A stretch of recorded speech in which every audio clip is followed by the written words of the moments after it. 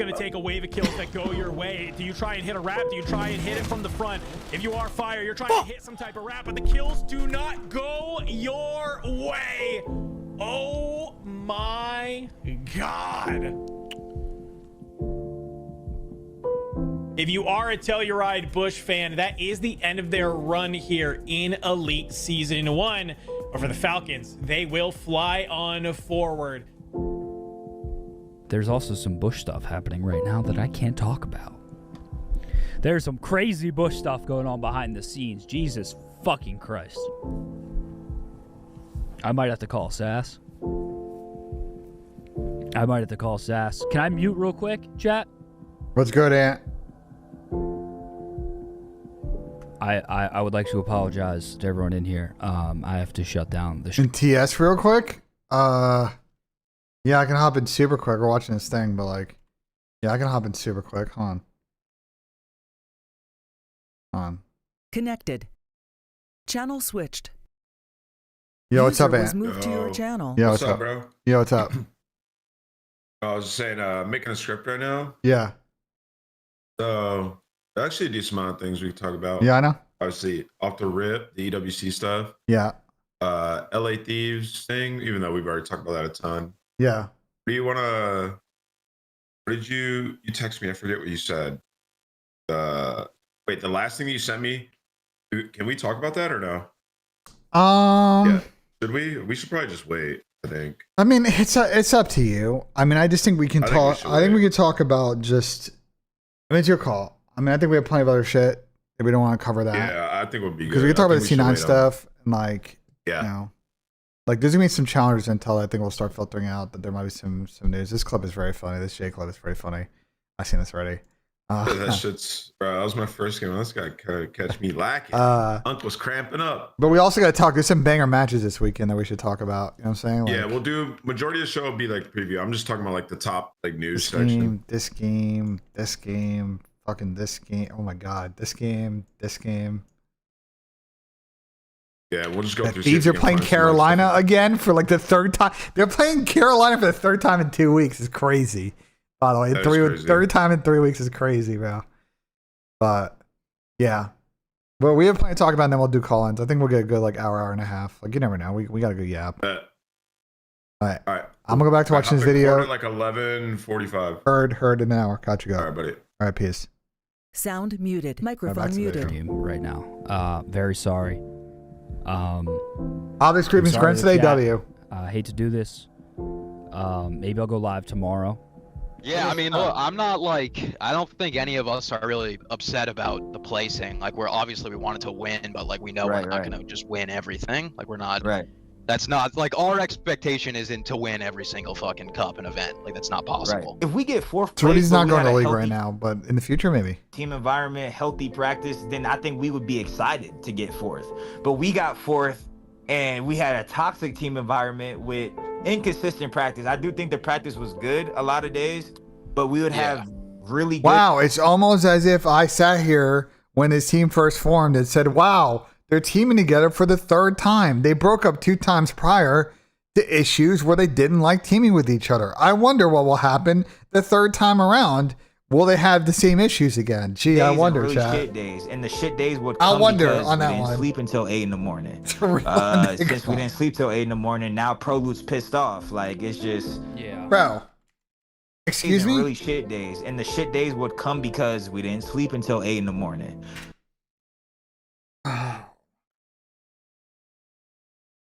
Here's what I'm talking about when it comes to certain levels of players, bro, with the league. Okay? I'm going to give you 2 examples, okay? We had an issue with Priest year 1. When we picked up Preston in World War II,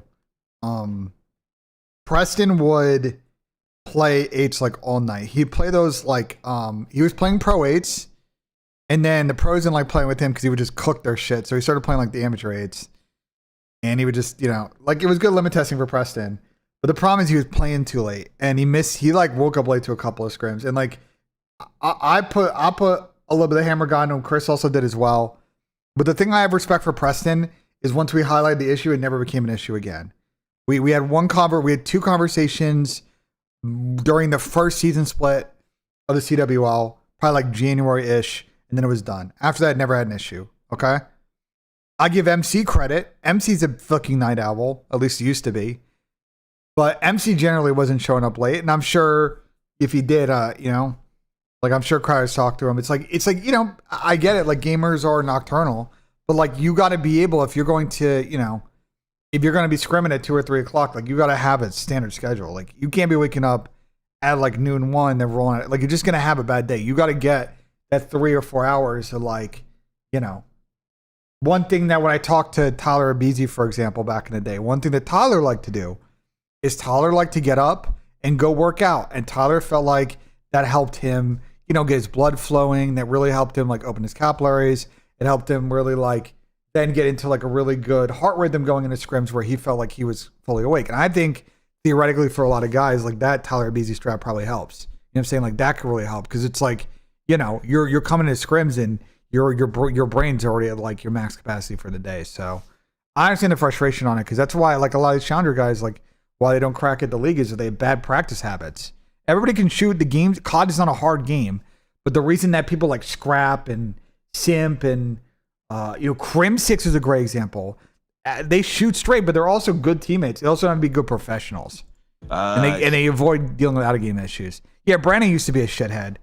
We've talked about that with Brandon. Brandon used to be one of the biggest shitheads, but like he's obviously cleaned that up now because he knows that, you know, as talented he was wasting his fucking potential by being a fucking shithead and not being able to give his all when fucking first map loads. Since we didn't sleep till 8 in the morning, now it's good maturity. Pissed off. Like it's just that type of shit is just like, hey, if you guys can't stop this, it's over with. Would you say that that there's a chance that this team does stick after Major 1, or you think it's 100% if we win? We're making if we win. Yeah. If we win or like get finals, probably at least like I would say like at least top 2. Yeah. Do you think? So you think that like the inner? I think it should be longer than 2 hours. I'm sorry if you're scrimming at 2 and you're waking up at noon. VOD's at 1. There's no chance you're awake for fucking VOD at 1:30. I'm sorry. You gotta be. If you're scrimming at 2, you gotta be awake at fucking 10 minimum. 10:30 maybe if we're pushing it. Like 2 hours? Like hell no.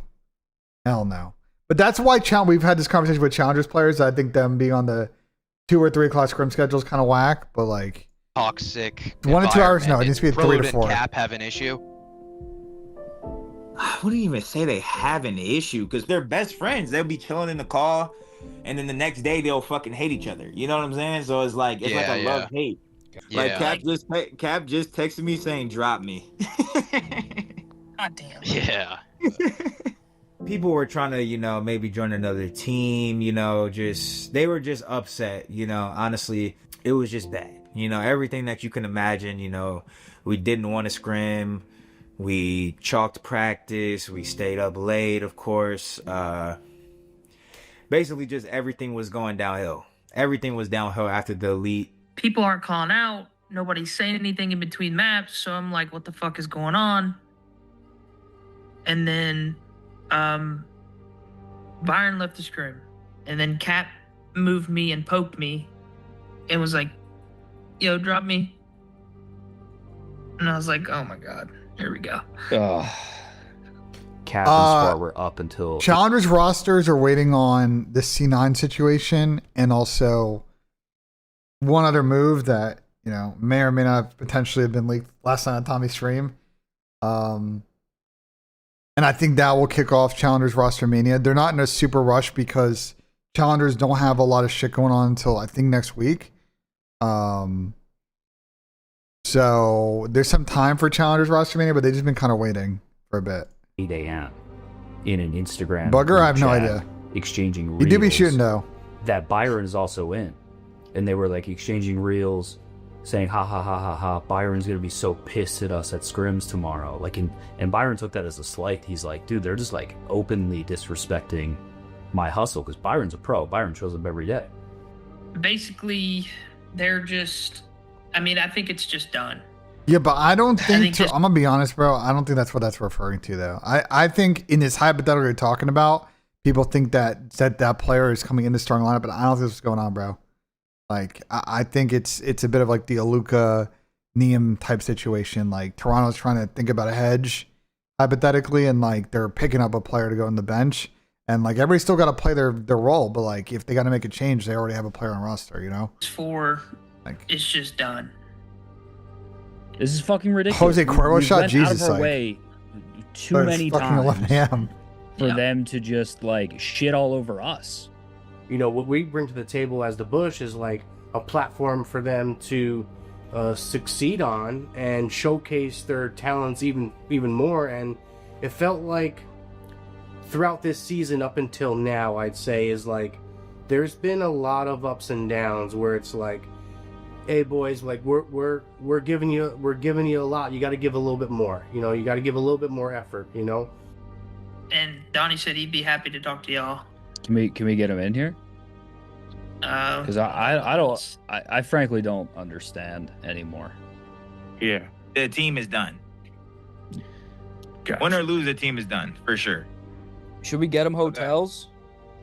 I mean, I guess I was pretty pissed. Like, I mean, everyone was pissed off. I think we were kind of just like shocked by the situation. Like, we're going to the major in 1 week. We're Everyone's shocked. flights booked. We have the Airbnb booked, and they're saying that we're either gonna have to make a change or people are leaving.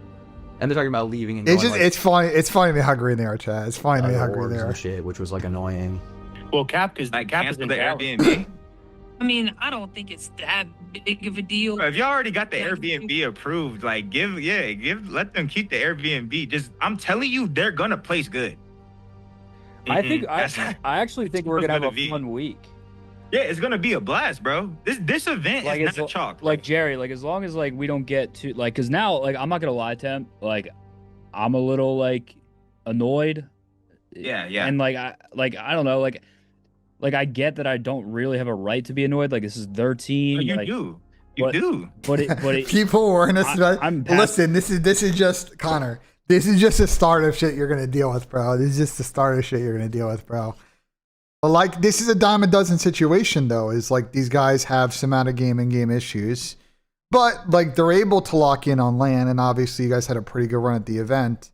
It just feels like there's an inevitability at the end of it where it, like, you know, there's some tension. If it doesn't result, like it kind of blows apart. But like, you know, this is the problem with challengers, is like the lack of roster lock and stability. And like, Connor, imagine, let me visualize for you. This used to happen, but it not just happened with challengers teams. Back in like Ghost and AW, this happened with pro teams too. Like shit just, like every team just changed every month.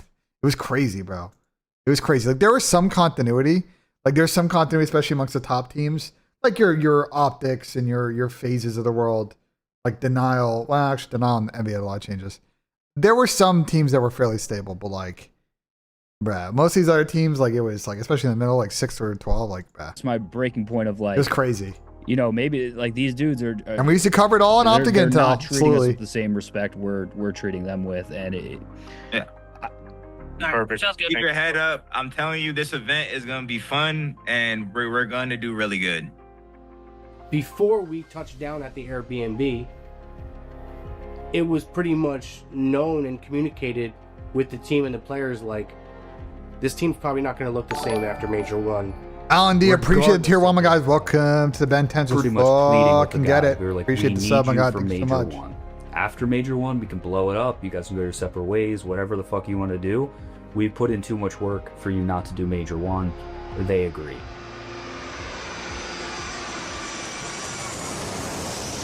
This is good content, bro. Johnny and them cook, bro. What's going on? Did you get Sound of Stallions? Is this true? oh my god. That's a troll. Look at this guy. He ate it. DoorDash you some headphones right now, dude. I feel like it's a new fucking Astro, bro. Jesus. Say this now, having, you know, chilled with the guys, you know, talked with them, staying up late, playing video games together, grabbing dinners No together. way. I'm gonna whoop his ass.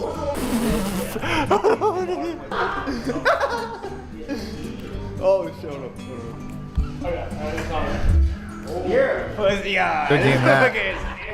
Being I love with that each T. I other love that T. I 24/7. love that T just so bored that he's just hanging out. I love that T just like T just so bored that he's just here just fucking chilling, just like TJ just living his best life, just fucking like, just hanging out, bro. Being with each other 24/7, pretty much. For this He just whole entire vibing, week. bro. I just don't see how they break up as a team unless somebody gets picked up. It's really been a complete 180. Now We told him it's he like left we're all over best BBQ, so he got into. So I don't fucking know. That's most My teach mind shit, is bro. fucked. I'm mind blown. If anything, I'm like, I want to do more. Most teach with shit I've ever them heard. Now, I don't want them to leave. So I'm kind of in a weird spot where it's like, I don't even know. I don't think even know TJ's if getting we're dropped gonna make a anytime roster soon. change after Major 1. Personally, like I was talking about it with like my family, like they're trying to do nothing except for like bring us up and like also like bring up the bush. Like they're trying to like do everything they can, like content wise. Like I feel like I have everything To to FC gain Draco is from crazy. doing content and stuff like that. I was really like I wouldn't say scared, but I was like anxious about it. I was like, bro, like I don't know how I'm gonna like look on camera, like act on camera. I don't know, like, but I just like try to just be me in a sense, and I feel like that's all I really had to do this whole time instead of like just overthinking it. Ladies and gentlemen, welcome to the Alpha Brain Invitational. We got Donnie Temp, coach at Telluride Bush. We of course got the Listen, CEO Don wearing shorts sitting there is a risky move. I'm gonna be honest. If I have learned anything from sitting in a couch setup like this, especially if you're not getting shot waist down, wow, wearing shorts is it's a dangerous Optic play, Hex. chat. And then we It's have a 0% dangerous owner play, of let me tell Telluride you. Bush, Jersey Jerry. Boys, how we feeling? We got some of the best challengers teams in the games right now. Just real quick to run down how today's gonna go. Listen, that's why. That's why I'm It's just, I'm just telling you. It's just a content thing, bro. You just gotta be careful, bro. You just never know. You never know. Incidents can happen, bro. For some good old fashioned practice. Incidents can happen, Because bro. they're like everyone's hanging out, having a good time. We go to the fucking land. They're fucking shitting on everybody. They're playing the best they've ever played. Map 1, go to Telluride Bush. Good shit. Fuck you. Dude, it's so funny, bro. Bush came to our territory and just... Yeah, they just came into our house and fucking whooping our ass. But I guess nobody else can get a kill besides them. That's gonna do it. Telluride Bush. I'll be down to come on an orders meeting if they wanted me. I'd be happy to Pretty join. well at the boot camp. I mean, like, we weren't really like I don't. We weren't focused on the map counts. We were just focused on like shooting our gun, making sure we're feeling warm going into the tournament because obviously whenever you travel to tournaments, you have like 2 or 3 days where you don't play. And since we were supposed to travel on a Monday, we didn't practice on a Monday. I'm down. So it was like a really long week of like us not being able to play. So we were just trying to make sure we were like shooting our guns, just getting like the vibes going for the whole. I mean, you're good, bro. You're good. Like, there's three other events. Also, Connor, I'm also going to. I was gonna hit you up. I think I'm going to fucking Chicago in April to go to. Well, believe it or not, I'm going to a Dave concert, so we can definitely link. I'm gonna be in Chicago at some point, maybe actually twice, because also my uncle wants to play golf at some point. So on top of obviously we'll see each other at events and shit, you know. Flank is so late because of Tom, bro. Tom, like, we do these episodes at 9 because of Tom. In-person LAN events, and that didn't click in my head until the No, pre-night. like Dave, the UK rapper Dave. I was shocked, but then I was like, oh, I'm just an idiot. Like, these guys have been pro forever, so it's like I should have known that, but being the novice that I am, it just clicked in my head during the watch party. I was like, holy shit. Nah, it's a bunch of fake BENJs. I don't think that was me. Beasts. Like, this team is like gelling. This team just came together. Like, this team can beat any single team in challengers as long as they're locked in and giving it their all. And comms are great, you know. I think we're driving to that show. Happy and everybody's communicating. Like, I don't know what there's Adam not wants a team in challengers that could beat this team. No way, Dave, I've been a Dave fan, brother. Have you listened to music up on stream? Yo, Jerry, big fan, man. What's up, guys? Jerry.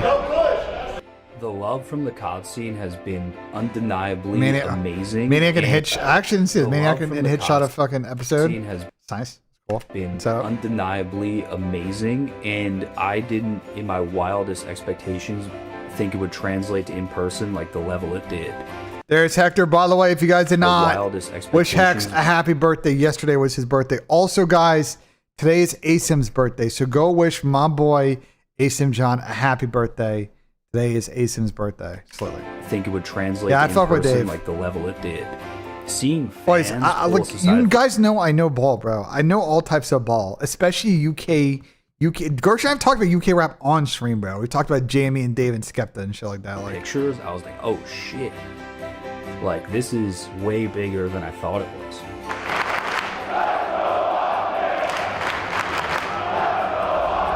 What's good, Rob?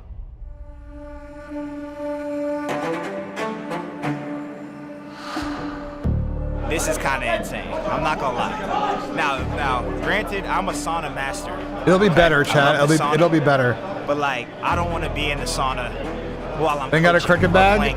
Look, It is here, we extremely losing to hot in Pakistan. We've got another game going on, ladies and gentlemen. Pakistan went 190 for 9. Ooh, we're gonna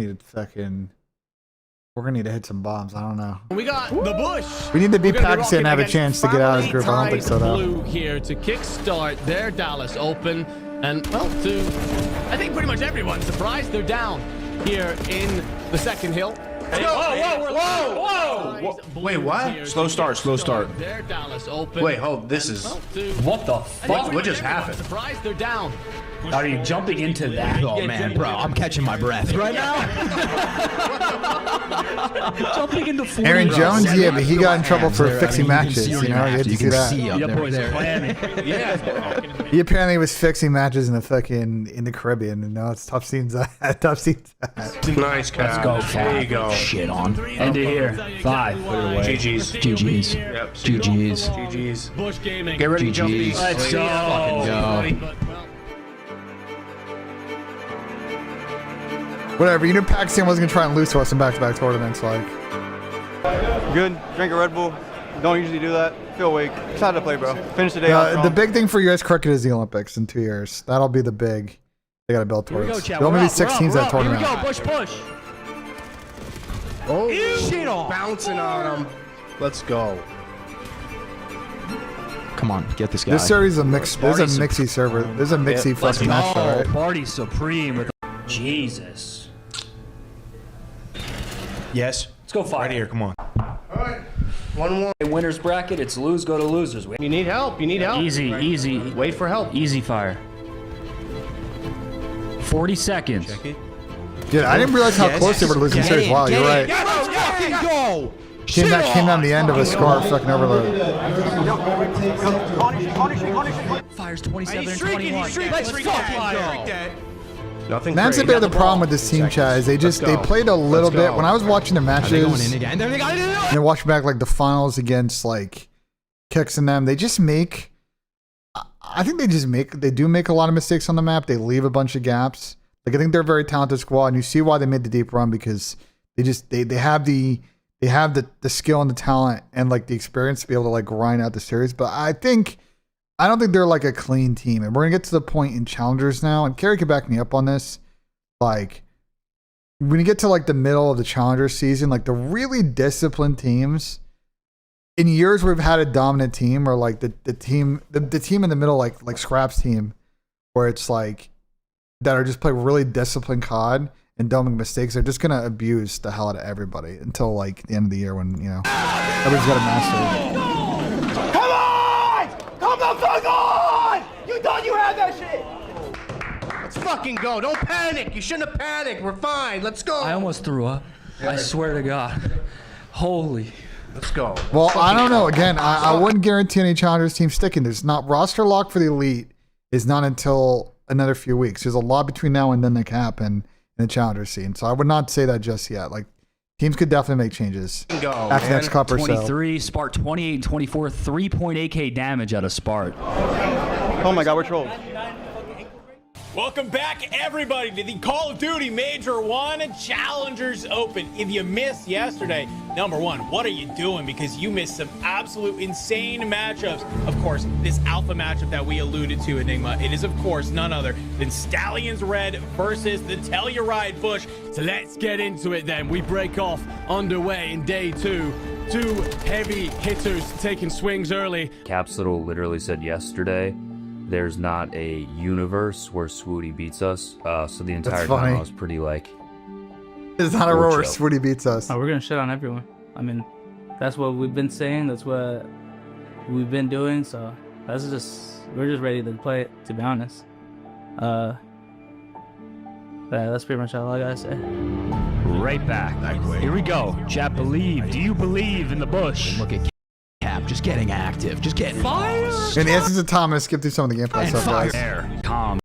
I got him. Come on, baby. Cap. Nice. Get it, sir. We're in. Where's the ball? Let's get it in. Now it is. Nice Spark. He's gonna be able to. Nice. Yes. This one got real mixy.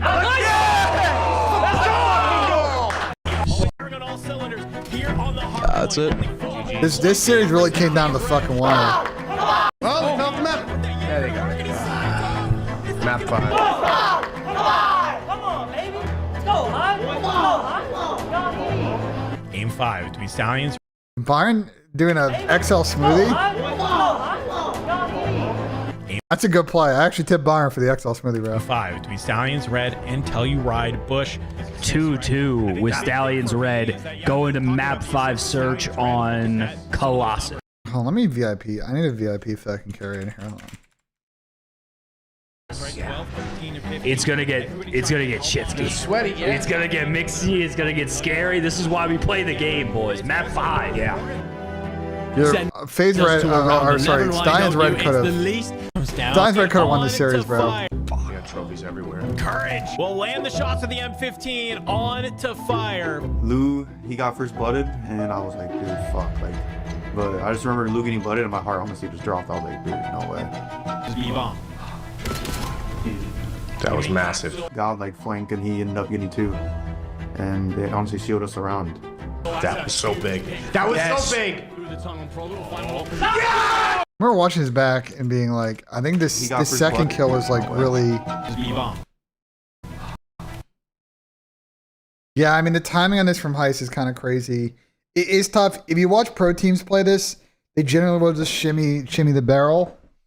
But like these like situations are just so tough. Like especially with the B, you just get kind of pinched in. It's like there's kind of 2 ways to play. Like you can either go with your team, or you can try and like cruddy it up. I think you're gonna start to see people like the way they're gonna play the B situation to watch a pinch is like low key, like kind of. You see my like. It's tough, but like you might actually want to like corn up over here and just like guarantee. It's really tricky. I don't think people have been maxed this like B rotate yet, because even FaZe, who I think are the best plus S&D team, like they haven't had very flawless, like they've had good Bs in like 2v2s and 3v3s, but we've also seen them scam them. Like I don't think anyone's like been maxed to like one up yet. That was massive. God, like there's so much timings that go down, and they honestly shield us around. That was so big. That was so big. Yeah, but then in this situation, I think Swooty fucking scammed though. I think once it became a 3v3. God, like flank, and he ended up getting 2, and they honestly shield us around. That was so big. And then they like, I don't know. I think Stein's Red played this too fast.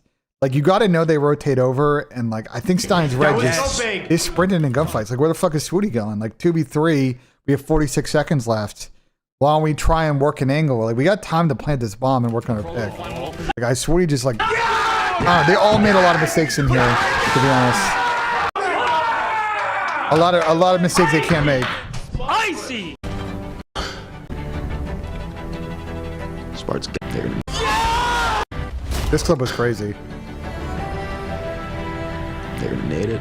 You tried to trade. Oh, bro. I'm sorry.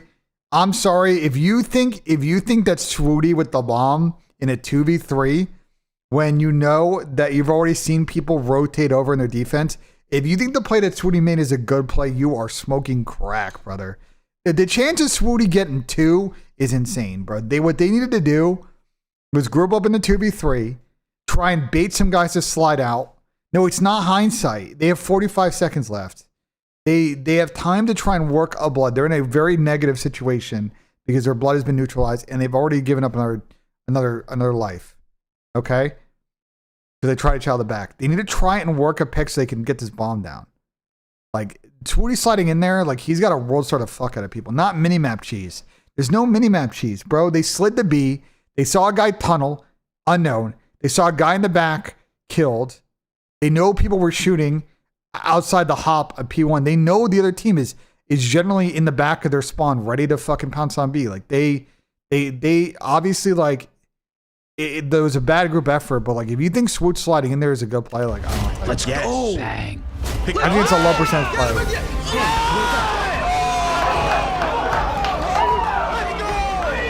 They all kind of scammed though. I wouldn't blame that round on Swooty, bro. I'll be honest. I blame that all on pretty much everybody on that team because they rotated to B and they just didn't pick up the lanes correctly. They also slid to the back behind B and just didn't expect gunfights. Like you got to shimmy that and like if you watch, I think a good way to see how to play that. If you ever watch like Draws play that map a lot in Chows, Zach does a lot of really good work on the show how like if you B rotate on offense, how to not scam your life as you were trying to like figure out how to get the bomb down. Like how to shimmy the angle so you try and get info and like where they may be coming from if someone's pinching and where they might try to overload the setup so you know how to play. Let's fucking go. Come on. 11s. What's up, Seb? Let me see those ones. It's rap. Then there's another round 11. Walls. No.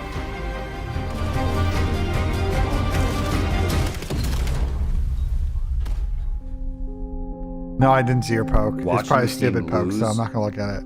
Is always bad, but specifically this week, watching the team lose is like we just go silent. Losing for the first time was definitely like it was a gut shot. It hurt. That loss, we lost to them. If we would have won that, we would have been automatically top So if 6. I can't, I gotta do a in show. just 2 matches of the day. Like our In day like would have been 30 like, really minutes. short. And knowing that like we lost that, we're top 12, so then we have to play another 3 matches. And the teams in the lower bracket were honestly like pretty good teams that we're gonna have to face against. So like it was just like honestly like a slap in the face.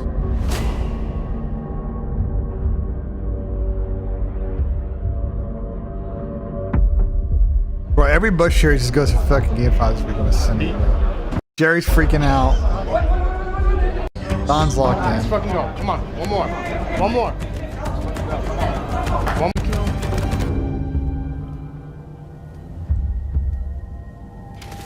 Get it out. Oh my god.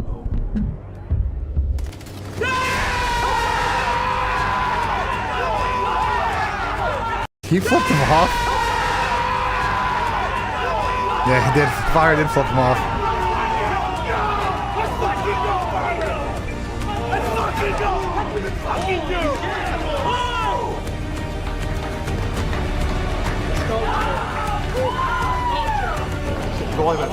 Bring that shit to the back, GG.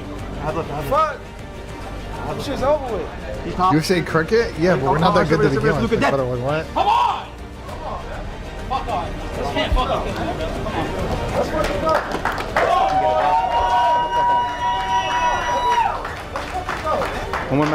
Omit's gonna be making some changes. I think once you guys figure out the new Omit squad, I'm curious what you guys think because I don't know if they're sticking with a strat, and I don't know if I agree with it, bro. When this shit, stay here. We stay here. When this shit, on to tomorrow. Come on. Look, I'm not gonna sugarcoat this. Vibes were horrendous. Because we're not gonna like put on a fake front and be like, oh my god, here we go. Like no, like we were getting our shit slammed in those first 2 maps. I'm thinking like the fans are like they're supporting us, like they're gonna see us just lose like 3-0 like Yeah, but this. that's the problem though. I'm also thinking like that's the problem though. I think they need a 2-person change. I don't know about a 1-person change. So I'm not a. I think the Omid team still got the same problems they had with Manny and Nate. I don't think they fixed any of it, to be honest, in my mind. But they can make more changes. I don't know.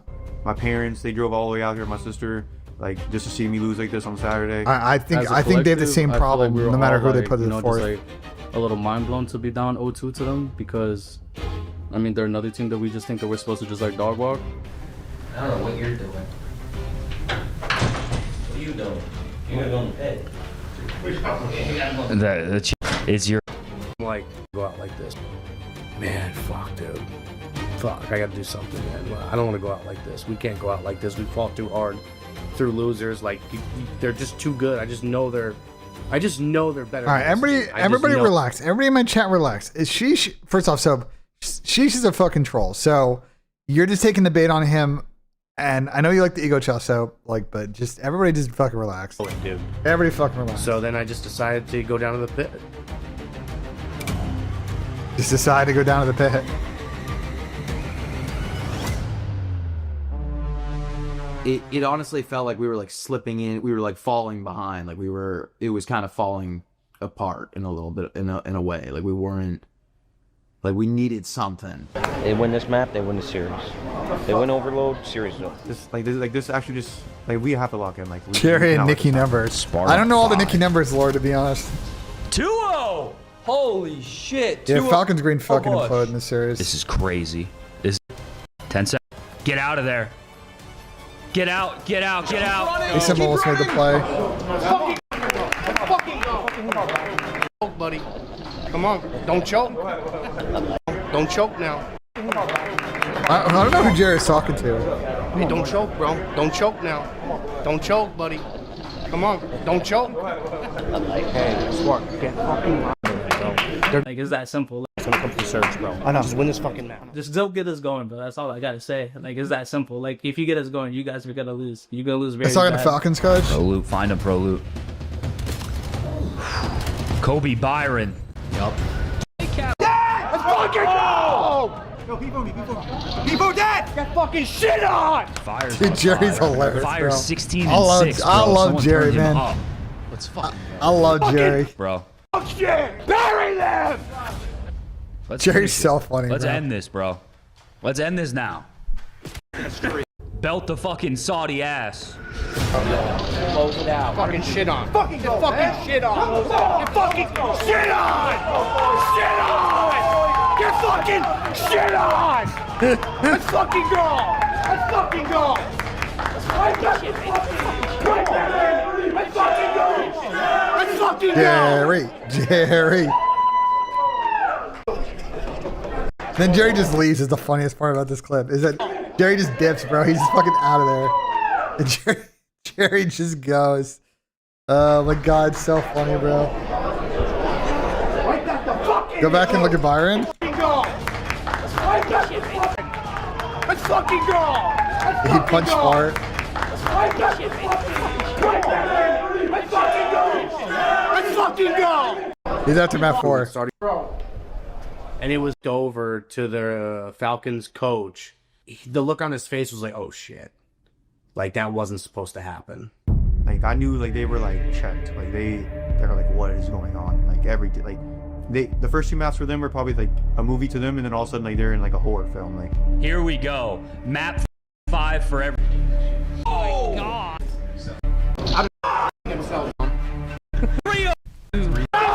Brought him. Don't fucking joke! I told you! Don't fucking joke! Oh my god, bro. Spart. Well, they have Bush fans in the front row is crazy. Fuck off! Corey Supreme is a great nickname. His colors are starting to get. Oh, pick him up, pick him up. His colors are starting to get. Oh, pick him up, pick him up. I mean, listen. All I'm saying is, you know, it's challengers if you're Byron, bro. Snake could be snakes. Byron, Kobe Byron. One more. Nah, Jerry in the UK is gonna be cinema, bro. Jerry in the UK is gonna be cinema. Come on! Let's fucking go! Noted. Let's fucking go! Let's fucking go, man. Let's fucking go!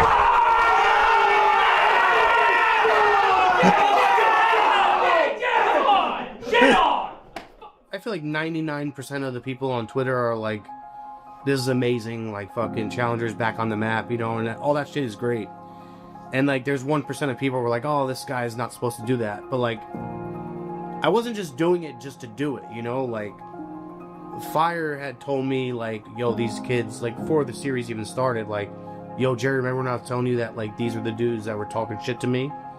The last time we played them in the cup, we lost to both of the Falcons teams in the whole, like there's like a whole challenger chat where there's pro coaches, amateur coaches, some pro players, amateur players, like it's like a big old group chat with the challengers. And after Roxas and them beat us and they won the cup or something like that, he was in the chat talking about, oh, like he was like, oh, like suck my dick, like he was just saying a whole bunch of crazy shit. Whenever we beat them, I still was like, oh, fuck you. But Wait, Columbia, what are you talking about? Yo, Jerry, remember when I was telling you that like these were the dudes that were talking shit to me?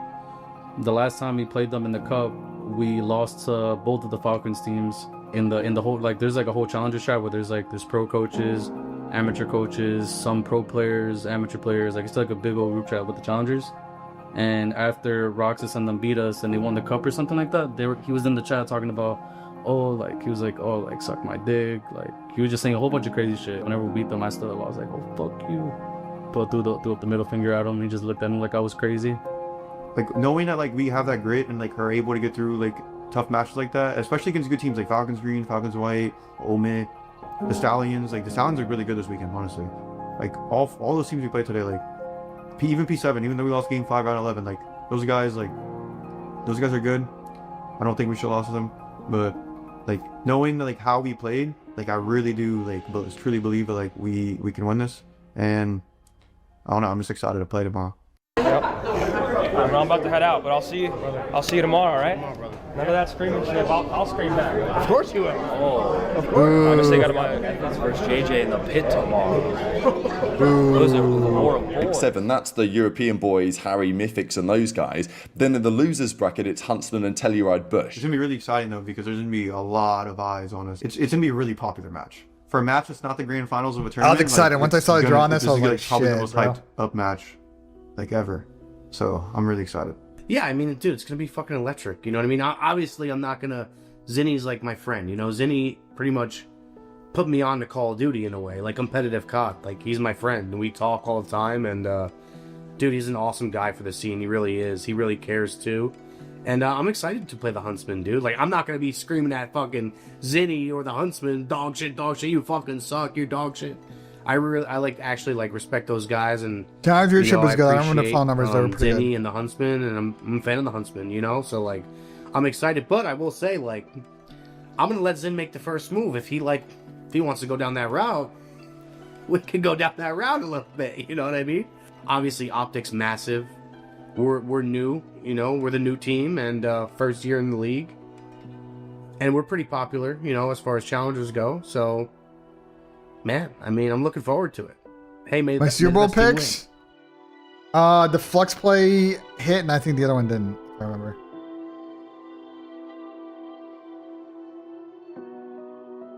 The flex play hit, yeah, it did. Championship Sunday, nothing like it. I don't know what's going on with the ladies map, and chat. I gentlemen. don't know what's We going on with the have map. four Was Championship Sunday, nothing like it, ladies and gentlemen. I just got a water. We I was have like, 4 teams remaining after a gauntlet of a weekend. nah, flex play actually didn't hit. I take that back. My golf flex play hit. Oh, love. Map 1 set the tone. That's it. Boys getting IVs this morning. Yeah, I agree, JP. It's got to be like today or tomorrow. Yeah, 6 a.m. IVs. We got to talk about this upcoming matchup here at Enigma, because when we watched some of these final matches wrapped up last night, we knew that we were going to be in for a show. On one side, we have GM Zinni and the Huntsman and their opponents, Telluride Bush. But let's talk about Sunday. To Major 1 in Dallas. Here we go. We're off. Time to turn up. It is here. P1 on exposure. And the wrong fucking. There you go. Observer. We see some. Oh my God! Nice. What on fucking shit on. Shots fired, front man. Oh my God! On fucking.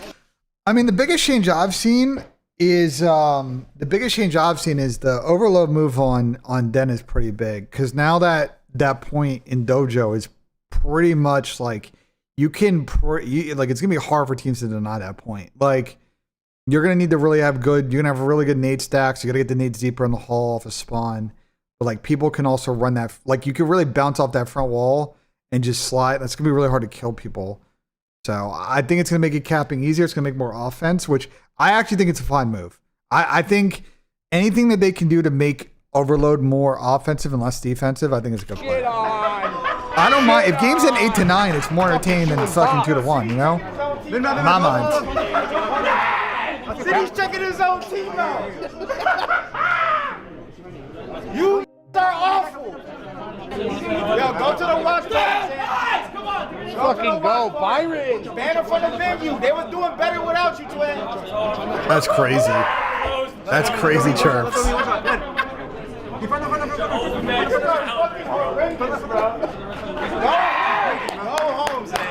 Control is a better game mode? No. They might fight back. Too long, bro. Too long. Go home. They might fight back. We can finish it right here. We'll get them on into the point, and if they hold the rest of it, I don't think Zin checked the team out, bro. We can finish it right here. I have a pretty good feeling. I don't think Zin checked the team out, bro. 3, 2. Let's fucking go. Let's fucking go. Fucking go. Fucking hit, Byron. Come on, dude. Good boy. Let's fucking go. Let's go, Chris. Come on. So many strong moments in this one, deservedly 4-0 up. All right, it just needs to happen. It's a first. He'll get. They're gonna be at 4. Bush can. Come on. That's just 2 for the top. Figure out one bet. I'm sorry. With each. They started to make a little bit of a comeback. Him though. The wrist slide. This is an official. Let's go on. Interesting baby, map too. Round 11. Look, I don't Cage think is there's there. an official record for this, but surely Bush Scraps today. Is this true? Is there a scrap clip on that? have the most round 11s of any. Is that true? Is that, or are you just making shit Yet up? again, Niam and Rispy here in the 2v4 to try and even. He said up that? the Did someone have a series clip? here. You'll be able to find Prolu. Niam from the back. He's able to find one. Can you find one more? Can you find fire? Cut it down to the 1v1, but time is ticking. I don't know if you're going to be able to have this.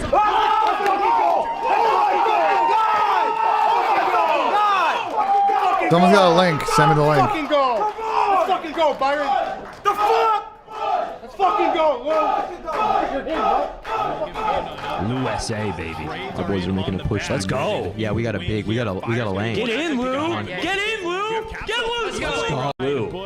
Yup. I will say the big thing for me for Telluride Bush, if these guys are sticking, is they gotta get better in Overload. This is their best Overload map. I feel like the other Overload maps are not. I don't know. I feel like the Overload map pool isn't super deep, and the Mo is a bit of a tricky one for them at times. This split, I think their S&D is obviously very good, and they got their butter hardpoint maps. I think Overload was like a bit of an up and down one this split for them, and so. You know. Go. Yes. Go. Is it gonna turn into search? No. The Overload was great on land. No. Yeah, they're playing a lot of Scar though. I feel like though, like they're people are not going to kind of know, especially because they're sticking together. You kind of know all the history now. They're going to have to get better at the other maps. They're going to force to play like Den and Exposure. It's not GG's yet, Sass. Oh, there They're going to force to play another map. But their Scar has been good. I mean, their Scar was good online. Shit was fucking easy, bro. Fucking go. Fucking go, Byron. Fucking go. Fucking go, bro. Fucking go, Chris. Fucking go, Cap. Good shit, bro. It's a big win out the boys right there. Good shit, kid. You got a controller, bro? I didn't bring it. Bro, I need one. I use a PS4 anyways. Sports controller broke, so I'm trying to get him another controller. So me and Don are gonna send a tweet out. Hopefully somebody got it. Wait, we didn't sit up at Yo, hold on. I want to talk about this tweet. Yo, how many fucking times do I have to talk about this on stream, bro?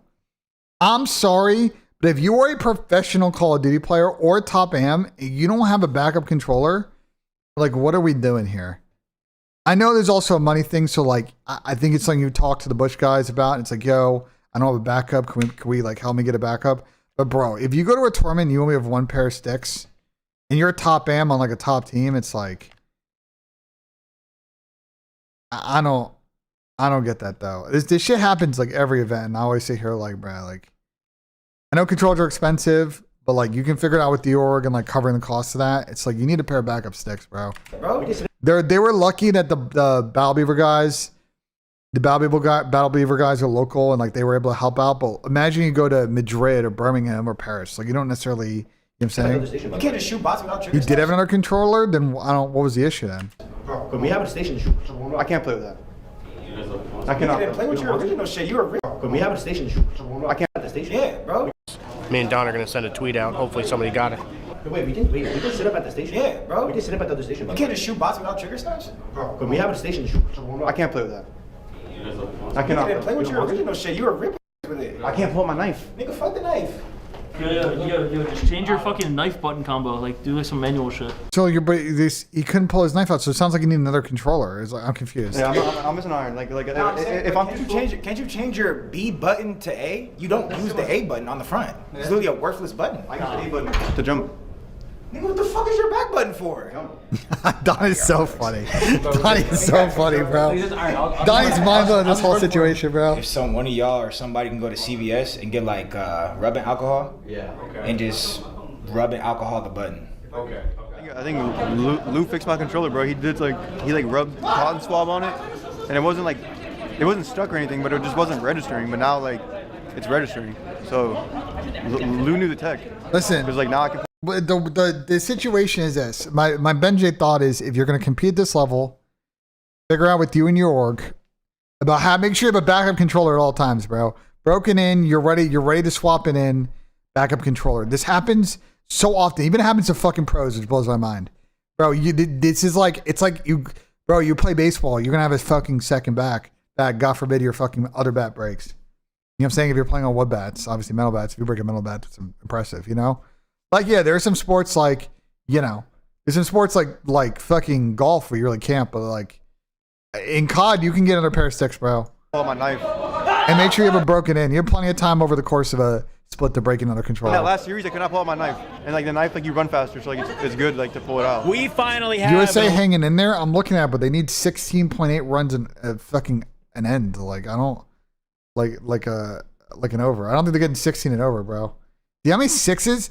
They gotta hit fucking 3 sixes and over. I don't know about elimination that. finals that I think is going to deliver on a lot of hype. Yeah, this will be a rematch of winners round 5, where Project 7 won in a game 5, round 11. You're going to see it there at the bottom left of winners. You run bracket. my ESPN football bracket thing.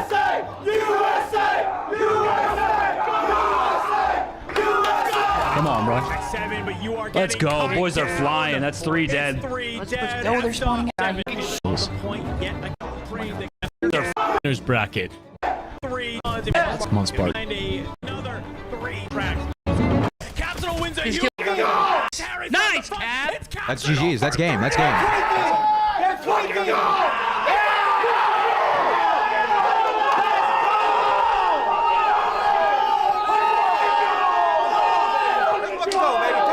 Someone's yelling, bro. Let's fucking go, Byron. Let's fucking go, bro. Pack the fucking bags, bro.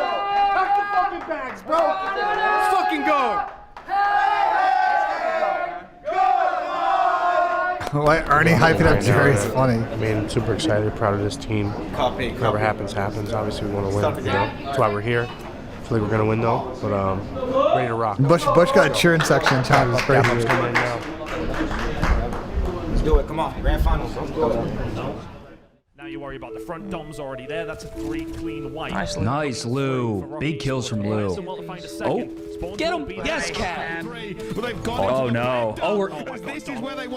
These rock guys just chase shit down, Come on, bro. boys. You got me. Yeah. Fucking go. 15 seconds away for Rocky Esports now. It's going to be another big push through the window. Or is it maybe the full flight? JJ Ray Metagross is now recording a single piece of content with him. It's very funny. Oh no, we got 3 down. Lou's last one. With 3 dead. And Bush are Go, going to be Lou, walking get away in. with a map 1 loss. Rocky Esports. He said I was just talking shit. Okay, hey, that was a bang out, bro. For them, just suits them down. Bro, it doesn't matter about that, bro. He's the fucking guy. I said it. Not yet. We spawn killed the guy that spawned out. We should just run. I know, bro. Why are you going for another guy? 15 seconds away from Bush, and it's a hell of a moment to start going on a spree for your Pro Loop. One more go out of here for Rock. They've got to find the break. Ritter already goes down. Every corner, every angle must be covered. Telluride have dug in. They are looking for it as well. 5 for another. Come on! Way to fight.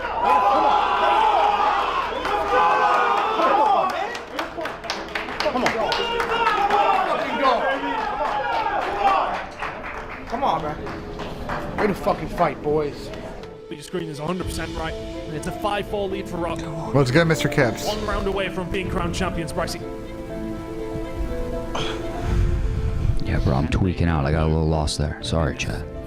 We're absolutely tweaking. Cap games and 1 round. I think bombs. The numbers. A chow coming in close as well. Down on 3 versus 3. Sniper back out. They're looking for him, though.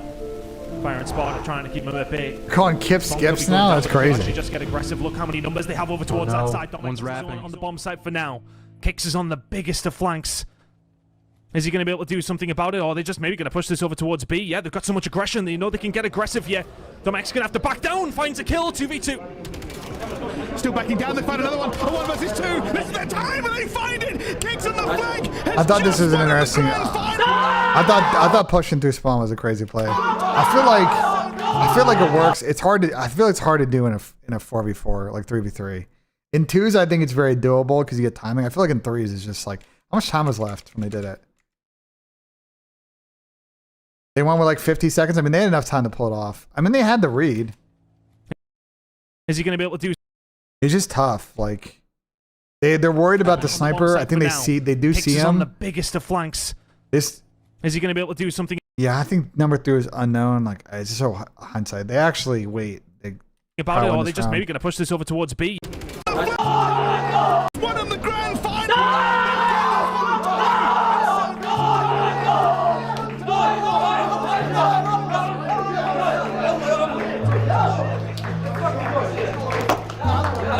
Is that true? Is Kicks making a lot of money? I'm confused.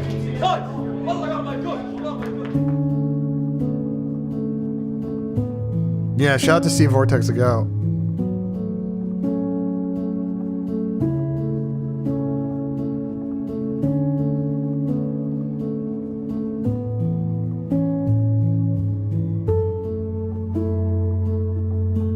Gives his nickname from Merc? Oh, I didn't know that.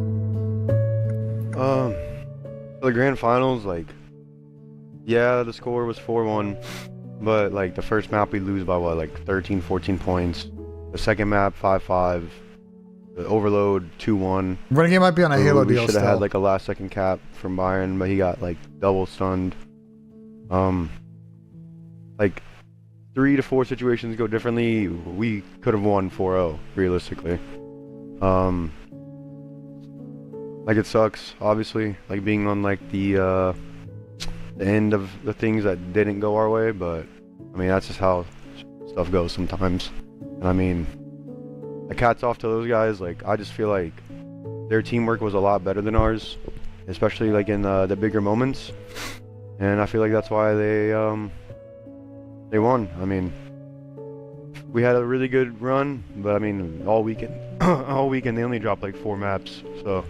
I mean, like, they deserve that. It's really all. Yeah, they kind of ran through everybody for the most part. That. Let's get into the Rostermania stuff back in the league because, wow, things got real interesting last night. So Cloud9 confirmed they've dropped their whole team. I don't know if we've really seen mid-season. I don't think we ever have, right? It looked like he was the most likely player to join. Then they were looking at Renegade from the Huntsman, looking at Kips from the Huntsman, looking at Spart from the Bush, looking at Awakening from Notorious. So, yeah, Shelton, there's like one roster transaction that is, I think, going to happen that hasn't been announced yet. There's obviously a chance that roster move falls through. I don't think it's 100% in yet. It's not from my understanding, it's not a starting transaction. Like, it's not someone's getting dropped off a starting lineup. It's just a depth move. So we'll see if that happens. I don't know if it's 100% going to happen, but that's the one move that I've heard that has not been announced yet. Like the org didn't hit me up, but the play, like I don't want to expose the players yet because I'm not sure if they'll even be announced. But they added me like to a group chat and were like asking me like who I would want to play with. QK's being a little selective about what he wants to do, which I don't blame him. Option for me, like especially like in my considering a situation right now, with English, like I can't really like he should be a little bit pickier. Another team that is not gonna win. English is still not amazing. Ever since I got back home from the event, like. I went from 6 to 12 viewers on Twitch to what, like I turn on my stream and I'm getting 100. Like the Bush has been insane. So like obviously like I saw that the very first day I got back from the event, and I'm thinking to myself like, if I just could keep on consistently streaming and like putting effort into it, like who knows what could possibly happen. And even like last night, get what like 100+ subs. Like that, I've never had that. I just feel like the Bush like has so much to offer, like especially as a player. Like they took care of us so well at the event. Without them, I would not have the viewership I'm getting right now, and just like the support, like it's just insane. Like I have never felt this type of support, even in the pro. Love that. I don't know why I would want to leave that and guys struggle. Bro, why Xen's not getting dropped, bro? Like, dude. X is not getting dropped, bro. A bottom team in the league. All right, the end of the video. Some interesting part right here, chat. Lock in. Sorry, one second. Jerry just. Oh, I mean, there's gonna be so much fucking shit. Jerry just texted me. The owner called him, and they wanted to take their CDL spot. Everyone always says Austin is crazy. Or Austin doesn't always talk about it there, and then it just becomes. It's just a matter of time. It's not if, but when. Oh, no team would ever, no player would ever want to stay with a challengers team. It doesn't matter who's offering them. Well, we'll see what happens, you know? Oh, no one's ever going to give you a spot, or no one's going to pay you for a spot. It's like, all right, people are already reaching out to take a spot, so we'll see what happens. It's not a matter of if, it's when.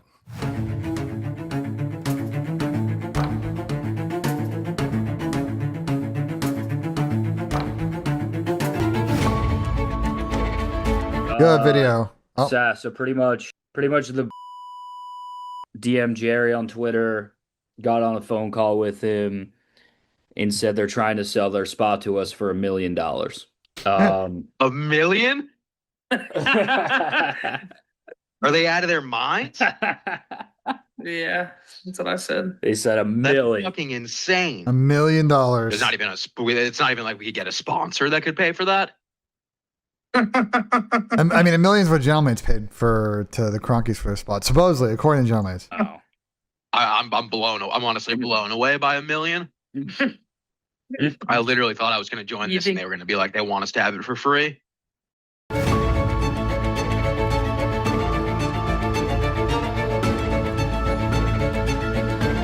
Yeah, but you guys got to remember again. It's potentially hypothetically $1 million to acquire, and then you got to pay players, bro. They're not going to want to just have a shit team. They're going to want to have a decent team. It's like you're going to spend. You have to get you're going to have to build this infrastructure. Like their year burn rate is going to be $1 million plus. You know what I'm saying? Like, so it's like, again, with Bush, and I had this conversation with Austin a while back ago. Like,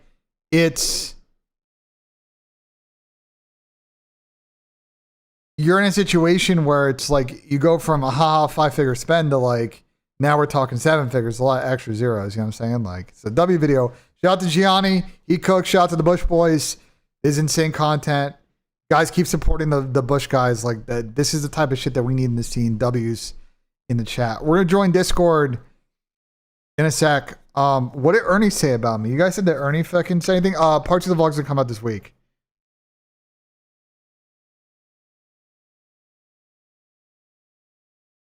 What did Ernie say about me, chat? You guys said Ernie said something?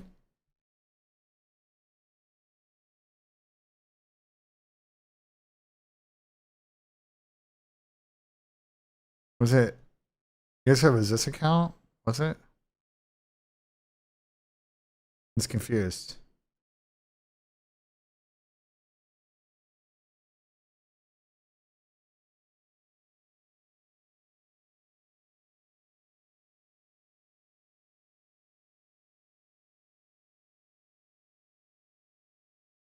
I don't see. Someone came in here and said that Ernie said something about it, but I don't see a clip. So I don't know what you guys are talking about. I don't see a clip, so I don't know what you guys are talking about, you know? I mean, if Ernie, I don't know. Is there, like, I'm confused. Like, I don't want to comment on it if he didn't say anything. Like, I think he was definitely salty about that comment I made about them being late. He said in Twitch chat, in which chat? Tommy's chat? Say in Tommy's chat? Which chat did he say it in?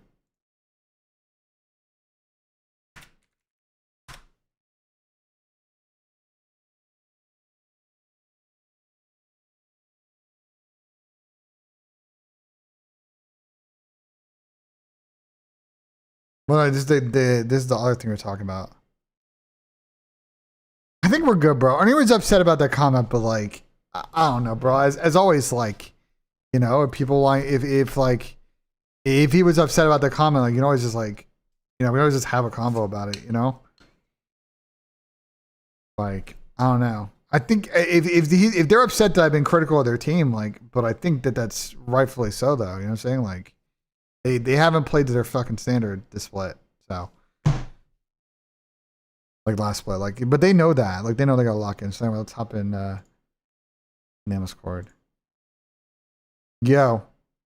Yo, what's up, bro? Let's move to the CODCAST room because I need to fix this. Well, actually, no. Let's wait for Ray. Let's wait for Ray, and then we can do it. Okay.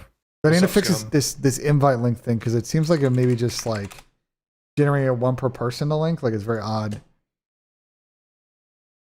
I need CDL Intel. What a great Twitter account. What are you talking about, Magic?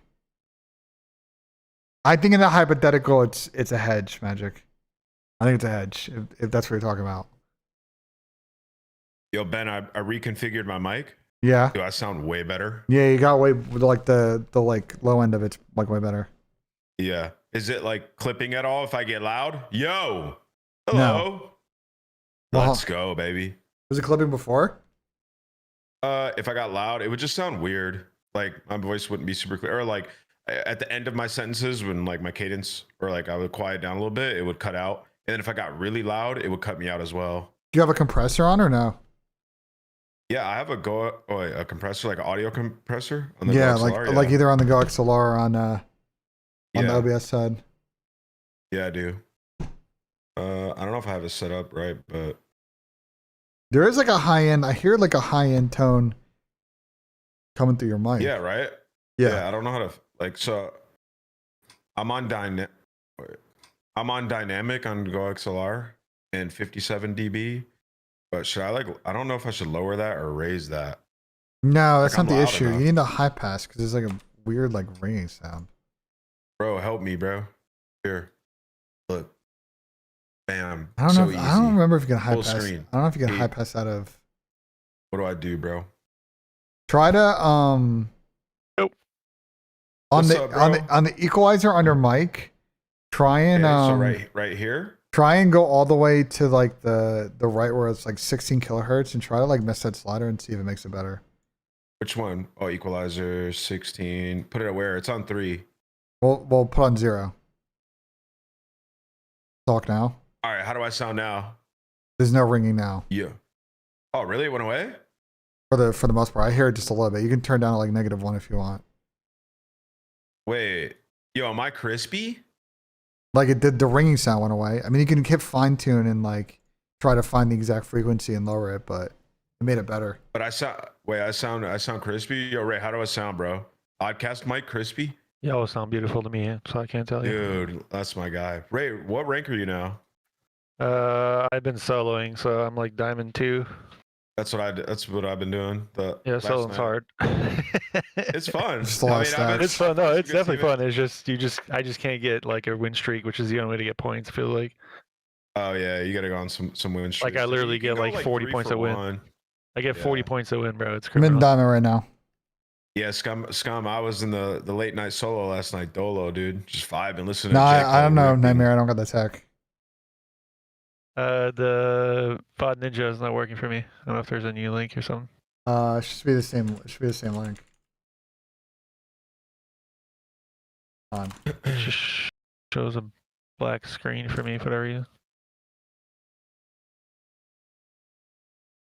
Yeah, like nothing comes up when I open the link. Yeah, your guys' VOD Ninja's not active yet. I need the links again. That's kind of annoying that it doesn't just reset itself. I mean, it should. Does it work for you? I'll put it in the channel again. Yeah, that link should work. It never works until I reset it. And then this is like my single cam. When What you the said fuck? the channel, Hold on, where'd you yo, put it? Ben, that thing did not work. I put it on and it put on a like a login screen. Which one? The second link? The first one. That's for Ray. The second link's for me. The second link is my okay. perspective. The first link's for Ray. Where'd you put it? Put you in, Ben. In the Discord channel. Oh yeah, Ben's good. In the Discord channel. Then if it needs a password, it's just this. I don't see the whatever. The waiting room Discord I don't think channel. I'll DM it to you if you need to. You want me to And DM you it gotta, to you? yeah, the bubble. Click the bubble in the waiting room. Oh, here we go. And then drop your shit in there. Also, Ben, you should probably delete those because those No, are. I will delete them once. Yo, look at the top message in the waiting room. Yeah, I see that. That's crazy. Just delete that, dude. Yeah, we had some bots come in here try to destroy the Discord about a year ago. You have my link now, right? Oh, my bad. I'll drop Ray's link once he's back in. Yeah, I bet. Perfect. Did you delete the links? We'll just you should, Yeah, you you should, did. you should- the same link. You were good. The link you had was fun. Ray. I don't know if he ever opened it. You did open it. I saw his video for a sec. Oh. Well, I opened your link and then I closed it. Okay. Bro, why is there a guy masquerading as you on Twitch, Okay. Ben _Nissim? You need to get him banned, bro. On Twitch?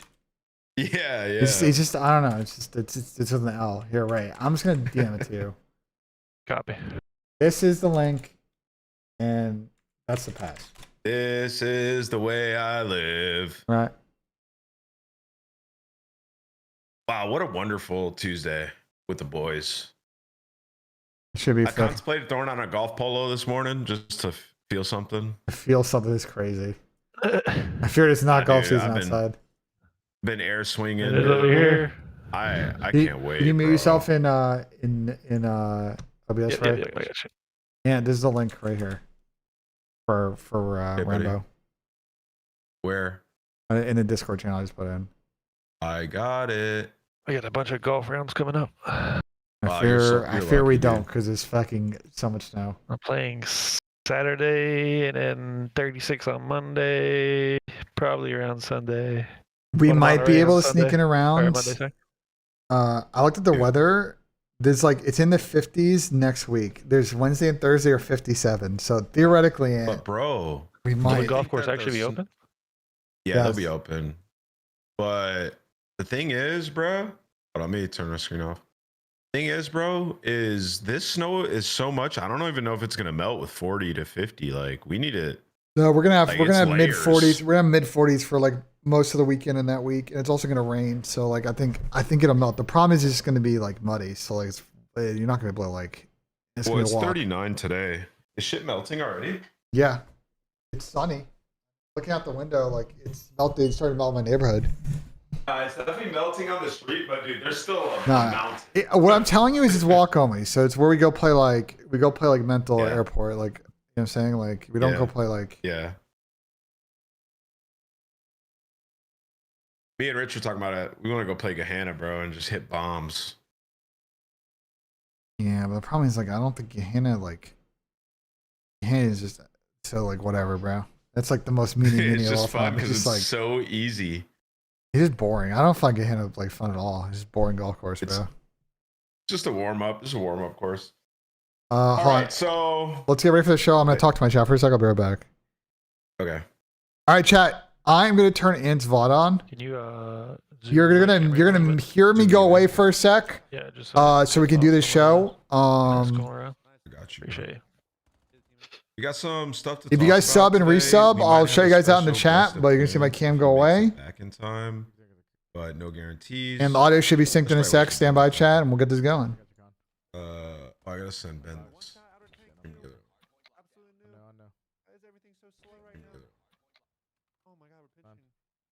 I gotta say that ranked is a real fun time. I mean, regardless, also people bitch about the anti cheat. It's better this year. It's not perfect, but it's definitely better. You guys want to move into the CODCAST room? Yeah, can you drag me?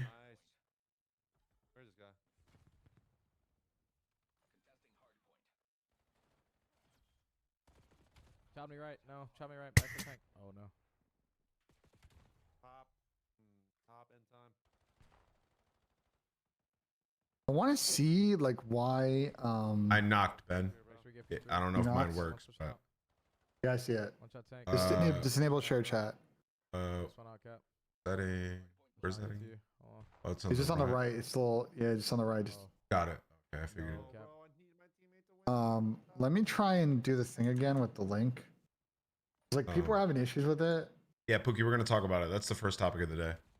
If you First guys of all, could, Pookie's a you guys crazy try to name. join that. That should link you directly to the channel. One in the back. One in the back. Yeah, go. Some people are having issues, but Nice one, Cal. We're in the back. We're in the back. should be able to join the stage. Does that work? That link chat?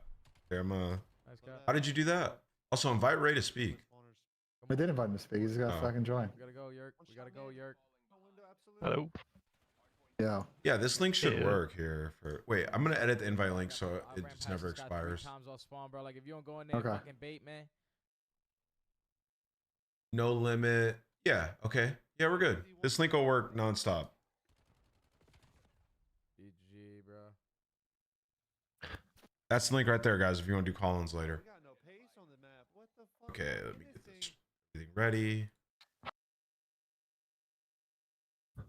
All right, so Ben, you missed it. We might have a guest towards the tail end of the show, but if not, we still got something to talk about. Some maps. Yes. All right.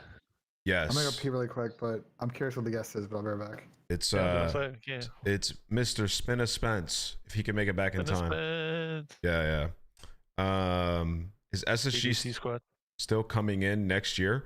I didn't know that was a rumor. Did you, Ray? It was a rumor in the last offseason, yeah. Well, yeah, but for people were just hoping that they came in. There was rumor that they were actually going to come in. There was nothing concrete, but it was rumored that they were looking to buy one of the spots. I don't know if that was true or not, but I saw that. I mean, everyone posted about it. So it was all over social media. I have no idea if it's true or not, though. No clue. All right, got everything up. Let me change the screen real quick.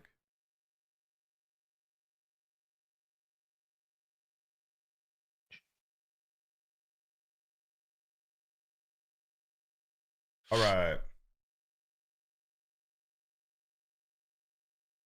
Kind of free flow today, chat. Oh my god, my beard is long. Okay, let's get it. You ready, Ben? Yeah. All right. All right, guys, welcome to the CODCAST. We're starting stage 2. We're gonna do some match previews. We got actually a decent amount of news to talk about. And here, I'm gonna switch. Got Rambo Ray back. You guys have been loving the yaps that we've had. And today, EWC, I want to kick things off talking about what they dropped, new format. I'm not sure if it's a different prize pool. 1.8 million, is that the same? More or less the same. Yeah. I think it's more or less the same. But this year, I'll check COD Esports right now, but go ahead. This year, I think we have one extra day, because I think it was 4 days last time, so we got one extra day. And then the team that wins gets an automatic qualification, obviously 11 for the rest of the league, so all the league teams, and then challengers finals, 3 slots, and then a last chance qualifier. I'm curious to how that's going to work. That's pretty freaking cool. We got 16 teams, 2 groups of 8. It was GSL style before, right? So was it? It wasn't 2 groups of 8. Yes. Yeah. But it's basically GSL. It's just GSL with 8 teams instead of 4. Yeah, instead of 4. But this time around, it's best of 3. Yeah, best of 3. Kind of whack. I don't know about that. So BL3s are crazy. Let me get through the rest for everybody. So guys, just to recap. So you remember how many teams going? 16. 2 groups of 8. Double elim best of 3 matches. The top 4 from each group qualify for the playoffs. And then you have a single elim best of 7 match bracket, with the grand finals being a best of 9. Best of 3 is crazy. Ray, you kind of kicked it off. Did you go into it and then Ben tail into that? I like the idea of separating the groups into 2. It'll make the whole I guess the idea of getting screwed with a bad bracket still kind of happens, but at least you can kind of play your way out of it a little more. You don't have to repeat the same team to get out of your pool potentially. But best of 3s, dude, can you imagine? Yo, Ray, your lighting is crazy, by the way. Is it? Oh, it's super dark. Ray's absolutely TJ Holly in his bedroom with no camera. He was molded by it. Hey, Ray is lurking in the shadows, bro. You know what? That's fine though. I'll try and figure it out. But go ahead, Ray. That to me is bro, can you imagine traveling across the world to potentially play 4 maps, 2 matches? Yeah. That's a lot, bro. I'm with the idea of separating the groups into 2 instead of having 4 pools, but the best of 3s, I don't know. I mean, if we're doing best of 3s to save time, maybe do it for the first matches, but maybe the elimination games are best of 5s, or the matches that qualify are best of 5s. I don't know. There's got to be a way around that. Best of 3 is just insane to me. Go ahead, Ben. And if you want to turn the call up a bit on your side, people complain the volume's a little low. I already know. Yep. I agree with Ray. I mean, and I sent you in Discord, like I tried to game out what the schedule is here to try and figure out why they're doing best of threes. Yeah. And like it kind of makes sense. Like if they got two groups, they're going to be playing two matches at a time. You got to play still winners round 3 and losers round 2. You can't do 2 win 2 before you lose 2. You still got to see teams 1 through 4 from each group in order to actually make the single limb bracket. So I get it if they don't want this is assuming same start time. I get why maybe they don't want like an 8-hour days. The problem is that to your point, it's like if you're playing winners round 1 and losers round 1 on day 1, like someone is going home potentially playing 4 matches. Like that's kind of nuts. So maybe there's a better way to balance out the schedule to maybe do best of 5s. Maybe you're at a third station to kind of figure it out and you can kind of hot do it. But if they figure out best of 5, the rest of this format is good. Single limb, you do double limb, big style GSL groups, and then you do a single limb, best of 7, best of 9 final is like a fun format. Like it's not going to be a fluky format. Yeah, I but think best of 3, some weird shit can happen with one bad day. I feel like the 2 groups of 8 has a better chance of getting the better teams out because 100%. of the potential bracket screws for sure. But at the same time, the best of 3 kind of counters that whole idea real quick. I mean, yeah, I don't know. We've had. I just think it's some fluky stuff can happen like real fast in the best of 3s, bro. Like, No, 100%. That is fluke stuff can definitely happen. A park the bus around 11, crazy. Like you can lose in a crazy fashion. Doesn't take much. But I do think the 2 groups of 8 is great, and I like honestly kind of like the single elim best of 7s. I think that's phenomenal. But I do think it's the World Cup. It's essentially like other than champs, the biggest event of the year. Best of 5s would be obviously much better, right? We want to weed out the worst teams and see who the actual best teams are, and that's probably the only way you can really do that is because best of 3, like anybody can really win. But after that, it's great. So I like the direction that they're headed with the format. Here's one tweak. You go ahead, Ray. I was going to say maybe you can speak to this a little more, but is the idea of best of 3s for a schedule fitting thing? You think? Probably. Yes. It's So a lot like of matches. here's what I would say. Here's what I would say. If they want to meet in the middle, here's a BENJ idea. Free BENJ idea. Winners round 1 in both groups are all best of 3s. Every other match after that is best of 5 because you need to get through those 2 heats and those 4 match times. But then you can free up to extend the schedule the rest of the way, and it doesn't really blow things out and make it too long. But you said winners round 1 and what? It's all winners round 1 is all best of 3s. Everything else is best round of 1? 5s since stage 1. Yes. Every No, losers any match should elimination be match is 5. best of 5. Yeah. Any elimination match or qualifier match should be 5. I like that. I mean, I think that's great. Yeah. What the hell? My mic's Yeah, sliding. that's kind of what they do in CS with Swiss. Like, I know now the Invoke thing, like they're doing it at Cologne, they did it at Krakow, where it's like it's all best of 3s full, and like a CS best of 3 takes a while. But I get if you want to do winners round 1, best of 3, then every other elim qualifier match best of 5. Yeah, you're gonna have like 8-hour days on day 1 too. Yeah. But like it'll be. I'm telling you, if they do this, it'll be one of the best formats we've ever had. Oh, I agree. Like if they just meet in the middle on that. Yeah, I mean it'd be a ton of Call of Duty, but yeah, I think to Ray's point also like however the groups shake out, we could have a crazy bracket that's like best of 3s, and then it's like oh shit, we're getting some upsets early that just put teams in a tough spot. But regardless of that, I like this. I like different formats for different tournaments.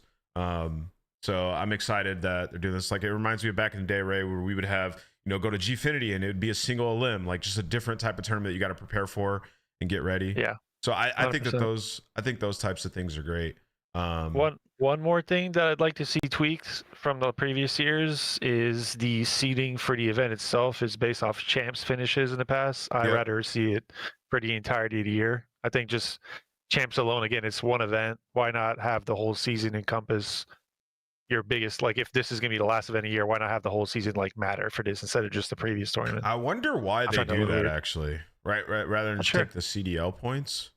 Well, I mean, just add whatever happens at chance, and maybe like if you want to make champs points worth more, maybe champs points are worth 60, and that changes the seedings around a little bit. But just to use your final places and get chance to me is a little odd. But you already get points at champs, so it's like those teams are gonna move up anyway in the normal standings from their champs performance, right? So, right.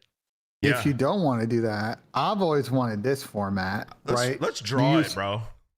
You do champs. You do the top 8 seeds based on champs placement, and then starting at 1, you pick your opponent. I've always loved that format. It's really good content. There's some funny micro games. It's probably still going to play out with pretty standard seeding.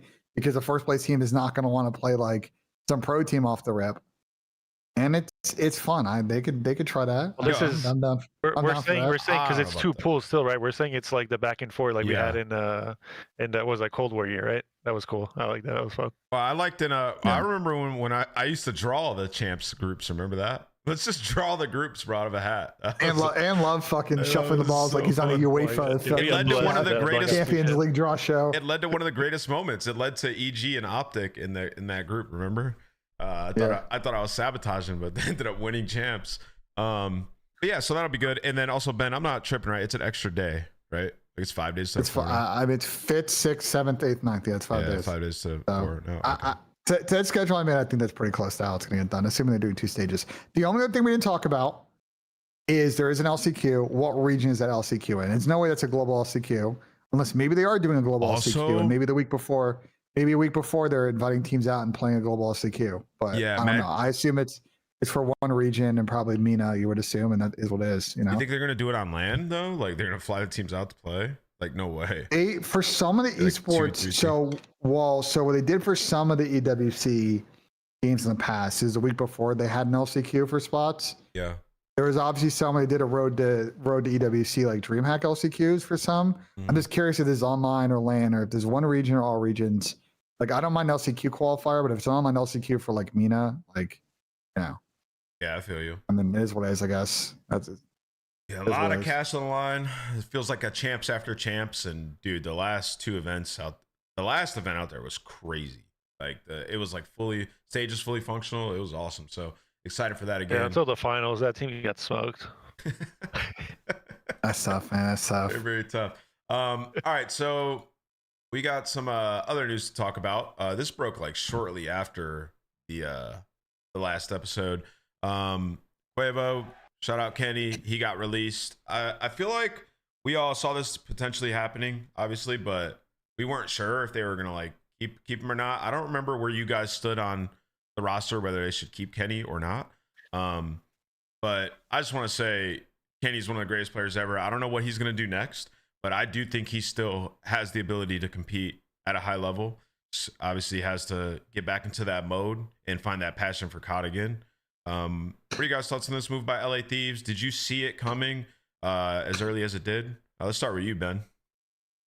I mean, yeah. I mean, anyone that says no, I don't know. I mean, Thieves didn't play particularly well at the event to their standard. Like, they want to be on Sundays. They want to be in losers finals, winners finals, having a chance to win this thing. Yeah. And they were pretty much a non-factor on the weekend, losing to teams. Double 3-0'd, you know, that I think talent-wise, they're potentially better than. Playing, like, I think by their standards, probably not like particularly good team COD. And, you know, some of that is not on Ken. Like, some is on the other guys forgot their chem. But at the end of the day, like, Ken, the stage basically dropped like a 0.92. Like, it's just not, I think, good enough. Like, if their teamwork was better and like he's dropping a 0.92 and it's like, okay, well, like he's kind of the X factor and we can figure it out. Great. But they weren't playing good on top of that. So yeah, I think his spot was always potentially in question going into this stage. Yeah, it just feels like there's like obviously a lot going into it. Like, it doesn't feel like dropping audio's not in sync on your stream, by the way, Ben. Somebody said. It doesn't feel like dropping Kenny just immediately figures out all their problems. It feels like obviously they have more than that going on, but this is like their first step in that direction. Kind of sucks for Ken, honestly, because it was a broken system and he was underperforming. It was just two things happening at the same time. But yeah, I think they're hoping Nissim comes in and gives them a spark. What you just said about the broken system, though, would you not? I feel like Ken's always been a system player. Yeah, at least from an outside perspective. Like he's very much kind of the same light as we used to play, right? If we didn't really truly understand what was going around us, we had a hard time performing because you're playing with the expectation of certain things going on, and if they don't happen the way you see them happening, then like it's harder to play at a higher level. Like some people have their brains are wired that way. Can I touch on that real quick, Ray? So, yeah, go for it. So what Ray just said, and I 100% agree. And I don't know how it works in everybody else's brain, but in mine is like, when that stuff starts happening and you get put in a blender here and there, like, dude, it's like creates scar tissue where you're just kind of like, man, that's so frustrating. It affects your performance.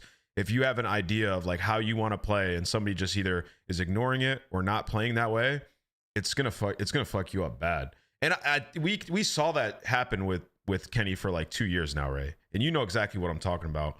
And it's like, he just has an approach, and yeah, it wasn't working. And yeah, he was individually not playing well, like getting himself out of tough situations, but at the same time, he was teaming with 3 guys that, you know, he thought would put him in good positions. So yeah, a lot going on over there. I think it's a little bit of everything. I think the game itself requires to play like very different than what you expect out of Call of Duty in the past.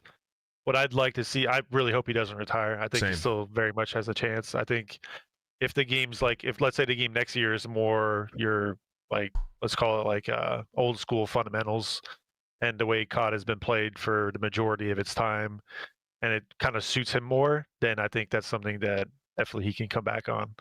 I agree. But yeah, I really hope he doesn't, because he's just, I mean, again, extremely talented player, and I got nothing but good things to say about Ken. What I would hope Ken he's does, just got to fund his individual game. Like, it's just tough because it's like 2 bats can go down. Like, you know, he can figure out his second tier, and it's going to be tough for him to get on another championship level team again, unless roster manager breaks his way. So he's going to be in more of a mentor-mentee role with some young players trying to build around a good core. He's either doing that like on a mid to bottom pro team, or he's in like a Falcons Academy situation. I don't know what he wants. You know? So what I think a good spot for, obviously if he doesn't get an offer, it's like a decent team, right? He should just grind and wait, because there will be an opportunity this year. Like, so one of these good teams, top 6 teams, is going to underperform, and I would assume a team would look to Kenny if they were underperforming, if they needed. You feel like it though? If he continues to grind, like, yeah. Let me chime in on this though. To me, it's like if I'm a GM in a position with a team that's anywhere near the top right now, and I look to what happened last year and then what happened again this year. Again, I'm like more so trying to figure out like, okay, well, what's the reasons for that? Like, it's not like he's been on teams that are bad. Like, he's obviously teamed with great players through those stints. Like, that's where to me is like, I would, unless, like, let's say you said he can choose, let's say he grinds out and just dominates challengers or does something that shows that like he's still very much in there, like, then it's a different story. But as I like his stock in its current state, I would say just doesn't really show me that he's going to be able to like turn a team around or be the guy that gets called up. Just again, being completely honest with what's been going on. Yeah, I mean, it all depends on like how things transpire throughout the year, and you know, like a team like a Koi, somebody, you know, they start underperforming. It's like, okay, maybe a Kenny can come in and be an AR for us. Like, I don't know, maybe I don't want to like put teams' names out there because I don't want to put that omen on players, but I'm just saying I could see a situation where you come in. He just has to stay active. But who knows, man? Kenny's a legend. It's all up to him what he wants to do. I do not think he should retire. No, we'll please don't. I hate, dude. Like, I was talking to Sam about this the other day. Like, Sam retired, what, a year, 2 years after he won champs? Yeah, was it a year? Too early, bro. Yeah, bro, like, I hate seeing players at the top of their game, bro. But Sam talked about it. He felt like he obviously still had the skill, but like he didn't really, he wasn't able to engage in 110% of being like a W teammate. Like, he was just VOD review, like the extra stuff. He felt like he was costing his team by just not having the level of attention. Well, sometimes you can take a break. No, come on. I mean, it's the greatest job. But if you feel like you're just wasting your team's time, like, I don't know. Sam's situation is very unique, bro. Because like very few guys call it in that spot, and he was like very honest about why. It wasn't a skill thing. It was just like he felt like he was an L teammate. Like I'm saying is I hate seeing players that still are competing and have the skill to play at a highest level retire. That's more so what I'm trying to say. It hurts the league when guys like that bow out, man. It really does. I just think Ken's got to find a more stable individual game.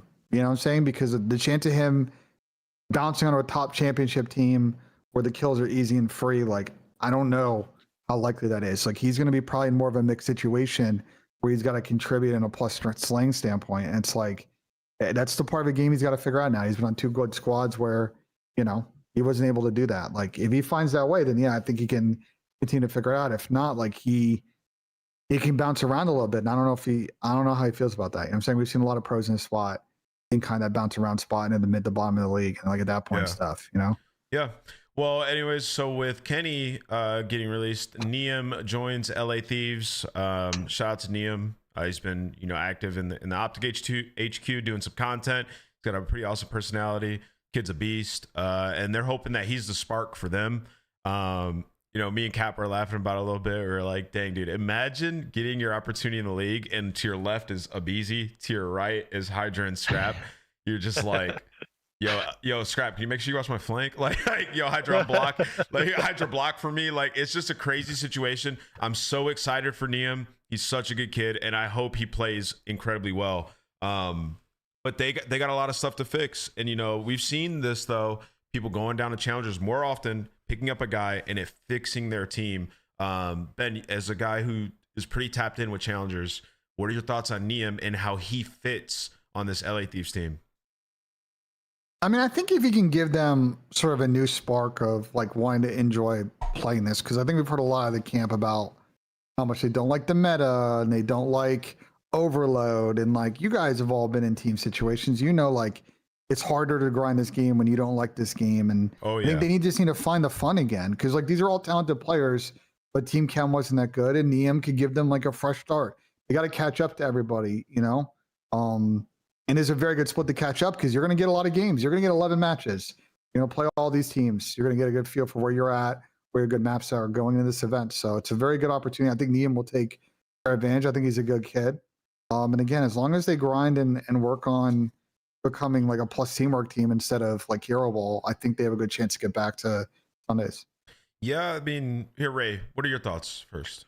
I think you hit it right on the nose. I think it's almost like you probably has to feel like it's Christmas Day for him to just have an opportunity to come into the league with the team that is going to be around him. I can't remember. Has there ever been a situation like this since the CDL started? Mercules, I guess, but Mercules played on Toronto first, right? Dan Ghosty. Dan Ghosty, yeah.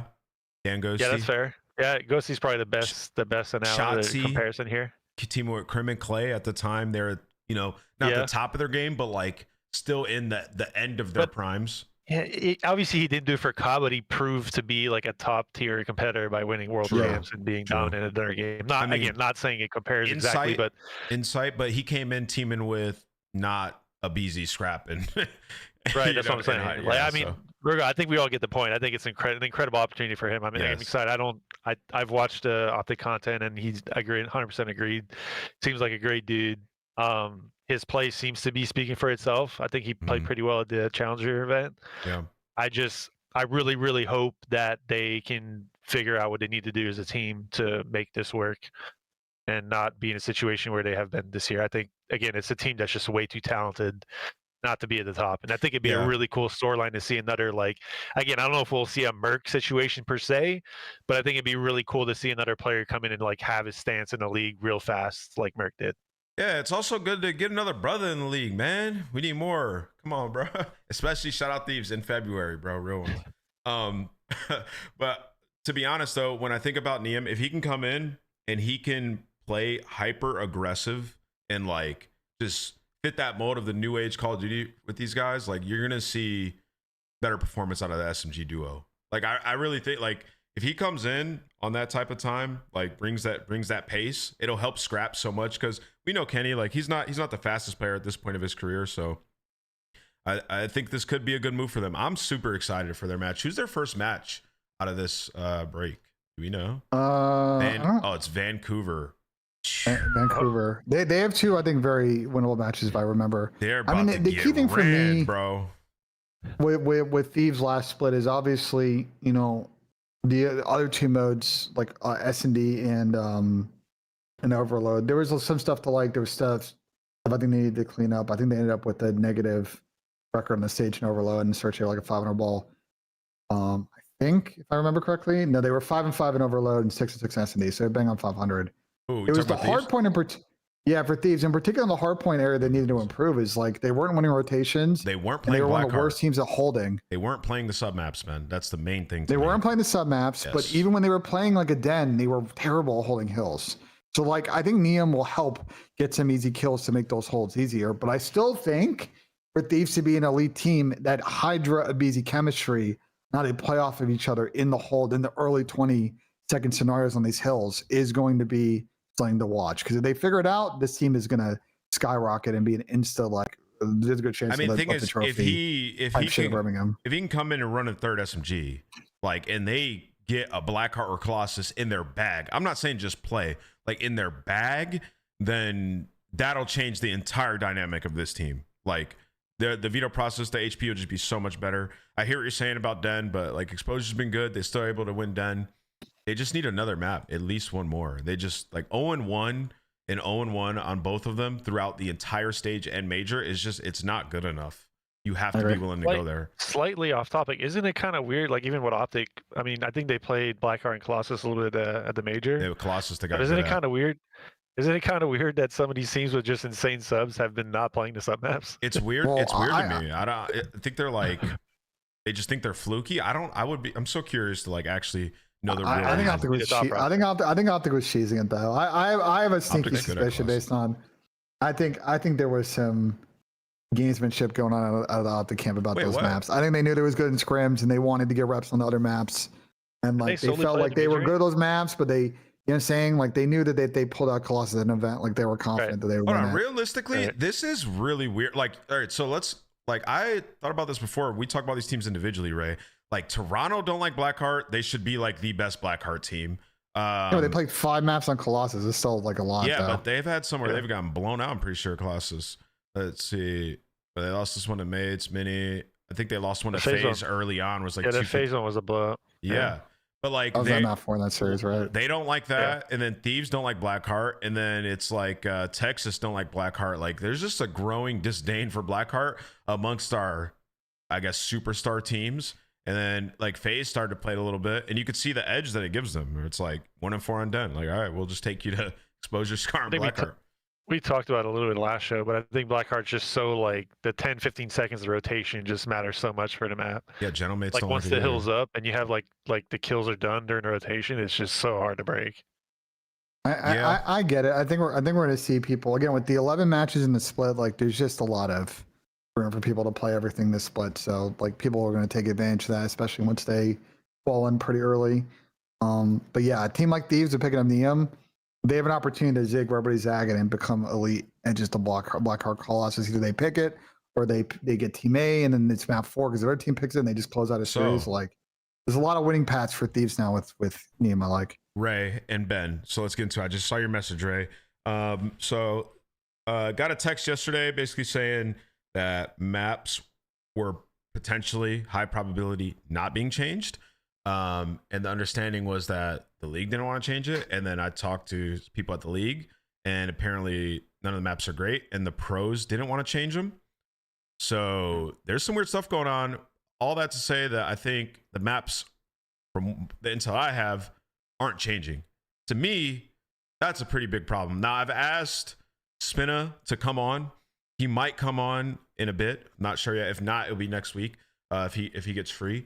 But I don't understand why we would not be at least adding a search and destroy map. To me, this is... I know why. To me, this is a huge, and I mean huge, fumble by the pros. Whatever the miscommunication is, if it's pros that don't want them or not testing it, because the way that it works, for people in chat that don't know, is if the game or, Treyarch want a new map in, or the league, whatever it is, they'll go to the league and they'll go to like Spencer, those guys, and they'll say, all right, check this out, make sure it's good. They'll check it, and then they'll ask the players to test it, and then whatever those guys is whatever those players that test it will come in and post in the chat, like if it's good or bad.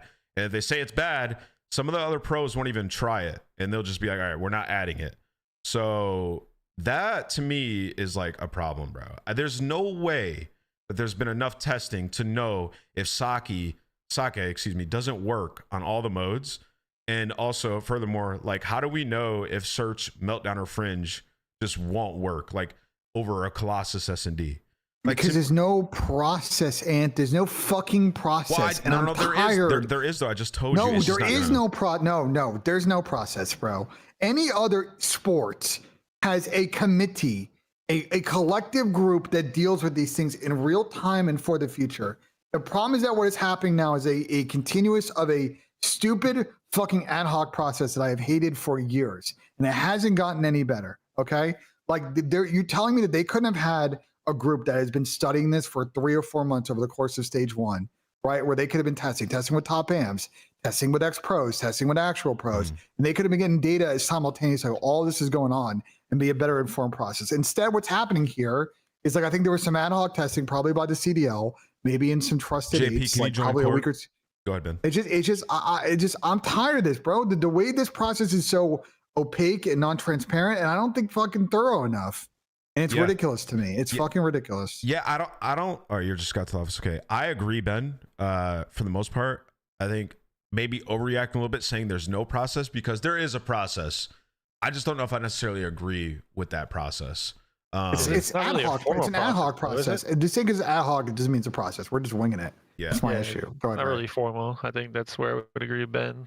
Just being in it for a while there, it's just not. There's no like, it's random. It kind of pops up at different times. You don't really know how long you're really testing it for, and then decisions get made. And like we talked about in the previous show, like the decisions don't always make sense based on what's going on. Like there's been changes based on vetoes and changes based on players' opinion only in the past. Like there definitely needs to be something there that's more formalized. So we go through these, especially now. Like we have the biggest stage of the year coming up. Like if you don't make changes now, when are you making changes? Yeah, because this agree. stage is going to dictate the result at the end of the year, like basically where you stand.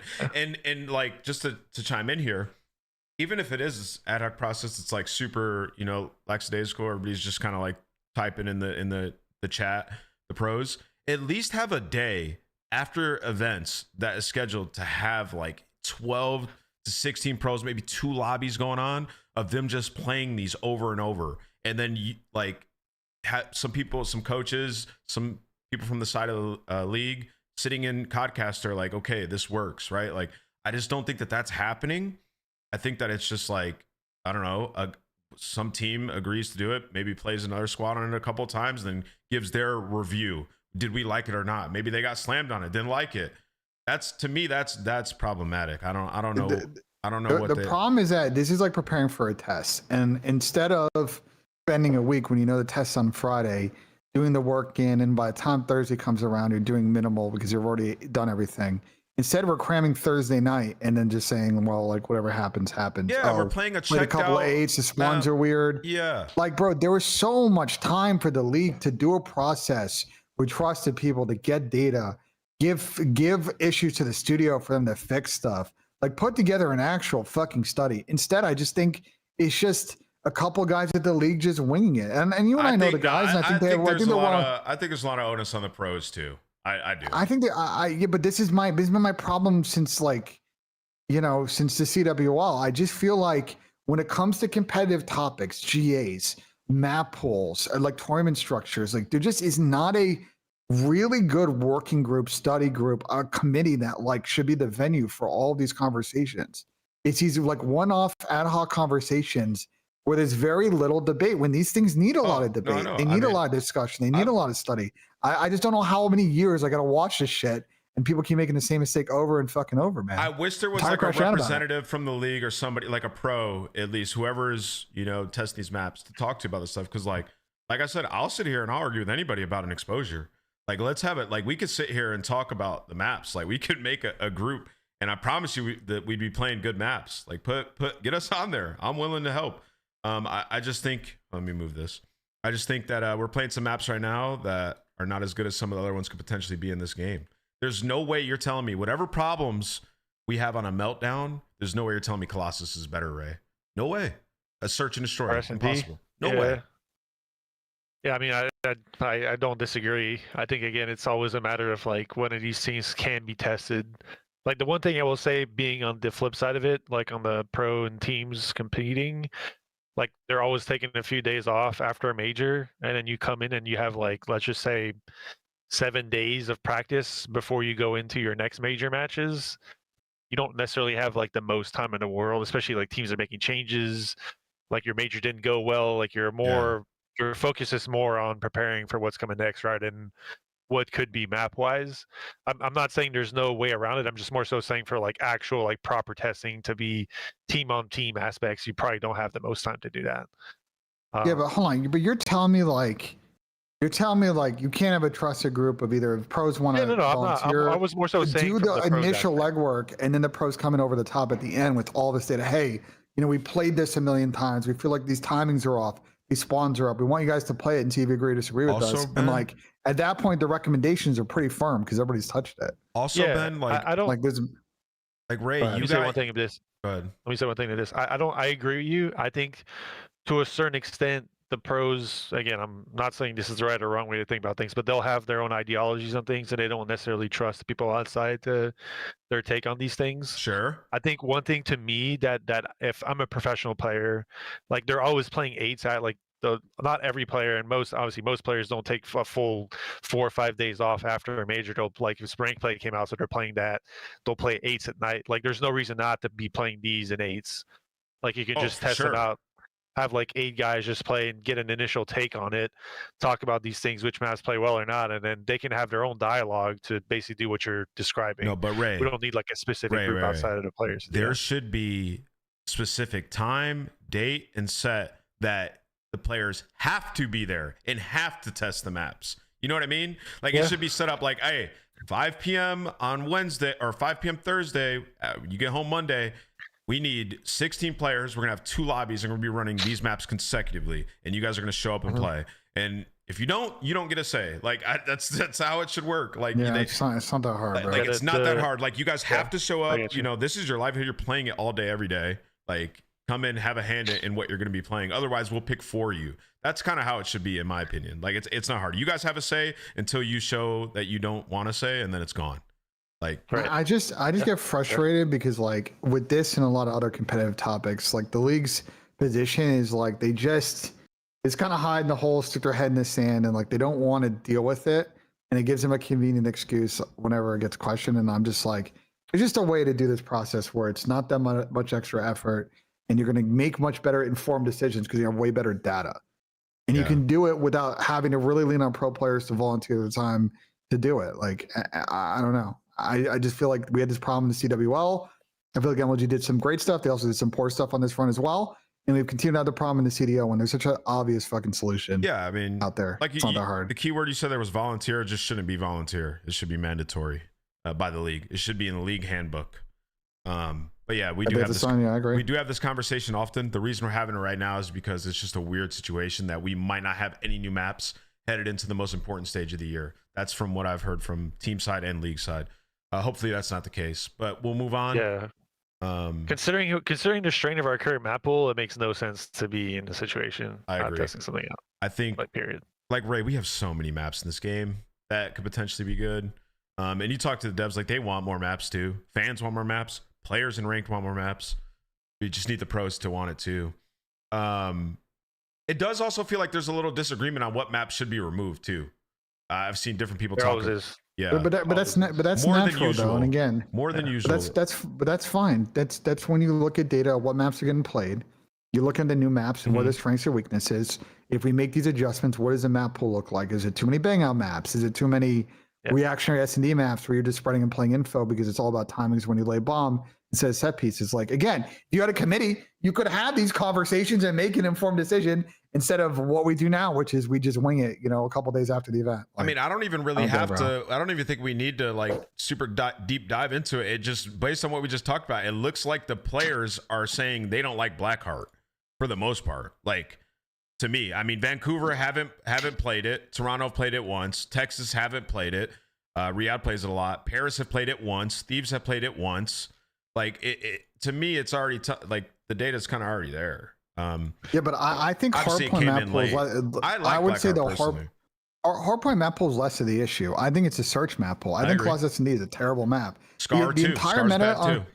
Scar is bad too. Scar's got one bomb site, and then Colossus is literally you can't really run that many set pieces because it's super easy to like bang people off A. You can't just like YOLO B because they rotate their quick. So what you end up doing is everybody sits in the middle of the map and you try to get the defense team to over rotate.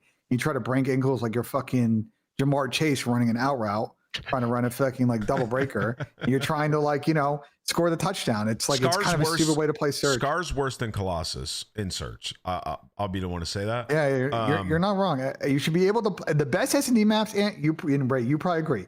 The best S&D maps, you should be able to play two ways. You should be able to both spread and play for info and react. You should be able to default you and should make be able plays, to run yes. set pieces. Yeah. Yes, you should be able to play both ways. Yeah, it shouldn't be like, okay, yeah, like I agree, Colossus isn't great, but like it shouldn't be like, I don't know, one bomb site is kind of terrible, and that one bomb site being where it's at also not great. But yeah, let's move on. We could yap about this all day. Next topic is, all right, so this is C9 situation. I think this is the latest update. Everybody's kind of been asking about this topic, but Hayden, Nedra are expected to join Okis and Encourage. I played this Nedra guy in ranked. He's absolutely turnt. Nate Icons rejected the C9 offer. Ben, tell me a little bit more about this. Do you have any details on that? If this is true or what's not? going on with C9, and I talked about this on stream. I had a long conversation with Encourage over the weekend, so I have some good context of what's going on. Talking also to people at C9 as well, and look, their old team stage 1, it just absolutely crumbled game 5. I'm not surprised that they're making changes, because if they kept running back that old team, there were a lot of people not performing well, and as a team, they were not playing that great. I think the unfortunate thing about the situation is it looks like C9 is kind of squeezing the economics of this team in a way that I think we should really be seeing from CDL teams. I'm very confused how C9 are in a position where they bought a New York spot last year. They, get rid of, and maybe because he wanted to leave, Paco and is the rock superstar of your team. Last year's team, then they build around Dante. That doesn't really work. Then this year they build around Euros and on a reduced salary. That doesn't work. And they reduce the salary further to the point that the number on the contract I saw is it's laughably low. It's lower than what you would get in a full-time job. You saw the contract? Yeah, I saw Encourage's contract. Wow. I just am unsure why an org like C9, we're in year 2 of them being in the league and we're already in this super cost-saving situation. Yeah, and because they came in excited. I remember. Yeah, that they wanted to build, but it's we're now they're in a position where I question if they're. Jack said in his interview with Breaking Point that he didn't want to exit, and I don't know how much I believe that, because it's if you're doing these things to make the economics work, I don't know, if someone comes around and they offer you a couple of M's, are you not just taking that or an M? Something must have changed on the C9 side in the last year.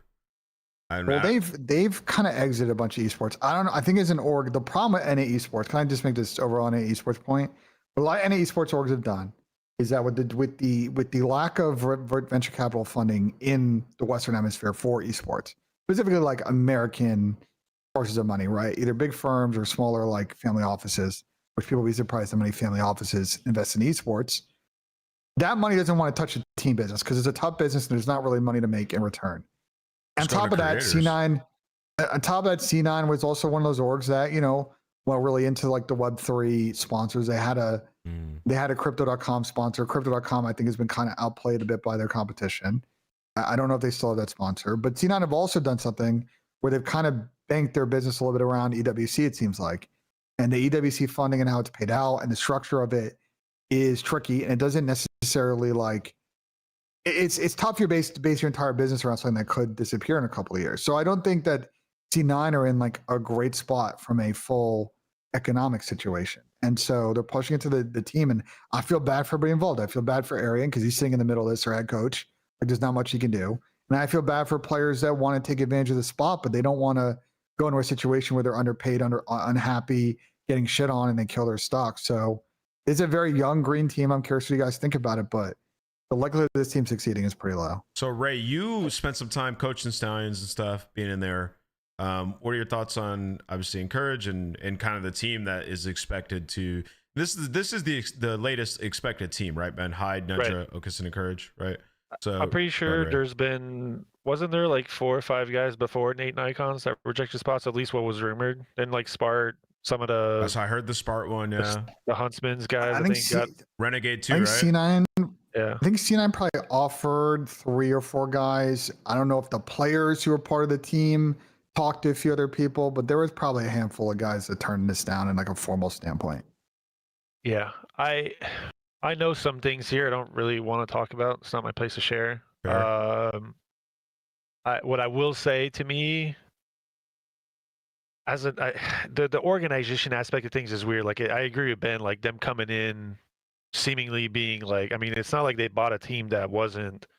They came in. It's not like they bought a bottom spot team. They bought the New York subliner team that was, at the time, was it Paco, Kiz, Sib, Skies, and who was it for it? Well, Sib, yeah. And they retained Sib, an elite level talent. Yeah.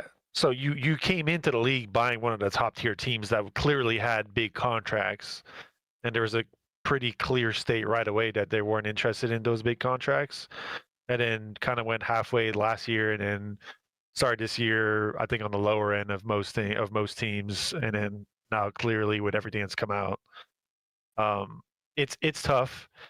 I can kind of understand, and what Ben said about capital and investments is very true. I can kind of understand an organization trying to find ways to make this sustainable without like money coming in from the outside, like trying to sustain it within itself. It's always going to be like the first thing that's going to try and do that like they are now is always going to seem kind of weird, and everyone's going to have opinions on it. Like so be it. I don't necessarily think it's the worst potential situation I have for them. Where I'm most frustrated with teams that do this is like if your idea, I think the base idea is like I think Jack said it in an interview was that didn't he say this? It was something about the MTX sales and how the players can retain some of that. Yeah, he said that they would retain all their prize winnings, and I think they would get a bigger portion of MTX. I don't know if it was 50-50. Was it chat? Correct us if we're wrong, but it was something like that. So I think you're trying to say they would get 100% of 100% of so it. there's some incentive to perform. So with that information being out there, I think that's where the big topic discussion comes next, and how I think contracts will go for most teams, even I think the top tier teams, to be honest, in the future, because that's where you get that's where you can kind of like that's where the real money is to make in terms of not guarantee cash, but like the numbers can get big there if you have players who are able to help sales. Granted, like organizations have a big aspect of this, but like let's I don't know, like Scump, if Scump just magically joined C9 overnight and everyone bought the C9 suit and Scump got a big large part of that money that's made from that, then that becomes an incentive for Scump to play for C9. You know what I'm saying? Like I'm not saying a lot of players have that kind of pull, but I think that's a direction that could be good for, even though the base contracts aren't where we think they need to be, there's something there that could be helpful for them to make money. I want to chime in. Go ahead, Aaron. I just want to chime in here. I want to say, to Ray's point, I think that's a great thing to point out, because that is like progression towards like favoring the players, like in one aspect. Like that's something, obviously, if you're a player, that's really enticing. If you keep 100% of profits from MTX, like your skin sales, like Ray said, that could be massive. Like obviously, if the team was good and popular, and that's the problem with C9 now, right? Though, like they're not there yet. But they're probably not getting there with the players they have picked up, unless those guys just magically turn into like gods. That's kind of where the difficulty is. You can take that if you're one of the other teams and use that in your negotiations as well going forward. So it's progress for the league overall in that aspect. Yes. But so like it's not all just like this guy doesn't give a shit and it's regression. It's just a new There's model. There's a lot of structural problems with this. Can I step through from a business standpoint the issues? So problem one is, from my understanding with the C9 thing, it's back end. So if you guys understand when I use the words like front end and back end, like front end would be you get a percentage of the gross, aka like the just raw amount of like money made off of the skin. And then back end would be like once you actually subtract for expenses of the team, whatever's left over is split. The main problem with this is players get dropped off of rosters all the time. So how are you structuring this? Like, are you prorating it based on the revenue that was earned like when they were on the team? Like that gets infinitely complicated because you're now trying to figure out how to split this about like that's a good 10, 12 ways if you make a lot of changes. Like I don't know. I don't think also. I think like especially on elite teams where they're going to make six figures in MTX, like I don't think there's a need for those players to go with an MTX split. And I think if you're trying to make like extra incentive money, it's better to go with performance incentives that aren't MTX based, like off of position and bonus and like awards. It's probably a better economic strategy. Is it though? Because those don't capped, directly though. Impact your revenue. That's what I'm saying. Those Those are like capped, I don't know. I'm more so saying, let's just say a player was completely like shut out from social media, did not do any content or anything outside of just playing the game, and then this guy was your MVP. Like granted, he's going to indirectly like drive you sales in your MTX without a doubt, but if he's not going the extra mile to create that revenue on that side, then like to me it's like if the players get a split of that revenue MTX and they actually help that grow, then everyone wins on that organization. Like it grows for everyone. It's not just the players making more money, it's the org making more money. Why not be in a place where that's self-sustaining, to where like your org, if your org's successful, everyone's successful, rather than just the orgs being in positions where they have to pay these players a lot of money and yeah, that's guaranteed money for players, great, but the org might stumble on that because they're not getting anything out of it. I see both sides. I see both sides because there's go the ahead. volatility to like what, like I'm giving my everything for this org to be successful, and then I could just get dropped in a couple weeks. So there's a lot of volatility to it. If you're a pro, There's ways in contracts. Listen, if you can't, as an org, pay the equivalent of 5 or 10% over as a low floor, 5 or 10% plus on whatever the minimum wage is in your operating state, plus benefits, like why are you in esports? Like if you can't cover that beyond incentives on top of that, like that's my issue with this is like I get the players should have mixed revenue streams as a way for everybody to like figure out how to make the team economic model work, right? And some of the MTX stuff is contingent on Activision and the studios being down for like more interesting skin ideas. Because I've talked to a lot of teams, and a lot of them have had some great skin ideas that get vetoed by Activision. And we all know probably the reason for that is that Activision probably doesn't take a big percentage of the cuts of these specific skin sales. They get a bigger cut of the other skins, and they don't want these skins to be better than those packs. Like it just is what it is, and that's a political problem. The owners and the CDL need to figure out with the studios, like whatever. Yeah. But for like with KCC9, like when I was helping encourage look through his deal, like the number in there as a base compensation, even on an annualized amount, is laughably low. I could honestly say that like there are fast food chains, there are grocery chains, Buc-ee's, like that is true. gas Optic station does chains have where you Cash can App on their skin. That's fine. Like doing a sponsor placement on the skin is a whole nother thing that like I think should be allowed. But whatever. Like the point is like there are other things you can do that will make more money than that deal. And the problem is that in the situation of C9, if these guys go 0-11 this split, like they're not keeping all 4 players. So like someone's getting dropped or a couple people getting dropped. There's also so many factors. And this is why I would love. I didn't watch the Breaking Point interview with Jack, but I would love to have him on here. Maybe I'll reach out. But like I think it was a text interview. I don't think it was an actual video interview. It was a text. Oh, was yeah, it? It was written. But it does, like they came into the year with like a pretty solid roster. It just didn't pan out. And it's like I kind of see like this, like from the business side of like, all right, I mean, we're not going to get field a roster, a brand new full 4 that's going to really be competing. So like give a chance and maybe build on some young players. I'm not saying I massively agree with it, but I could see like the lens of like kind of what they thought about the team and where they were at. Because that roster wasn't going to work. It just wasn't. I have a question for both of you before we move on. Sorry to cut you off. Both of you are in a situation with these players that are denying CDL spots. Granted, for the money that being offered isn't great. If we're talking from a purely monetary standpoint, for the guys who are top challenger players, maybe not worth because they'll probably end up making more with their challenger teams and prize money that end. But if we take that out of the equation, do you feel like it is right or wrong? I mean, your opinion. Do you feel like it's the right or wrong decision to not take the CDL spot to give you a chance to showcase your talents?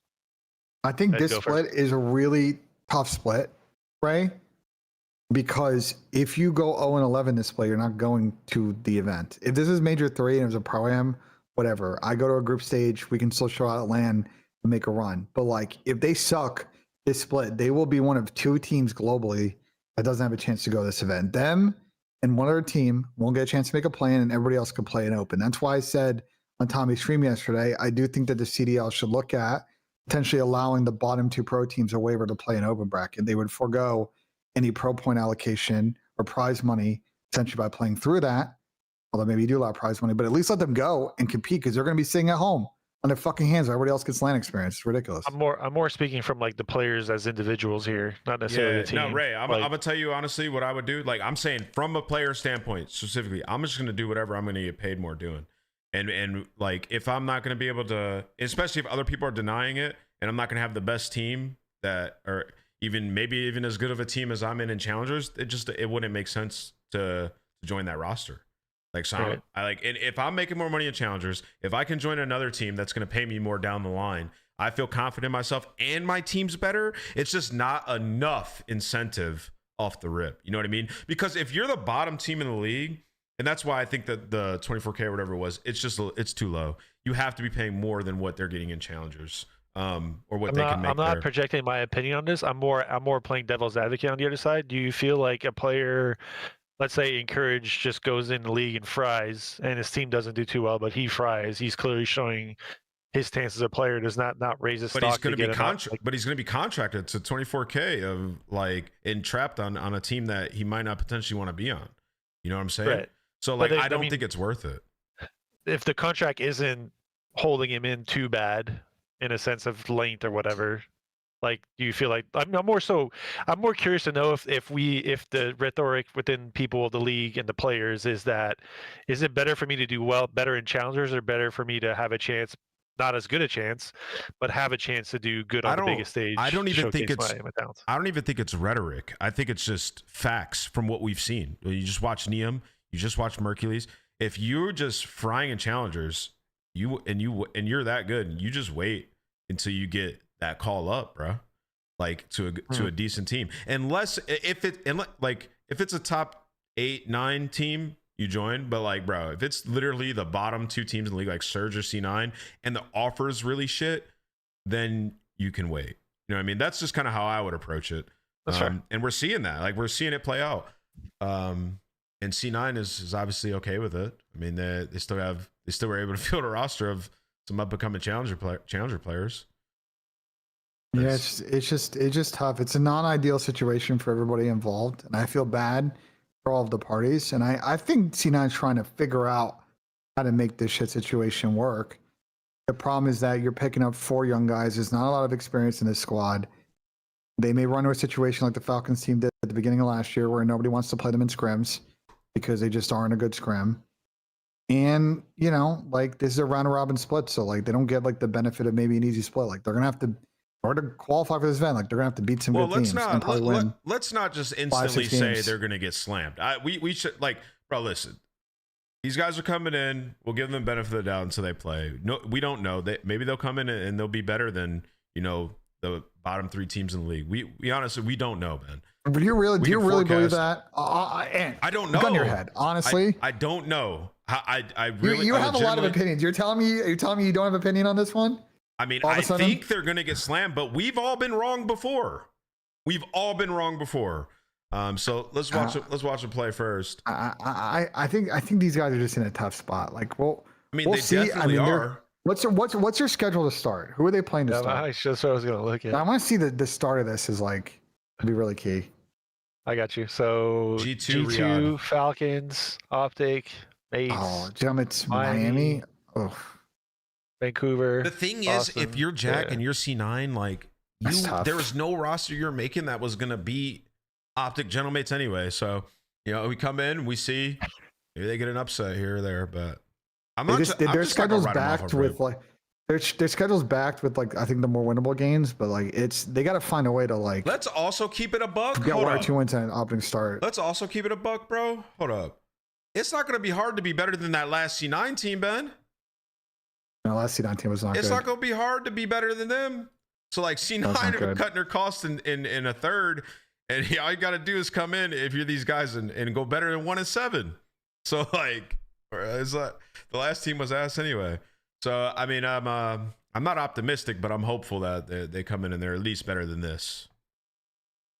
Who knows? I mean, the best venue for them is to be a gritty Game 5 like Ice team, like be really good at S&D because we know these pro teams sometimes are exploitable in search. Like, find your bread and butters in the respawns, and they're not gonna like 3-0. They're not gonna like 3-0 blow people out, but you know, if they can grind out a couple of big series wins to the point, like 10 teams are going to go to this event, like you never know the tiebreakers if you have a chance. All right, so let's jump into our portion of match preview, unless there's anything else. Ray, did you have anything else on that topic? No, that was interesting to me to hear everyone's take on that. Wait, what? Do you have a take or no? I think unless I would say, again, this is super generic statement, but if you're a player in the league that is showing capability of beating professional teams, and I don't want to say do it like all the time, like the level you need to achieve in Challenger needs to be higher than the level you need to achieve in a league to prove that you belong in the league, in my opinion. Like for example, like when we picked up Travis last year, Nap, he was like just far beyond the best Challenger player. He was undoubtedly the first guy up in the league, right? Like, did anyone in Challengers this year stick up to that extent? Probably not at yet. The first major? I don't know. I don't think so. Maybe maybe Dahum. Yeah, it was right. going There's crazy. a few guys, yeah, but we don't really know much about these guys. There could, I don't know, like I think it's right, but Picks regardless, had a 1.3 in final. He went crazy. more so saying like that's from a person that's going to be involved with making roster decisions. I think it just makes it more difficult to really like value challenge or not. Even professional players, like I'll be completely honest, like when I was at the table, this is more a story for what was discussed once the team decided they didn't want to keep we didn't want to keep Charlie Hicksey. Like I brought up a player that was in challenger in Europe at the time. It was Afro, and the guys were not interested by it because they felt like European region wasn't as strong as an A region. I'm just being completely honest, not saying that's a good, but that's a thing that goes through their minds as professional players. So it's like it's hard to really prove out your word challengers at times unless you're just undoubtedly doing better than everyone else. But it's so also that's my take on it. Is it not? And you know, I've been a coach for CDL teams, so I'll defer to you on this. Is it not also difficult to evaluate the players on like a surge? Like it's because they're just getting slammed. Like the team's just not great. Yeah, like, yeah, yes and no. I mean, the typically those players will have something they had leading up to that. Like it's not, you can't, obviously their current state isn't the best. They're not necessarily playing the best as a team. Some of the guys aren't having the best games. Like, for example, like if you look at Abe at the end of last year to me played pretty solid with Toronto. He looks like one of the worst in the game now. But now he's, now he looks completely bad. So is it environment? Like, is it their thoughts on how they're playing? Is it like there's so many things that could be, and yeah, you're completely right. Like at the same time, there's no guarantee that the players that are in the league that aren't doing the best but are doing okay aren't necessarily going to get the same eyes as maybe a guy in challenge who isn't like increasingly like the top guy. Maybe he's the second or third guy. But I would say like for example, like Lunar's the event he just had, that definitely brought his stock up in the realm of things. For sure. He fried at the event. Like he played really good in a space in a team that isn't doing really good. But what can he do with that stock now though, Ray? No, I mean right now nothing. But if he keeps trending in that direction, then when an opportunity arises, that's probably not between now and the end of the season, but between the next offseason, gives him a chance to kind of move up in that world. I'll put a cap These things on this don't happen overnight. and I'll just say I agree with you and like the general sentiment. I just think the problem that I would have is if you're making equal amount of money in challengers with a better team. Yes, I think that's the main aspect of it. But yeah, the one argument against it is that you have a chance to make more prize money in the league, but if you're not on a good team, that's not going to happen. Exactly. So it's like that's just the basis of it, right? Like yeah. Ray's point about the MTX revenue share, though, I think is important for future discussions and negotiations for other pros with their team. Honestly, hope that works out good. Is that like Ben? I know you said you saw the contract. Is that like real? Like that's going to happen for sure with these players? For the C9 guys? Yeah. Yeah, there's a path for them to get like net revenue. The twofold issue is, one is how much net revenue is C9 actually going to make off the skin, because you got that's net based on who like has a once you C9 get skin in chat. Anybody I've got seen one? one or two in ranked games. I've seen a couple. Yeah. And then the second thing is like, well, what happens if they make roster changes? Like, is it like they're not just going to give evenly split it out over like the 11 players that have played the whole season? It's going to be, I assume, based on the period that you were on the team. So it's like, I think it's an interesting idea. I do think it's a compensation structure that a lot of teams should explore. There is money to be made. Again, if you followed the Sheep Esports article from the summer that talked about the realignment on how this process works, like there's 6 figures plus to be made off of skins by orgs. And like, the skins fire. And yeah, you see some people saying they have it. So people are getting it still. You got Arian in the chat saying they're sick, buy them. That's good. That's good marketing on Arian. Good luck to you and the boys. He's got us talking about it. I mean, that's good work out of him. I mean, I gotta tip it, bro. Like, I got a message. Let me see if go Spence support is the around. boys. Let me see if Spence is around before we move on to match preview. But we got some pretty interesting matches. I picked one from each day that I'd like to preview with you boys. Okay. So let me the schedule going. Gonna be some long days, gentlemen. 3, 4, 4. I think most of the weeks, right? So I'm ready for it. I think it's great that this is the split. We're getting the teams playing all 11 other teams because I think everybody's the most fired up we could be. We're coming off an amazing major. We're all desperate to watch some COD and play some COD. Rank just came out. So great timing in that aspect, the season ramping up. And then we're ramping up and it's going to culminate in Birmingham, which I've already heard is sold out. So in terms of the season and where we're at right now, everybody, we are in a really great spot. I know the start off was a little bit slower than what people like, but we're in a really good spot. And then we have 3-4-4 every weekend this split, and I believe we have 6 weekends, so a ton of Call of Duty. There's been some discussion. I think it was Shotzi talking about like league matches are stale, this, that, and the third. And then I saw a Reddit post, and there were a ton of people that actually replied saying, "I really enjoy the league matches." So there's still a huge community that like league matches. I mean, if there was just no league matches, I think you guys would be going crazy. So regardless of that, first day when we get back, we get Optic Boston. Excited to see Boston, but the match that I want to preview for this day is actually Miami versus Vegas. And I pulled up the head-to-head here. Vegas coming off an amazing major. Miami showed some good signs as well. The S&D got a lot better. Let's start with you, Ray. Previewing this match, what do you need to see from Miami, and where do you think they stand in a matchup versus FaZe right now? I was pleasantly surprised by Miami at Major 1, even though like they didn't make it. I mean, they had some good runs last year. I don't know exactly where this roster stands in the midst of the league. Like they started performing a lot better as the year went on last year, especially when they picked up Super. I think this roster has potential to be good. I think they just need to find more consistency through how they go about playing a game. I agree. They're extremely slang dependent. Like they need to get their kills or else they don't really seem to have a chance. And when you play like the teams that are obviously able to handle the slaying powers like FaZe, it becomes a little more difficult to win consistently. I would love to see them get like a different winning condition per se on how they go about things, but I think this is a team that'll get better as the year goes on. I don't know if they're quite there yet to be consistently beating the FaZes, the Optics, the Gentlemates, those kind of teams. I think it'll be a good match, but I definitely got FaZe winning this one. What about you, Ben? I think this match could be really close because I think Miami, they had a real clunker, obviously at the end of the weekend of the event, and probably didn't get the placing that they thought they could have got. But they're both very similar teams. Yeah, they I are. think you look at their stage 1, our opponent is pretty 500. I think both of them have pretty good S&D map pool. I think maybe the advantage here for FaZe is I feel like their overload is better. Like their one hard auto view they have in pretty much all the maps is just Scar overload, but they're like elite at the other two overloads. So like, you know, if Miami don't play their best hard point, lose map 1, like there's a 3-0-3-1 in this, but if both teams show up, it goes to a game 5. And we've seen with FaZe, they've been a good game 5 team so far this year. Miami, I think, has won the only game 5 they got to. So I think this one could go the distance. Miami's they're 2-2 in game 5, FaZe 4-1. Okay, 2-2. What I saw from Miami though, and I think they lost their last S&D. They did. It was round 11. But, you know, going into that match versus Minnesota, you know, we're breaking it down on the desk. And just from what I had seen throughout the weekend, they were the best search team. Just the way that they were playing it. Like on the minimap, their search is awesome. It's getting back to where it was.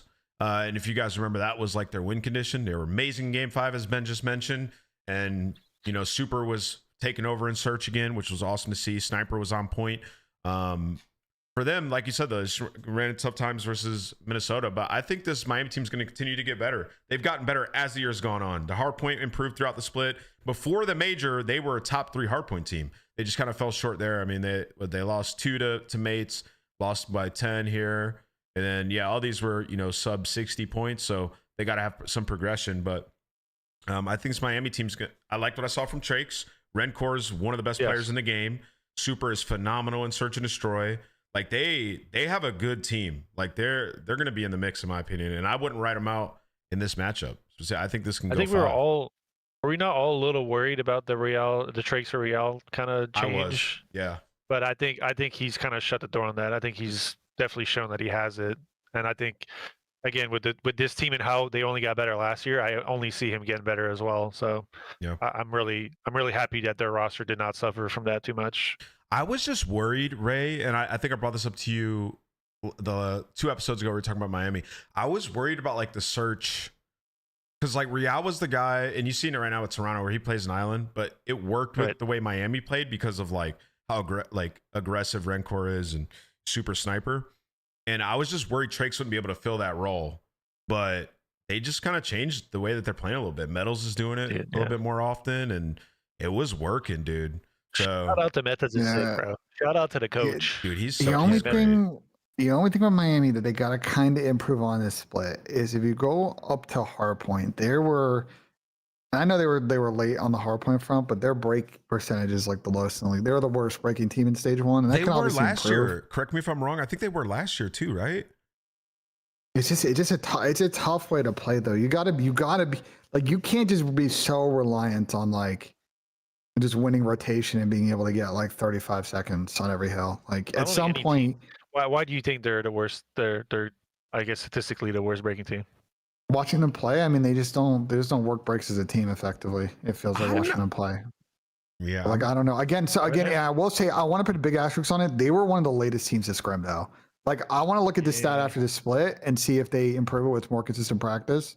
But like, I don't really like that. I don't like that thing. stat because it's like if you're just losing a couple HPs, your breaking percentage is going to go down. And it could be like one situation where it's like, all right, we just got to fix that and we're good. And also they played 17 hardpoint maps. It's not just one. They played 17. But at the same time, they're also like 1-4 on Scar. So maybe they just super struggle to break on Scar. And they're over 500 on every map other than Colossus. So to me, it's kind of like I don't like looking at stats. Like I think you got to look either map to map basis or.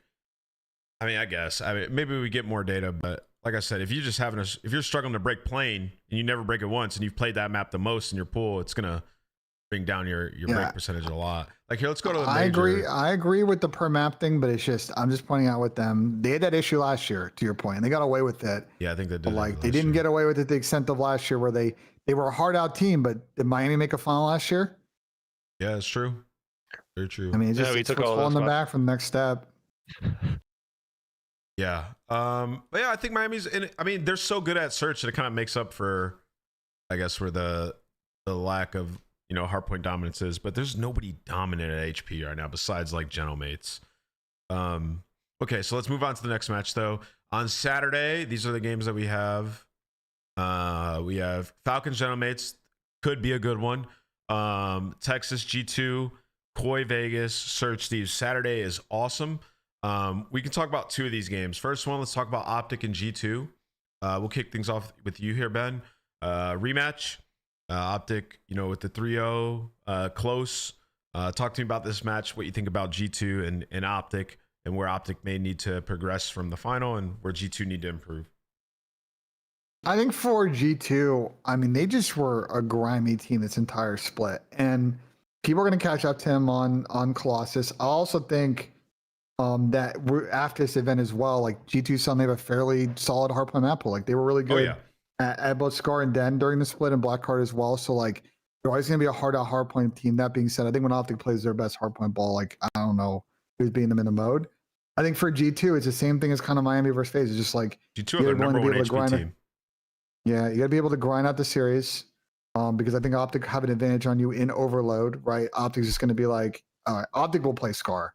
They're going to be like, all right, boys, like, if we think you guys are gotten good at Den, whatever, if they think, well, maybe actually we'll play them on Den, I would favor Optic on any overload map versus Minnesota. It's just for Minnesota, you're probably going to get a chance if you play the series well, you take Optic to a game 5, and you just got to execute because Optic has been so hard beating game 5s now for, I mean, even go back to last year. That's Mark. It's tough, man. Even when they get in that spot. Ray, actually, you go first. Go ahead. I think G2 might be the hardest team to predict how they're going to show up in what way. Like I do agree. I think their biggest strain is their map pool, especially hardpoint. I think there's no denying that. You can't really out veto them specifically on that end. It's really going to depend on where you stand on exposure and Scar, because I think they've been auto vetoing exposure, if I'm not correct, if I'm not mistaken, right? Mm-hmm. And that's one of Optic's most played as well. So on that end, it's kind of good for them from a matchup standpoint. But I definitely do that. At the event, we said it. I think you guys brought it up I was watching you guys on the watch party, Ben. There was a lot of talks about Sky's performance. Like, he's a catalyst, bro. If Sky's playing well, this team really has a good chance to be successful. Mm-hmm. Agreed. In the same light that we were like talking about Kenny, I think like almost like talk about Sky's in kind of the same way. When he's doing well, bro, this team fires, bro. Like, because they're sub duo. Estriel's been playing amazing. Krem's been having a crazy year as well. Like, it's just they have Mama as well. I mean, I just love this team. When they're performing well, when Sky's performing well as a team, I feel like collectively they have a chance to beat most teams in the league. I don't want to quite say consistently yet, because I haven't seen that much of it. But if they can find consistency themselves, I think they might. Like a lot of teams and people say that the top 4. I don't want to say it was a fluke, but like it's not something you'll see regular occurrence. I would almost argue against that and saying like I think we'll see them make more than 1 or 2 more Sundays this year if this team can find consistency on how they play the game. Okay. And I definitely. I mean, I'm happy, bro, especially for Dan, bro. Like the last year has been rough for Minnesota and their players, and now they kind of see some light, and I just really hope they can kind of push on it. Now that they have nothing to lose, like they're only up from here. Like, bro, they played well at the major. It should be confidence and to know where they stand, and this is the split that's really going to show where they stand in that. And they can, like, if they keep playing well too, like this guarantees you a good seeding for the end of the year and champs. If you play well this split, because this is where you play most of your online matches. So this is a big split for them. Yeah, I mean, listen, man, I'm going to echo exactly kind of what Ray was saying. I agree with both you guys. I think this G2 team, when I watch them play, they play super fast. They play a great version of Call of Duty in Black Ops 7. Everybody's active. And, like, watching this map right here, like, great at breaking. You got the 2 subs that are so aggressive and so annoying to play against. And when they're on point, it's easy, bro. It's easy to play as an AR when those players are playing like that. And I thought Skies had an amazing event. Like, bro, yes. He just has to build on that. And like we've seen Skies when he has a good system and he has solid sub players like he had with Kiz and Hydra, like he does enough and he adds so much value. So I think I could see this G2 team making another Sunday. I don't think it was a fluke. They were awesome. And they're the number 1 hardpoint team in the game, 10-4 in the game mode. They have maps that, like Colossus is almost a lockdown. I mean, their 1 loss is to Optic. We'll probably see that map again in their match this weekend. So yeah, right. I don't have much bad things to say about G2 at all. Just a very, very solid team. Who do we have winning, Optic or G2 though? Optic. It depends on the map set. I think if they run back the Colossus again, I like G2's chances. I mean, what are we going to get? We're going to get probably Colossus and Optic might get rid of Scar. And then G2 will get rid of Exposure. And then G2 might gamble and hope that Optic pick Colossus. And then G2 pick Blackheart or something else. So yeah, they'll be in a good spot, like map set wise. And then the Overload, like G2 don't get blown out in Overload, bro. Do they get? When's the last time they've been blown out? They did earlier in the split. They did. They've gotten much better. Their at the last mode. one they got cooked. Yeah. They got cooked. The last one they got cooked against FaZe, but FaZe are also probably Optic one was in the 1 same score. Optic. It was a 1-score game, but Optic in the finals did look on like Scar though. Scar here, context important. Like I think we haven't seen, at least on the pro side towards the end of the split, a lot of Scar blowouts, but like you do see tons of exposure, and it's just like I think the win condition, to your point, is like Caesar playing well. I think for Optic as well, need to see the subs play a little bit better online. You're gonna have 11 games here. Your ARs carried you through a good portion of the online part of this split. The subs played great on LAN. Just need to see a little bit more from Ann Kyler online to make the series a little bit easier, so there's not as much stress through the middle of the stage. Yeah, so we'll get a Colossus and a Den probably, right? Yeah.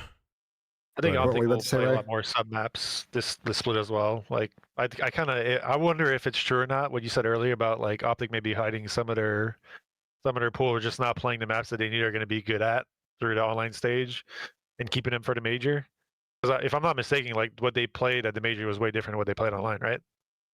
It seemed like it. I don't think they they're played like they played more Colossus on LAN than they did. Right. They're not like Cellblinders did this. I know FaZe do this a lot. Like it's like you want to play every match online, get like match refs before you go to an event. Like I don't think Optic subscribe to that. I don't understand they're more of a momentum team. The sentiment of this would be G2's best placement all year. Why? I don't like. What did y'all see, fans and people in chat, that make you think that? Because from what I don't saw, misunderstand how this format works. I think at times. I think the only thing I would say to that is that if other teams catch up in terms of the pace, then they might get outshined. Like I feel like the one thing they have really big going for them right now is their sub pace is just so incredibly fast. And I'm not saying like not the entire league is playing to that pace. Some teams are, like G2 clearly is, or it's not G2. Gentlemates clearly are. But I feel like once other teams generally starts catching up to that, then if that was your outlier winning condition for Hardpoint on like just how you're playing the game, if that's not there anymore, then are you still shining through in the same way you were before? I'm not saying that's G2 the case. I'm just more so saying that's. I know you're providing a perspective, but Ray, they don't lack firepower, like compared to all other teams. I mean, if you want to argue Skies, but he's been playing well. So yeah, I don't see what I guess the fans are seeing there. I I mean, Optic will probably win in a 5, but yeah, I think it should be pretty good. Let's talk about the other match that we have on that day. We have Saturday. Where is it? Toronto versus FaZe. Oh boy. So there's been a lot of rumors about Toronto. Now, Adam Adamu, who is, I think he owns the org. I'm not sure, something like that. He's very high up. He's one of like, go ahead. I'll pull up the tweet actually, but I'm sure you guys all saw it. He basically said like, hey, it's one major, it's flash in the pan, kind of, and that it insinuated that they were going to run it back. And in the last couple of days, we've seen some rumors, I guess. That's what they are, just straight up rumors. But I think they're going to have the same team. Let me pull up this tweet. I can speak to this one. It hasn't come out yet, but there's a lot of momentum that they may be picking up a player to join their bench. Probably in a way we've seen other teams do, which is, they're going to try this CleanX rail role change. But if it doesn't work, they want protection so that they can make a mid-splitter and a split roster change and feel pretty good about the person rotating in. That's the rumor that's behind the scenes. Again, it hasn't come out yet, but I feel fairly confident. It seems like that might get done. And I don't mind it from my perspective. It's smart business for the team. It's a signal to the players. It's good protection. Like I wouldn't read too much into it. If they do end up making a change, then we could talk about it. But yeah, it's like the Aluka and the Neum stuff. Like if it happens, happens. So this is Adam Adamu. He said it's CDL. We've won 5 majors. We've been reverse swept by Minnesota in a best of 9. We've been full swept at a world championship by subliners. We've also been champs finalists twice. I've seen it all. We'll figure it out. This is what the org is all about. On to major 2. I think as a player, this is one of the coolest things to see from your team owner, honestly. And he's right? Like they've seen a lot. What he might not be right about is the dynamic on the team. That's what we saw them. They're already trying a role swap was the tweet, right? We talked about last time. Moving CleanX back to SMG, having Real run an AR. Do you guys think that fixes their problems? Ray, why don't you kick things off? Oh, he's not even there. Where the hell did Ray go? I'm not sure, but like, I think the key thing for them, we talked about this after the event, is their issue is they have 3 sub players, and their response to fix that was to put CleanX on AR, and he didn't exactly come out and drop like 1-2s. And their teamwork in general was not good this split, and it felt like a lot of hero ball and a lot of Joe popping off. So maybe putting Rail on an AR slows Rail down. You get Toby back to pushing pace, and like it all works. And if it doesn't work, then this rumored bench player comes in and they can figure it out for the rest of the season. Like I don't. I am not a fan of moving Real to AR. I don't know. Sorry, I had to step off for a second. Me and Ben were talking about, obviously Toronto running it back. Awesome tweet by their owner if you're, the players on the team. But do you think Real moving to AR solves the issues on Toronto? I don't think so. Me neither. It's like how the issues, like, again, I don't know, like, to me, again, speaking from a place where I was coaching last year, the game to me this year seems and plays very similar in terms of like the teams that are finding success have pace. I think generally speaking, Joe's playing with pace. Yeah. Were they all playing with the same pace Joe has? Probably not. Is that to me that seems like the outlier. Like if you just take it down to like the core root of the issue from an outside perspective, to me that's if you can just get everyone else to just play a little quicker on the same end to where your plays and situations are ending with either us winning as a team or lose them as a team. I think that's where the main issue kind of lies, is changing a player role. Maybe indirectly that can change it. Maybe like because CleanX maybe is going to play a little more pace than Real did, and maybe Real as an AR is maybe. I mean, I don't think CleanX was. I think CleanX was plenty fast enough as an AR, but maybe that indirectly changes that in that way. Who knows? But is the role change necessarily going to fix things just by itself? It really depends on the pace that changes with the sub duo and Real. But outside of it, I don't really see it changing that much. Yeah, I mean it's a tough one, man, because they're kind of all in on this team. I think obviously the main problem is the search and destroy, and you can kind of band-aid fix that, changing roles. But do we see that like I just don't see it moving the needle enough to be able to beat consistently the Optic Gentlemates and who knows what version of LA Thieves we get going forward, right? So yeah, they're in a tough spot, and then also there's obviously growing frustration on the actual team itself. Obviously we saw Joe's tweet after the event. And to kick things off, what do they have? They have Carolina on Friday.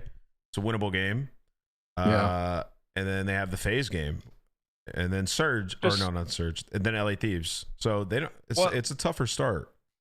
One thing to me though, and we just need to not undermine this. Like this seems clearly plenty good enough with the players they have on the team, with Ryan at the helm.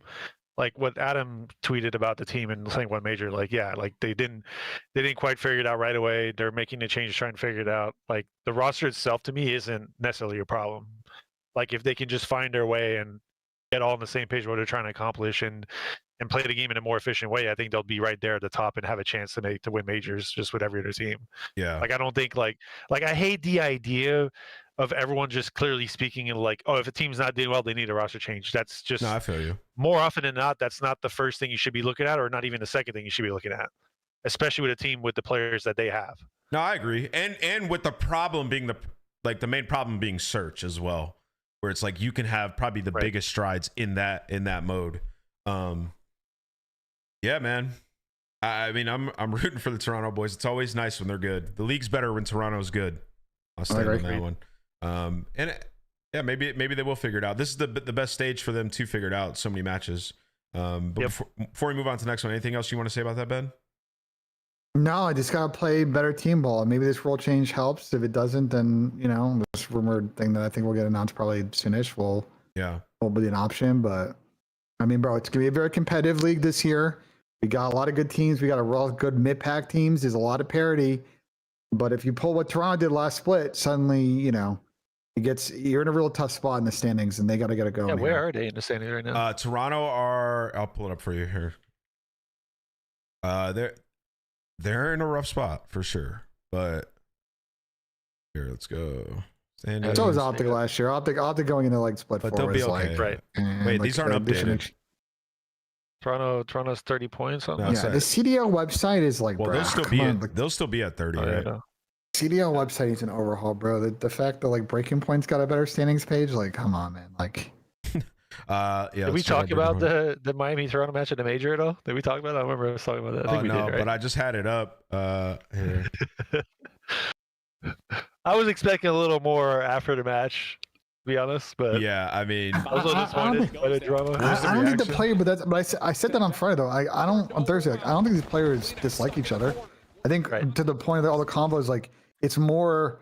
I think the beef is more Oregoners to Oregoners and Real with the Heretics Oregoners and like the pressures they put on him about wanting to stay with his boys. Like it's just, and obviously also holding him because he did want to go to Toronto the season before.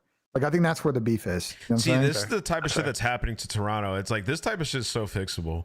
But it's like, dude, every time, whether it's inside or Real, the Island player's getting domed. It's like, dude, we got a 3-1 split and we're just peeking the bomb. So, yeah, I mean, there's just like such little things when you go and you watch Toronto where you're just like, damn, man, so close. And then look right here, we're just getting late flanked. And this is partly why I was saying Miami's such a good team, right? It's plays like this, they get away with murder, bro.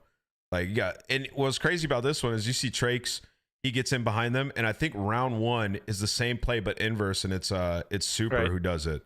Super does it the other way, right? So this is round one, yeah, and then look, it's Super on the other side, right? So they're playing with people, bro. Like this Miami team's real good. So they do it the other way, and then we get to the next offense, and you see Trakes as the player doing it. So awesome. But these are the types of things that are happening to Toronto. This is problematic. And like this one, it's Joe. You got different players playing Island and then just like these odd stacks going on and they're just getting caught. But these are things that are so like you can fix, right? It's just people are just nervous. Not nervous, they're just scared, I guess, on Toronto. They're so buddied up. Yeah, we'll see. We will see. Next match though that we need to talk about is LA Thieves' first match when they come back is where is it? Oh no, on Sunday. Their first match is Surge. They're gonna win that, and then they have the Carolina match. Talk to me about Carolina, Ben. What do you think about this team and their performance in this matchup? It's been a little quiet at Carolina camp. I mean, they had a really poor showing at the LAN, and I think they're obviously an underexperienced team relative to some of the other squads. And I wonder if the moment was just a little bit too bright for them at Dallas, and that's the reflection post. Is like we play good ball online. I thought the way they played online with how fast they played and played together, like that is replicable if you can do that on land as far as like being able to win. They just got away from it on land and it felt like the nerves got the best of it. So I think some of that mental aspect is something they should work on over the course of the split. But if they play the way they played online coming into this one, like they're gonna take Thieves to the end. Do I think Thieves probably beat them in like a game 4, game 5? Probably, but don't be surprised if this is a fun series. Yeah, I mean, this was a broken Thieves that still just whooped them, you know. I'm not I was kind of bullish on Carolina from what we've seen online, and you know, you'd be crazy not to be. But they just fit the build, Ray, of that team that's like, I don't think they should change because they're so good online, but yeah, that drop off was considerable, my bro. I think they need to all be together. I think that's my first thing, Ray. And I said it before the event. They're going to have problems because they're going to be at a disadvantage as all these other teams catch up, specifically in Overload, which we saw at the major. They're going to have problems. They had an edge there and in Search just because there wasn't a lot of VOD. Teams have caught up, and now you're going to be at a disadvantage because you're not playing with each other. Now you get in this environment where you're all together, talking about VOD after, and it's new.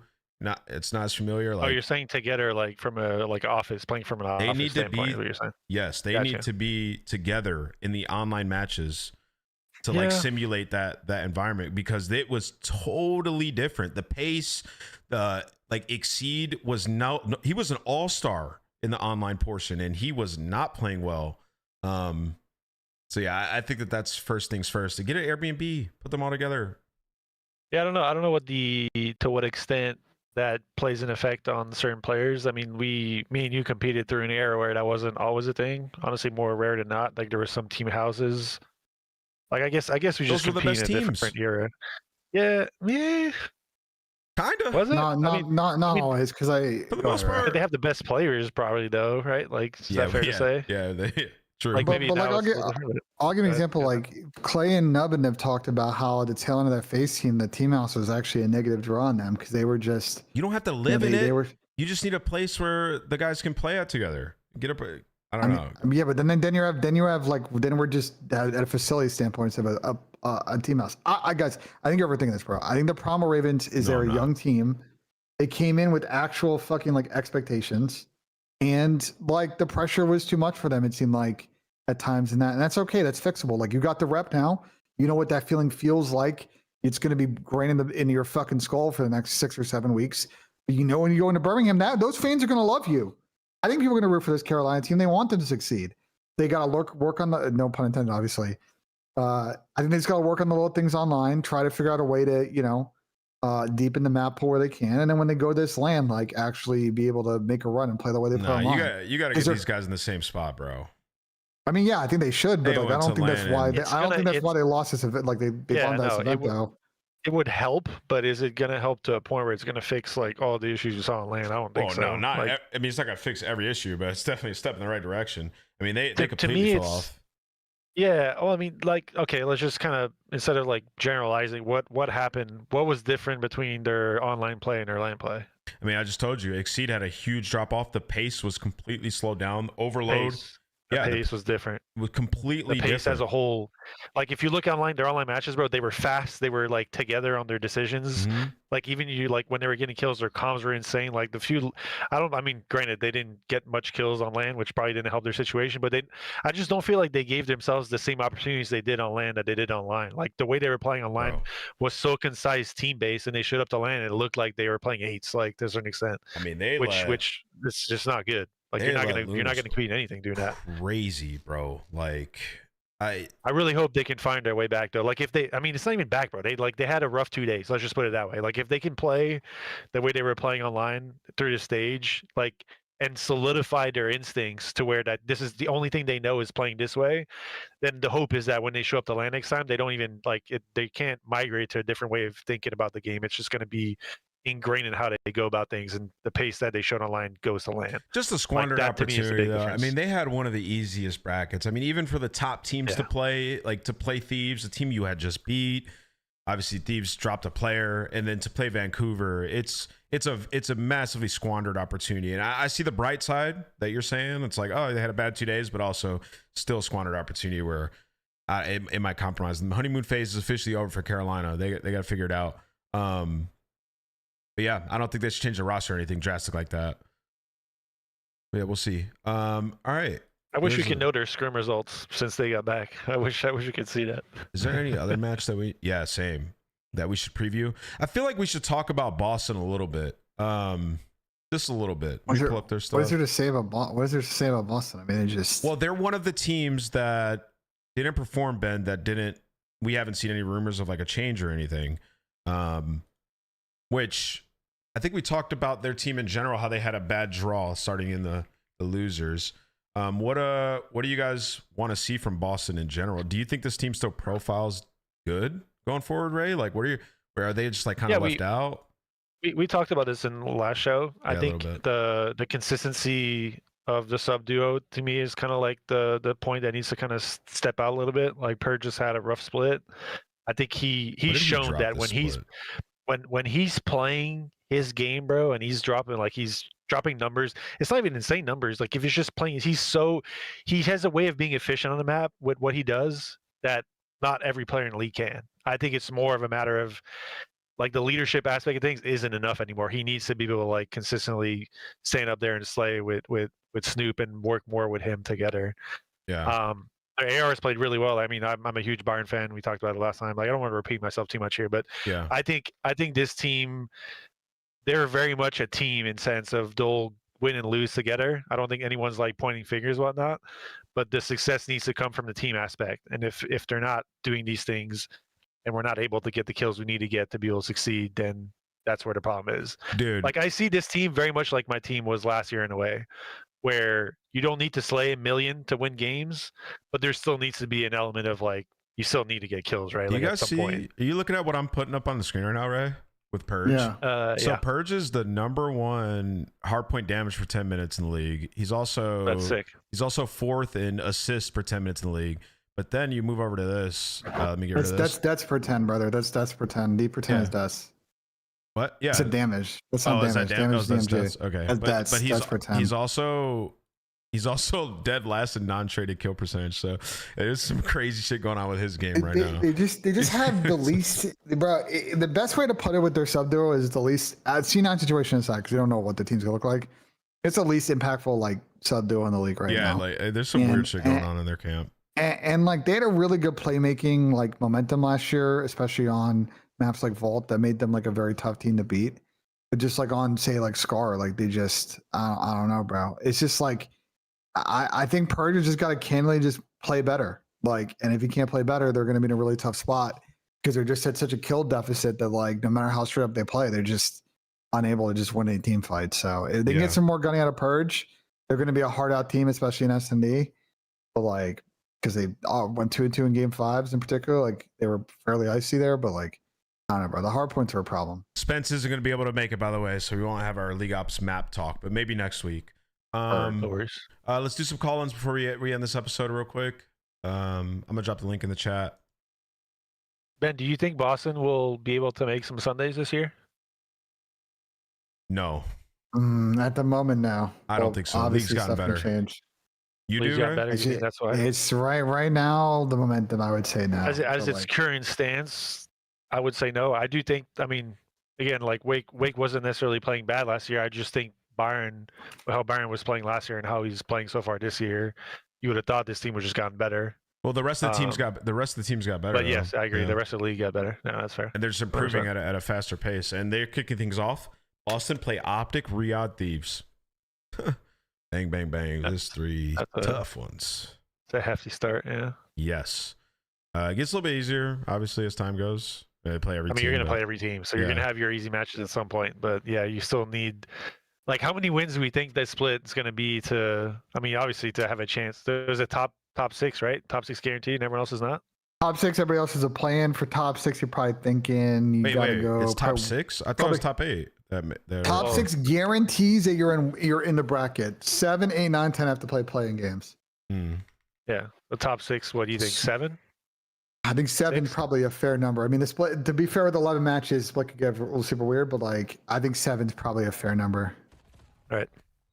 Yeah. Load up to the call-ins, guys. We're gonna take some calls. Also, Sauce, you're asking for this. Listen, Unk cramped up, bro. In chat, I thought Bomb was playing the backside. Unk cramped up, bro. I think Jay's crash out is so funny here though. I've never seen Jay crash out like this. It's all you gotta do is check it. If he's on the bomb, we go. He finished the defuse before I could shoot him. What a classic clip. Jay was tweaking, bro. It's so funny, bro. Great clip. We got 4 people in here. Ben, why don't you invite the first guy to come in? Bird. Let's go, bro. Hey, can you guys hear me okay? Yo, what's up, brother? It's good. Eating some lunch. Enjoying the show. Oh, yeah. Love that. So, first of all, I would just like to say, I really like the league matches. I'm one of those casuals who do like the league matches. I think more COD, the better. And then my question is, what do you guys or the league need to see for this upcoming style of split to consider making it maybe the standard split going forward? The viewers enjoying it. I mean, positive feedback, obviously higher engagement, higher views, successful. And if the players enjoy it as well, I think it's as simple as that. Personally, I think Go ahead, quite crazy to say that the scheduling of the year has an impact on this, like how quick they can get. I mean, I guess they could schedule for venues in advance. Obviously they do, but the longer time in between Major 1 and Major 2 was probably one of the reasons why they had it this way. Or maybe I'm tweaking here. The what? Because obviously they don't decide when DreamHack is. So, of the CDL calendar, the DreamHack dates are always going to be more stable because DreamHack's a fairly big event. They're booking the venues pretty far out. Unfortunately, the CDL event process, and I can speak to this because I was on the inside of this for a long time, is very late. Normally, when you're booking an event, an arena show, you're trying to do it like a year out. Realistically, a year and a half is like perfect because you have so much time to go through the particulars. But like a year is best. These guys, a lot of times, are doing this under 12 months. Venue availability is already difficult.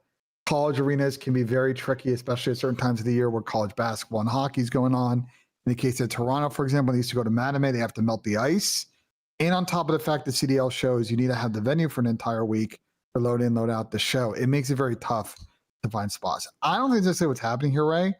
I think the CDL, if you remember, the CDL has been trying to float this major format with the playing game since the second year of the league. I don't know if you remember, but there's a proposed format coming out tomorrow for 2019 to do this all the majors, and it got declined by the teams. I don't know exactly why, but I know that they get declined. And I think I think teams also, I think there are some teams that like this format because candidly, they aren't in a great financial spot and it's a foreign event and they don't mind if their team doesn't make it, but they don't have to cover teeny to Europe.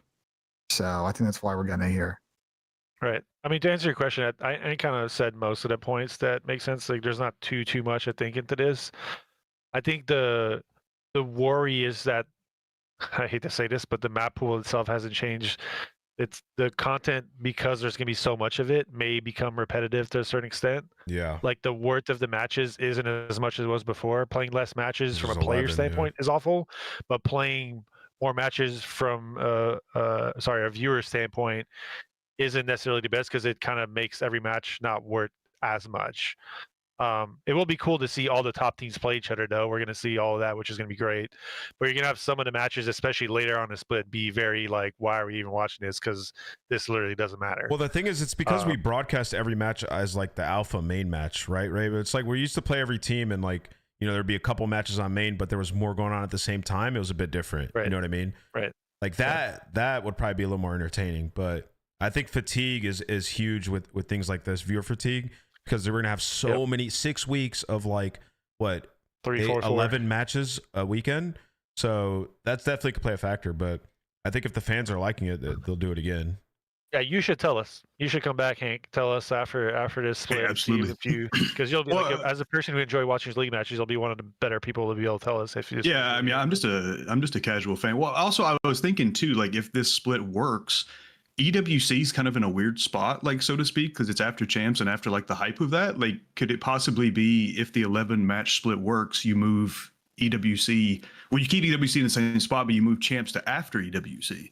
That way, you still get the champs finale, and then it leads right into the new game. So there's a question that's been floated before. The tough thing is that you have to extend the season pretty far in order for there to not be a weird 2-month gap in the middle. And Halo can tell you that having a big gap in the middle of the season is an awful idea. The other problem with having an end or mid-August event is viewership, because people are on vacation and just not paying attention, although we're in probably a more connected world than 10 years ago when that was an issue with MLG. Also, venue availability at the end of August in the US can be really tough because you have college, like invocation, like you have like college, like people like moving to college and doing a lot of initial college stuff. going on in events, so like getting those size venues can be a little bit difficult. So that's why I think they moved to more of like a June champs at the moment. But thank you for the You question, would say, bro. like, Yeah, no what, just problem, one guys. more thing Thanks. though. You were speaking of like EWC turning into more of like a major that's part of the season. Is that what you're kind of bringing up? Yeah, I'm just saying, like, to me, it's kind of like almost like a lull, right? Because you have the huge build up to champs, and then everyone just kind of disregards EWC. So if you made EWC more like a major win, then it kind of seems like a better spot. Yeah, interesting topic. Interesting way to think about it. I think EWC's seen more as like an event lateral to champs. I think that's the reason why it probably wouldn't happen, but interesting way to think about it. Yeah, thanks, guys. Appreciate you. Appreciate it, man. Thank you. Thank you, brother. All right, we got 4 more people here. You invite someone already? All right, perfect. Yeah. Welcome, Jones. How are you? Good, thanks. How are you guys? I'm good, thank you. Yeah, so I joined a bit late. I don't know if you guys already touched on this, but my question was sort of just heading into the stage 2 qualifiers. Obviously, 2 teams won't be making it to Birmingham, and C9 I think are highly unlikely, obviously because of the new roster changes and everything. Do you think Vancouver Surge, which many people are saying won't make it to the major as well, do you think they have a chance of like sneaking into the top 10, like getting a few scammy wins against like Breach, G2 maybe, and they sneak into the top 10 and make it to the major, or do you think they're just not going to make it at all? Well, if they do, then they're a top 10 team because you play every team, right? So teams that deserve to make it will make it. And yeah, there's a chance just based on what we saw at the major, but once again, to your point with C9, like it's probably unlikely. But that hinges on like the performance of Carolina and like a Boston. Those 2 teams that, you know, they gotta outperform those type of teams in their tier. It's gonna be very tough though, man. Like Surge were abysmal online. The play-in is at the venue, right? It's in Birmingham. I think it's unclear what the when Yeah, I or where don't the know. play Or is is. it I assume online? it's land, but I assume it's land. Online would be insane, but I mean, it would make more sense from a team organization standpoint for it to be online, so you don't have to travel your team out to just play potentially one match and be out. I guess that's the same for a regular major when you think about it. But yeah, I don't know. It's an interesting thing to think about because you don't really get to cheese your way out of maybe having a weaker split. You do have to play every team, so it's depending on if you can sneak out some wins against teams you maybe shouldn't beat consistently, but also beat the teams you need to be beating. It's tough. They lack the I don't wanna consistency to do it. Yeah. Like I mean, we did see a little more out of them on land. I'll give them that. So hopefully that was like a stepping stone towards maybe potentially being more competitive as things go on. But I don't think we've seen enough to really think that they're going to be sustaining to have a chance, but who knows? Yeah, it's just because like the whole general discourse that I've been seeing online is just everyone saying it'll be C9 and Vancouver just 100% not gonna make it. But I don't know, I just feel like we might get like a random, you know how like Optic last year had like the weird like 0-18 map count run. We might just see like one team sort of crumble and have a bad run. And it's just don't different recover because from you it, so- play every team and it's like 6 weeks, right? Yeah, it's true. like things can spiral But- pretty quick with the 7 games, and that But was you're gonna an have to- anomaly too. Go ahead, Ben. But we rarely see, because of the unbalanced splits, the head-to-head tiebreakers coming into play. They will very much directly play in a split like this. Even in 3-way play, everybody will have played each other. So the map count in those 3 ways, like the tie-breaking situation should be hypothetically very clean in this split. And no one should be able to choose their way in one. But, you know, if we see more parity, if it's like pretty even and everybody's going, you know, we see last 7 and 6, 6 and 7, who knows? Weird stuff can happen. Thanks for the question, bro. Yeah, thanks for answering that question, guys. Actually, 7 and 4. Yeah, 7-6. I was doing the My math. math is not good. I was like, wait, 6, 7. That's too many games. All right, buddy. Yeah, no worries. All right, thank you, guys. Appreciate it. Yeah, I mean, it's just like that's a hard question to answer because it's like I don't want to say absolutely not, but I mean, the truth is like more than likely they're probably not going to be in. All right, welcome. What up, Persist? How are we? Hello. Hello. Hello. All right, there we go. There we go. What's up, Hello. bro? All right, so my question is, earlier in the show, I heard Rambo Ray say something about teams. I think it was G2 Minnesota being kill dependent or having to be That was kill Miami. dependent. It was Miami. Okay, Yeah, it was yeah, Miami. Miami. Yeah. And my question is, what are some examples of teams that aren't as kill dependent and are successful? And can you explain the idea of how kills impact team systems? Sure. So to me, the way I think of COD is always trying to be as efficient as possible. If we really just like dumb it down to the very simplest way to do things, some teams will like it's more of an eye testing, but some teams look like they need to get 3 kills to make something happen, while the other team may need 2 kills to make the same thing happen. And most of that comes from pace, how they can take the positioning and the free space on the map after they get their kills, and how quickly they are to move forward when they get their kills. I think that's kind of the basis of it. If we really kind of dumb it down to a simple way where we can generalize it. If we get into more specifics, like for I don't know, it's hard to go specifics without bringing an example up. I think. Did that kind of answer your question, or do you want me to? Yeah, I understand it. Yeah, it did.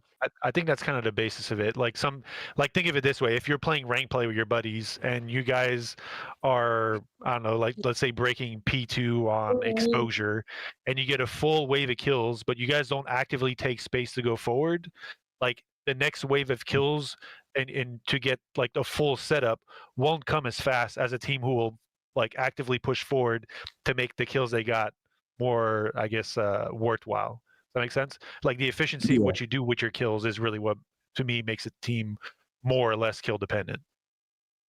Oh, okay, yeah, I understand it now. Like you see, like Optic, for example, if you look at Optic in their games in the last like 4 or 5 months, ever since they got Merc, like even the games where they're not actively outslaying other teams, it still looks like they have a chance. They're still keeping the game close. Like they never truly seem to lose a game by a lot, because even if they're getting outslayed, they're still doing things on the map that makes their kills worthwhile. While if you look at the lesser teams in the league that aren't successful, even the games they do, like the one thing you'd never want to do at the pro level is lose a game while you're outslaying a team. That to me is a clear indication that you're too kill dependent. Yeah, you're not doing things in the right way. Just like basically what you say is teams that play the right way. It's like you look at like Optic, FaZe, like Genomates, like they can have a game where like somebody underperforms and still win, right? Even I would even put G2 in that category right now, honestly. There's even with like some games where Sky's starting off 9-15, like they're still positioning that they have an advantage. Maybe they're out rotating. You just still have opportunities. Keep the game within reason, and then you win one good rotation and you can win. Whereas like Miami or some of these other teams like a Riyadh, even at times, right? Like they might need to kill 2 different waves, right? Or stack in the hill and play tight, right? They're not pushed out. So it's just that's the difference when we talk about like a team that's good or like legitimately good and forecast well versus a team that's like just having success short term, like a Carolina throughout this split. Like the pace that they were playing at, they were kill dependent. Like, yeah, they were winning some rows, they were playing some good COD, but at the same time, like if crazes run out or exceeds getting lost, making huge plays, like that's kill dependent. Koi, another one. They weren't super efficient this split. Like BENJ's left nut just said. But you go back and you watch them, it's a lot of mistakes, but they have the talent to be able to make up for it at times, which is why they look competitive. But yeah, I think Ray hit the nail on the head. Yeah, that was I really appreciate you guys for answering my question. Of course. Yes, sir. Like Thieves, another one. I mean, they were kill dependent as well, which is you got one guy not getting kills is tough. I'm inviting the next one in. Who we got? He's got streamer mode. I can't see his name. What's up? What's up, bro? Hey, how's it going, guys? So I don't really have a question, just a perspective I kind of want to hear you guys talk about, and it kind of has to do with the maps. As someone who like kind of got, I have a fish tank behind me. Hold on. You're good, bro. You're good. I thought he was in the shower. Fish tank. And said yes. I can. What type of fish are in there, bro? A turtle. Oh, that's not a fish. Fair enough. I like turtles. Well, it's a fish tank, and most people are. Yes, he is correct. Well, go ahead. What's your perspective? So I got into watching COD from playing ranked, right? And then we're obviously stuck with whatever maps they decide to play with. So when it comes to like them choosing the map pool, obviously it doesn't factor in what everyone else who's playing ranked is going to be stuck with, but like that factors into whether I'm still playing COD, and if I'm not playing COD because I think the maps are terrible, then I don't have as much incentive and I don't watch as much COD either. So I like plays into like the viewer pool and stuff. I mean, you're not wrong. We all agree with that spitting facts, perspective. dude. That's why we were frustrated with how the process of map selection goes. Because I understand. Look, we shouldn't sugarcoat it. There's an element of politics because if you're the CDL, like you're stuck between what's best for the product and also not pissing off the developers because you need developer support to have the CDL. But they also need to run a better process where it's fresher every split. And like people are excited to watch because we see new maps and it's changed games. You know, we talked a lot about, Modern Warfare 3. I think the initial maps in that game fucking sucked. They brought in 2 great maps near the end. And it really changed 3 good new maps near the end. And it really changed the perspective on the map pool that season. I feel like if we're stagnant with the map pool we have, especially in S&D, I think it's going to make some of these matches a little bit boring and subsequently boring to play. Oh, yeah. The quality of the product is the root of success for an esport. Like it's based like it's a good and bad thing that we have a new game every year for those reasons. Like there are years that it's not as good, and then we have a year like the end of Modern 3 where like our map pool and the game itself was probably like in the best state it's been in a while. Like it's just so dependent on that, and 100% agree with your take. And I would even argue the same. Like I'm sure all of us here have been grinding ranked. Like I've been playing a lot, and there are definitely some maps that I'm very not excited about playing when they come up. Like I'm like I wish I could just quit out of this because I don't want to play it. And so it's definitely agree with your sentiment. And from my perspective, I see like they give all the control almost, it seems like, to the players and whatever they say. Same with GA system, and then we're all stuck with that, and it seems like it's hurting their product to give so much call to the active playing players, and then you have the retired players who have completely different takes. Listen, and it's almost like but that's not entirely this. Go ahead. Where you're coming from though, and the general like feeling that you have is facts, dude. Listen, in every other esport and every other game, there's new metas like often, very often. Now I know COD, we have a new game every year, but dude, stage to stage, like legitimately, we should be adding a new element to the game to keep it developing, keep the meta changing. Like we've all, like a lot of us have said this, and to start the year, we started off awesome, right? Like we added the snipers back. There's some maps coming in where we were like, okay, next split we're gonna have some more maps for the biggest split. If they don't add new maps going into this split, it is a fumble from all the pros and the league side. Point blank period. Especially with ranked right now, like a shake up in the map pool would be awesome. Like bringing in another map for everybody to learn together through ranked as the pros learn it and play it. Like this is the time to do those things, in my opinion. It's a golden opportunity. And like with other esports, they do that. So you're not crazy. That's how you get people to come back to your game as well. When people stop playing, something new gets added. Oh, I want to go try this new map, this new weapon. We don't have that as often in Call of Duty to get players to come back, to get people to get more tapped in with the pros. Like we don't have those things in our scene as often as other games do. And you know what we should do? Can I ask Brick a question? Go ahead, Ray. Go ahead. Brick, did you play ranked in the? I think it was last year when there was potential for new maps to come in, but they weren't actually in yet. They were like put into rank play. That was last year, right? My capping. Yeah. Yeah, I know they. Did you enjoy that? Like, if you actually actively watch the CDL product and you play ranked, obviously, like you kind of do both in the same light. Did you like playing maps that weren't in the CDL in rank play? Yeah, I think it's a good place if they're worried about testing them, like BENJ was talking about earlier, with like having a testing setup. Ranked could be that, If you just watch how people play them on ranked, I mean, obviously it's not the same, but if you want to test to see how maps work, toss them in here, Well, there's another element to this, Ray, and Ray will probably disagree with me, and a lot of pros will probably disagree with me, but I think maybe not all encompassing in deciding based off this, but it should have a factor. Maps that get like exclusively vetoed and ranked, we should consider removing as well, in my opinion.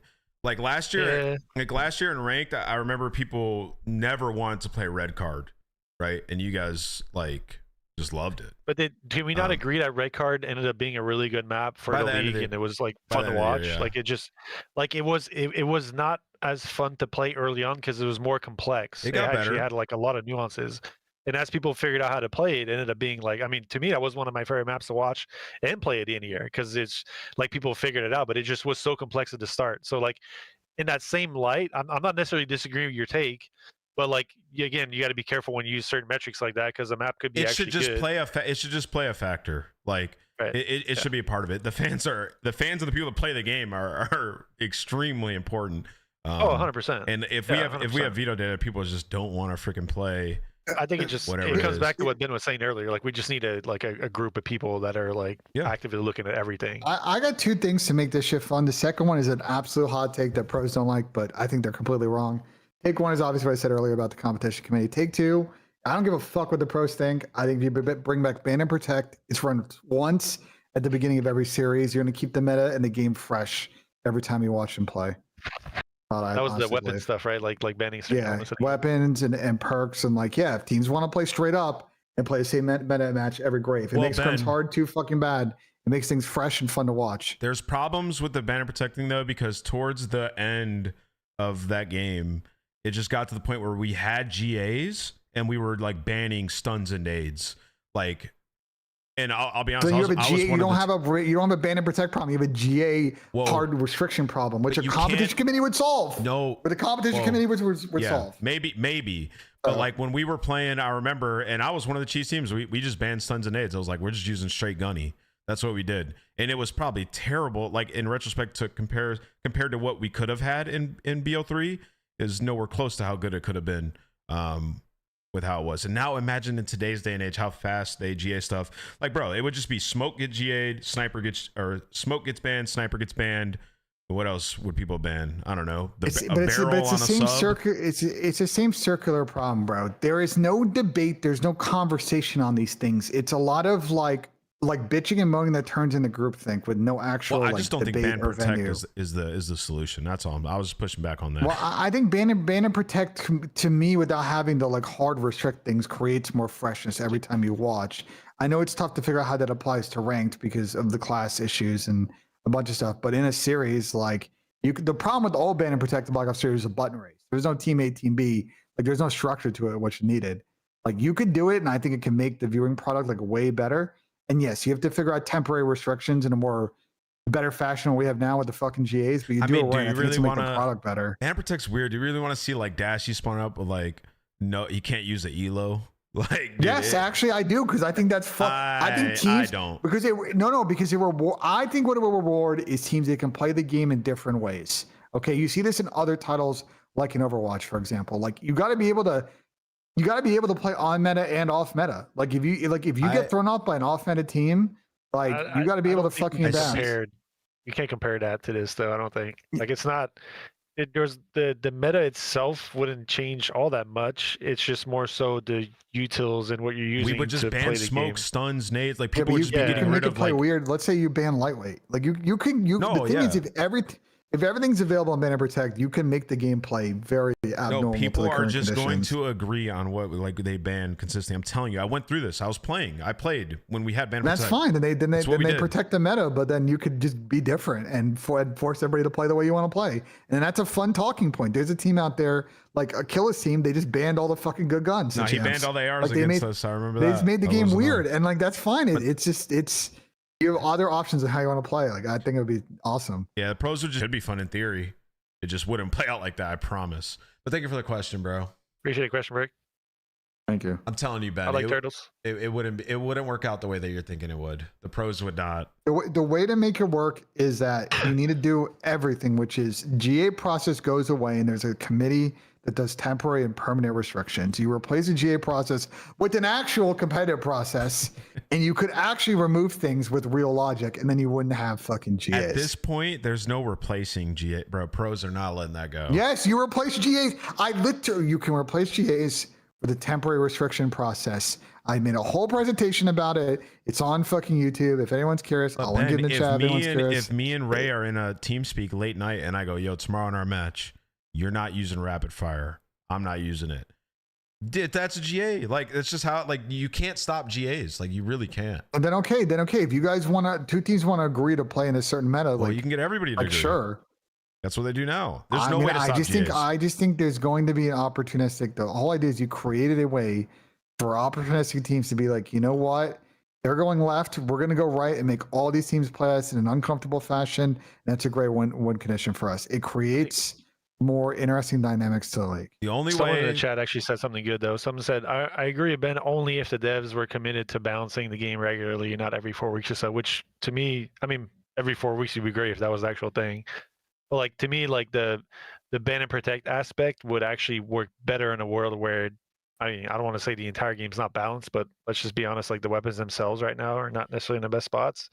Like if we were in a place where everything was closer / usable in different ways, then I think ban and protect actually offers a different way of playing the game. Well, like, but as it stands, it wouldn't change anything, I don't think. Well, like in BO3, the only good thing about the ban and protect is what Ben said with Killa and them banning the ARs, because there was a ton of good ARs like HVK, Man of War. Obviously Shiva was good. M8 was good. So there was like an option. And the same with the sub. Like we had the Pharaoh, we had the Kuda, the VMP. So like to your point, we had a lot of viable weapons. Like the problem is like high caliber should have been a fucking permanently banned thing, and you guys had to waste the ban and protect. You got high caliber because the league, ESL, and the developers were too stubborn to remove that. Like that's the thing. Like ban and protect can work. It needs temporary permanent restrictions so that it doesn't turn into everybody just bans everything in every series. Yeah. Like there'll be some set meta, but like I think it would create a fresher product. It would make ranked a little bit more interesting. I don't know how you solve that problem. But every time you'd watch, you would see teams do some crazy shit, and it'd be fun, man. Yeah, real fun. No, I feel you. I mean, it definitely adds some more excitement.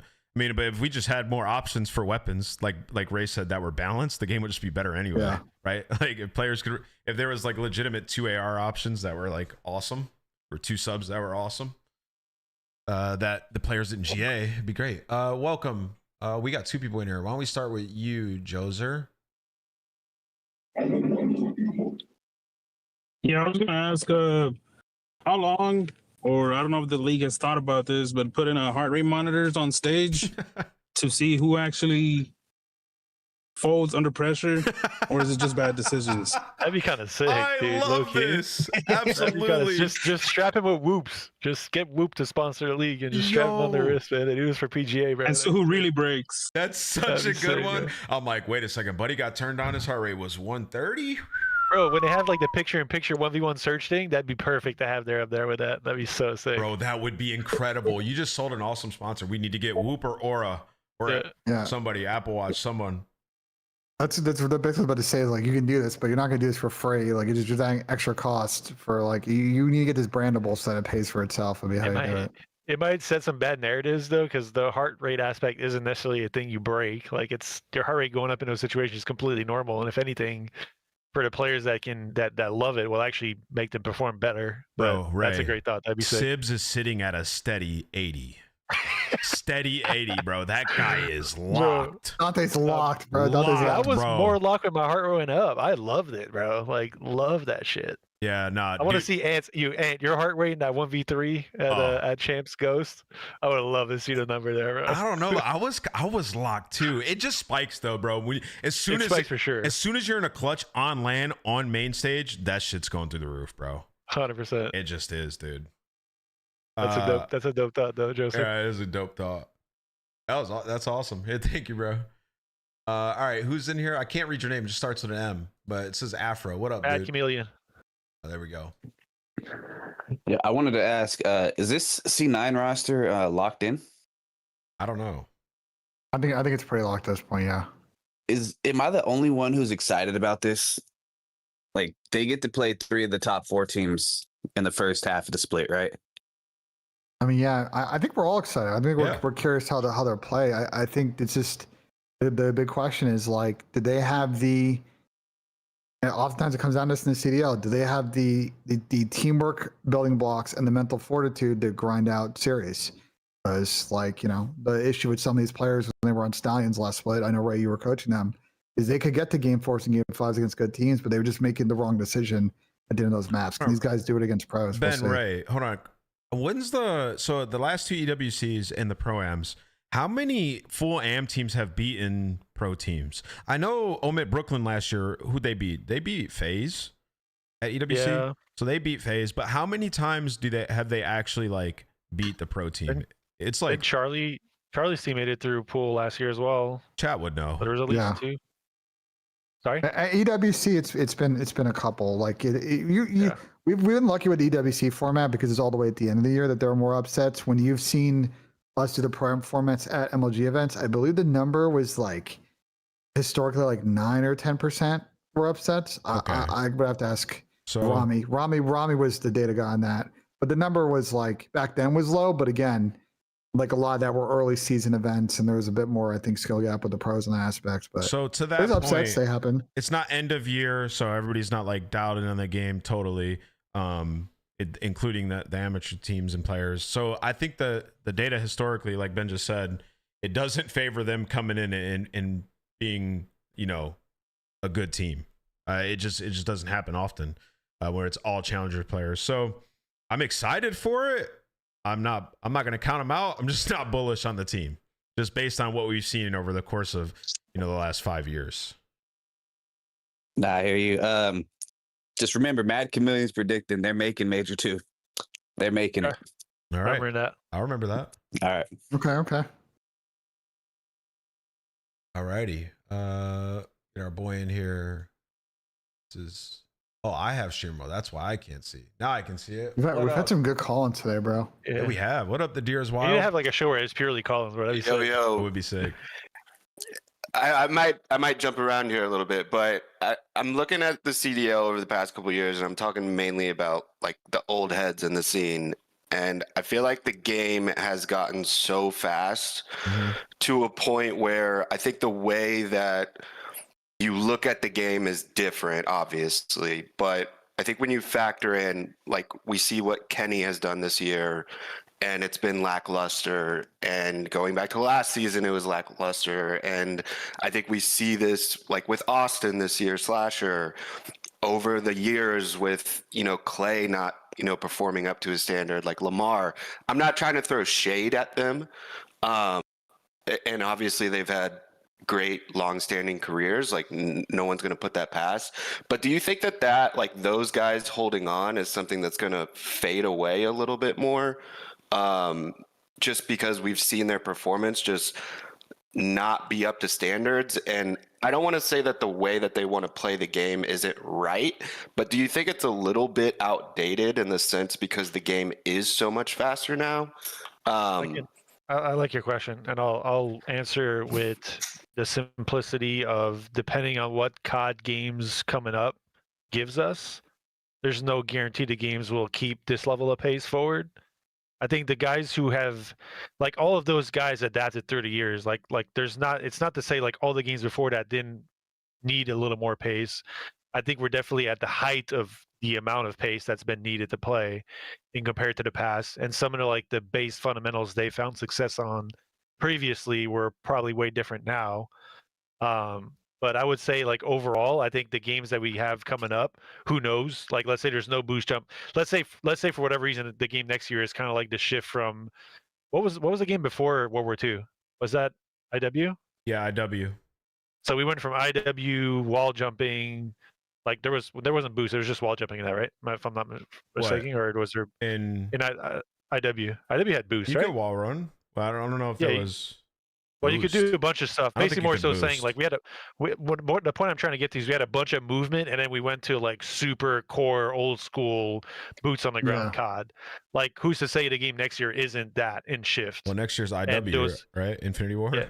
So we Right. might. So we don't know. Like, I think that's more so what I would guess is the impactor on what you said is more the games that we get coming up next on that sense. If they keep getting faster, then yeah, you'll probably see the shift in what we've been seeing now, and they'll probably happen a lot faster because teams are now starting to realize that those are the elements that you need to succeed. But if it's not the case and the games are slower, then you may see those guys kind of come back in a better way. Ray, when you say fast, like what do you mean by fast? Because the way that I kind of view like where COD has evolved fast is like you can just be doing multiple things at one time. Where it's like you're helping the front, you're immediately wrapping back to get to the back. Like you can just cover so much ground because of the speed of the actual movement. Like so I don't view it as. Go ahead. So fast to me is more the ability to take space without space being there as a team. Like being aggressive on a cut back in the day used to get you two-pieced every time. Yeah. But now if there's one guy and you double chow the one guy while jumping around, sliding around, you're more often not going to trade that guy, if not even kill him first because of the cameras you're getting on sliding around corners. Like the aggressiveness you can take to take space on the map now is immense compared to what you used to be able to do. Yeah, like to you can't just me- have a guy iron a spot anymore, like unless Yeah. it's like a very tight choke. But No, I agree with that 100%. Yeah, to me, I just think the movement and the omni movement and the wall balancing, it just allows you to do so much more. Like I could be on a Blackheart watching the back and then immediately watching front and then pushing out mid and then back, just because the movement's so fast. So you just have like the older guys that were used to like, all right, I got this, you guys got mid, which they're not playing like that, but in essence, that's what you're saying.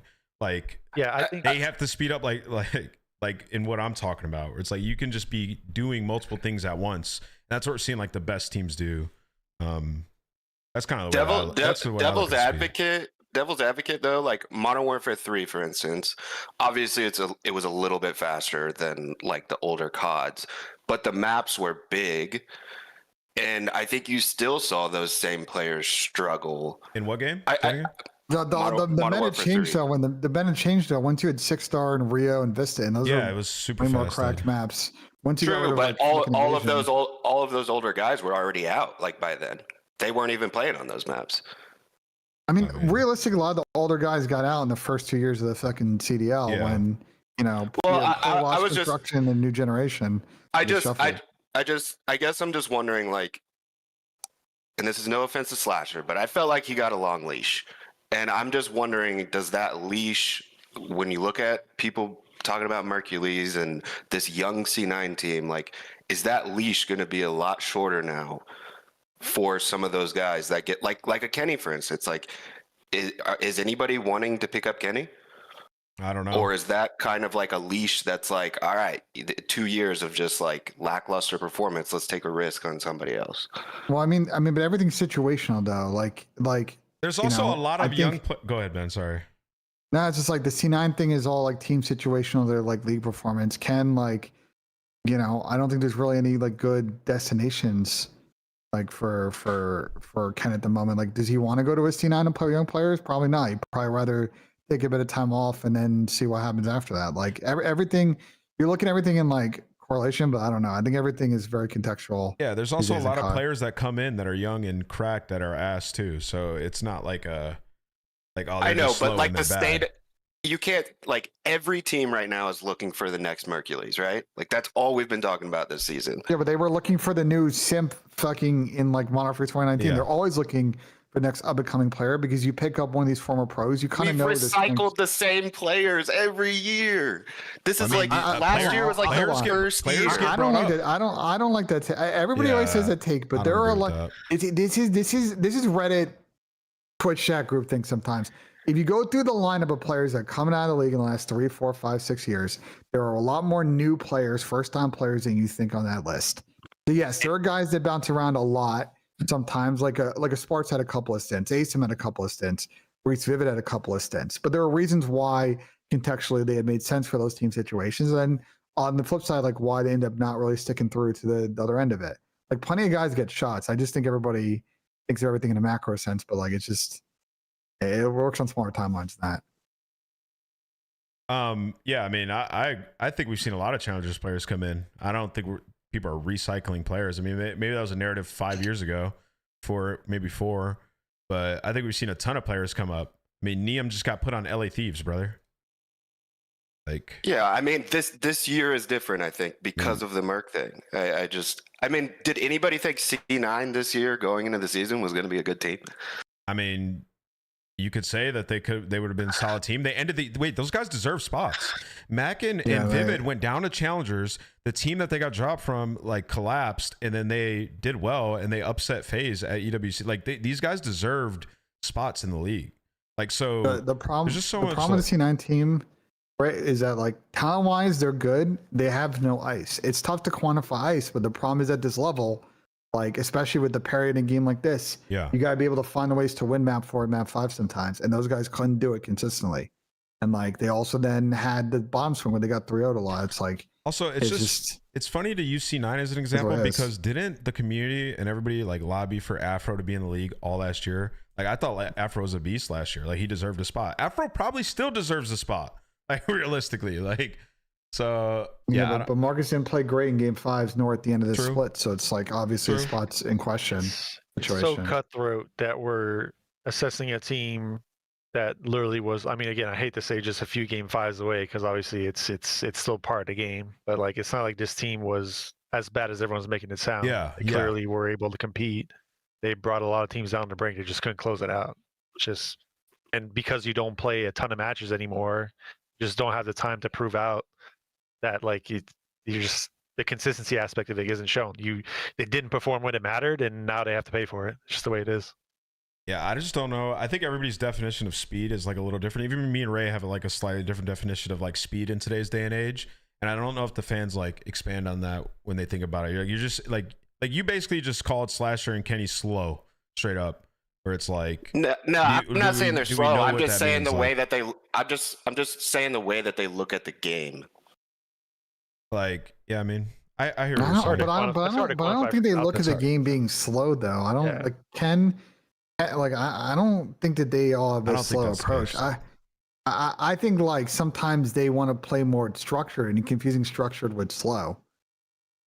You know what I'm saying? But like you can play structured and play fast. Like. Yeah, no, structured is a better word. Yeah. Why do you think fucking like? Because I think the game is more kill dependent now because it's faster.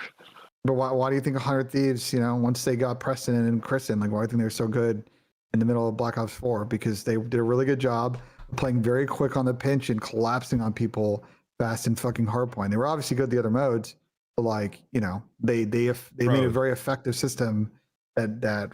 It's not a slow system. Speed isn't a mechanical thing, bro. It's being able to multitask in game and make decisions faster than your opponent. That's speed. Like it's not just a mechanical like a Shotzi flying. That's not speed.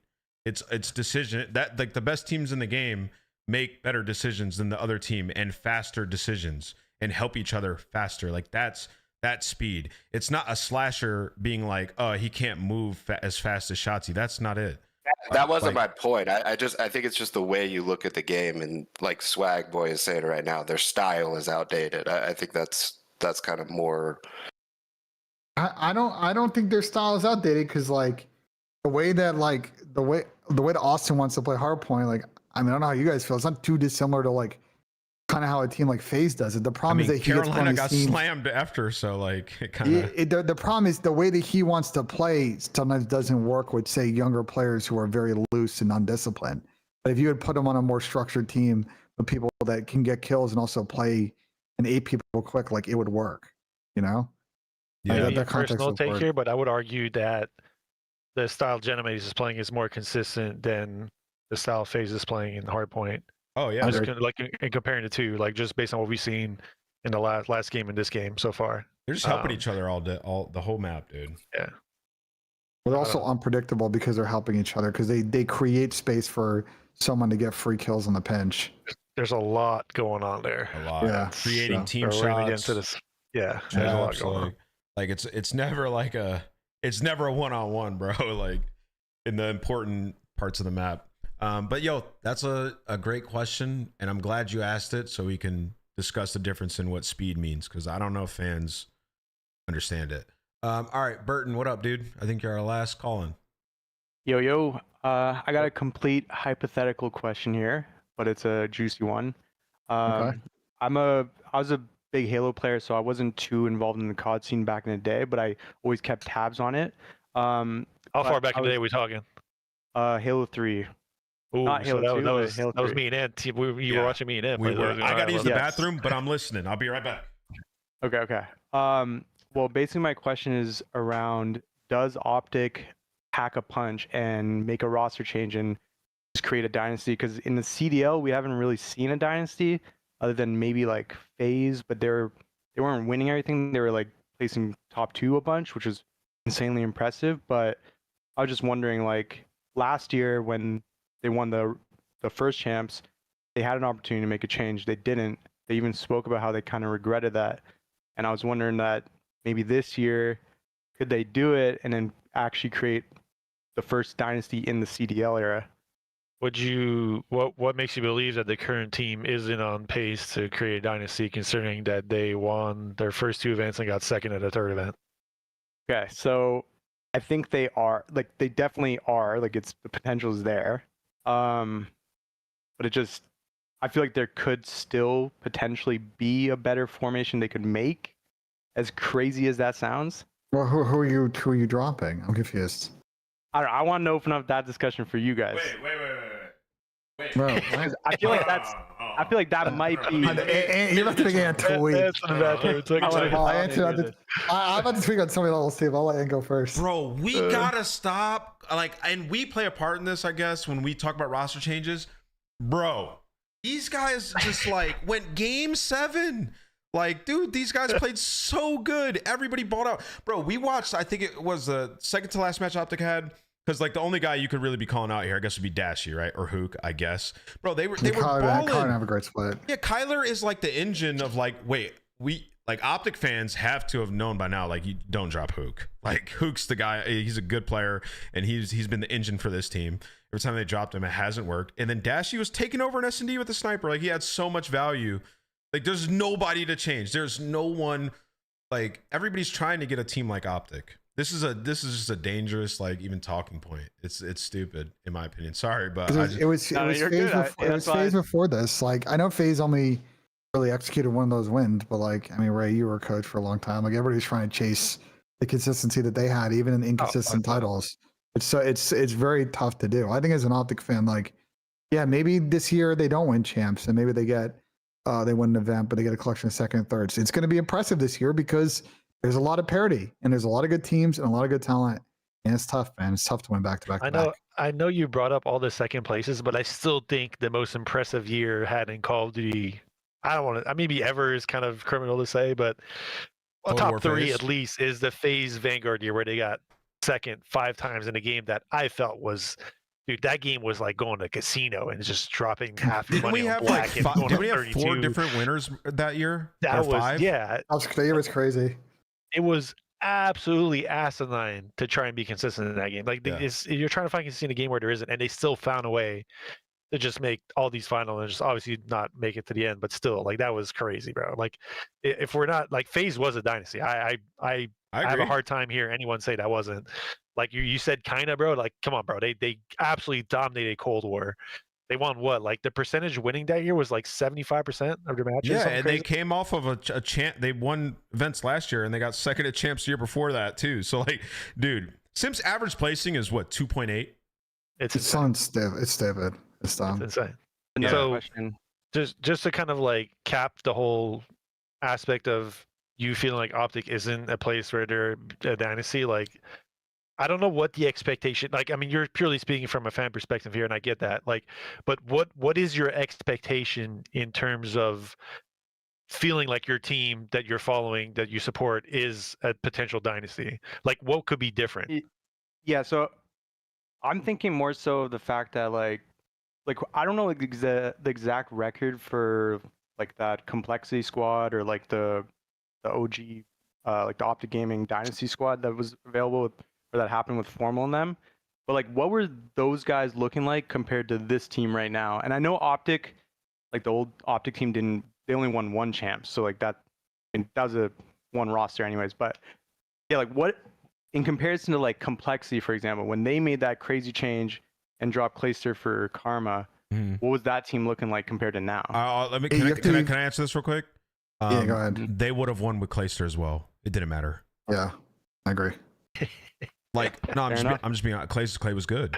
It's the team was just great regardless. And the reason that team broke up had nothing to do with the talent of the players. Damon was having a baby. Krim was raging about stuff.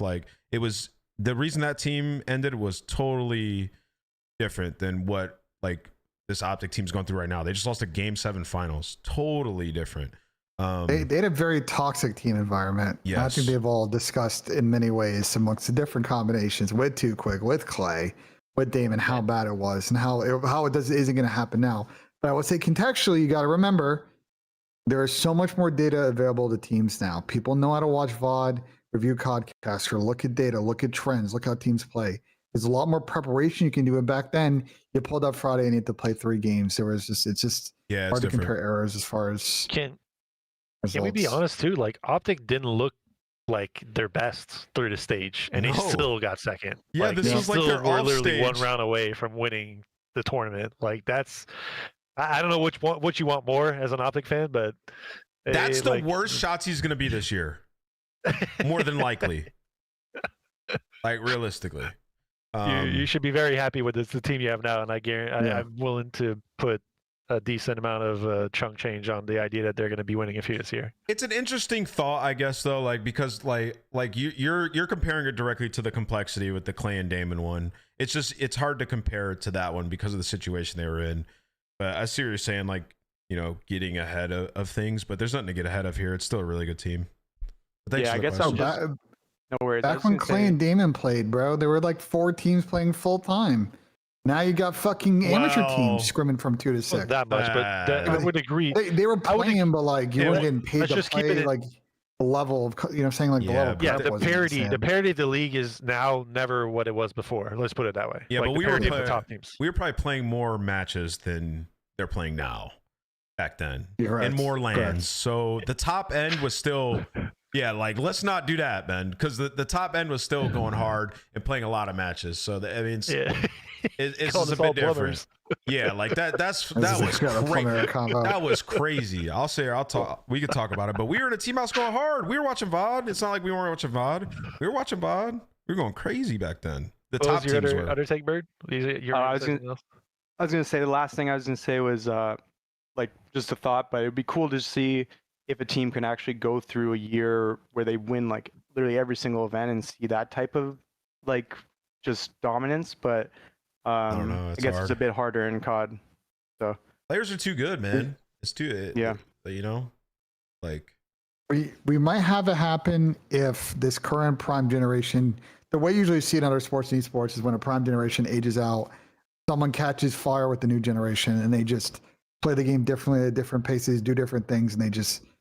But like right now, I don't know. There's just too much parity. Everybody's like honestly so good. It's gonna be really tough for someone to just like run the table like that. Can I bring something up on that? I'm Yeah. actually curious to get everyone's take here.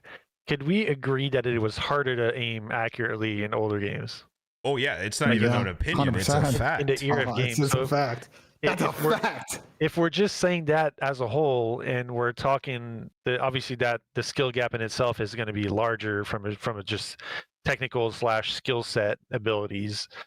Would we say that it is just, I don't want to say impossible, but the separation you would need from like a tactical, like strategic aspect would have Yeah, to be it's very not there, yeah. large to be consistently winning like teams used to consistently win. Oh yeah, I mean, dude, you could like in some CODs back then, like, and I'll just speak from personal experience. It's like, you know, straight world beaters every game, but there was like an online stage where we won like 18 S&Ds in a row. Like you could guarantee a search and destroy in like Ghost or in like BO2. It's different now. This is like more like Jetpack S&D. You know what I mean? So like strategically and like what Ray said, like the skill gap kind of closing a bit and it being easier to shoot definitely contributes to that. On top of where we have a lot of really good players now. So you're just not going to be able to, like get a big enough edge over the other top teams to win every event. Like, bro, Gentlemates, Optic, Thieves, like they all have, you know, top tier talent. You know, Koi, like it's just harder now. Team comps are good. People have defined team systems, and we can sit here and argue what team system is the best. But everybody's doing a good job of min-maxing their situation. So you go into an event weekend, and like there's just the range of outcomes is like a lot bigger. You know, so it's just will someone maybe eventually do it? Sure, if the CDL's around for another 10 or 15 years, I won't be surprised if someone goes out and they win 4 or 5 events or some shit like that. But at the moment, with the way the talent is split right now, and then even next year, we expect some super teams going to form. Like I think it's still going to be the same thing. Yeah. We're going to get maybe someone wins max 2-3 a year. Yeah, thank you for the question though, man. Yeah, I appreciate you guys' time. Thank you. Appreciate it, man. Man, what a show. I miss like super strategic search, right? Like different elements to it. Like, man. Would you argue what would you say is the difference? Like the maps, the games themselves? Is it the speed kind of making that more difficult to achieve? I think it's I think it's a combo. I think it's maps. I think it's like GAs obviously. Now we have snipers in, but still like 2 rounds.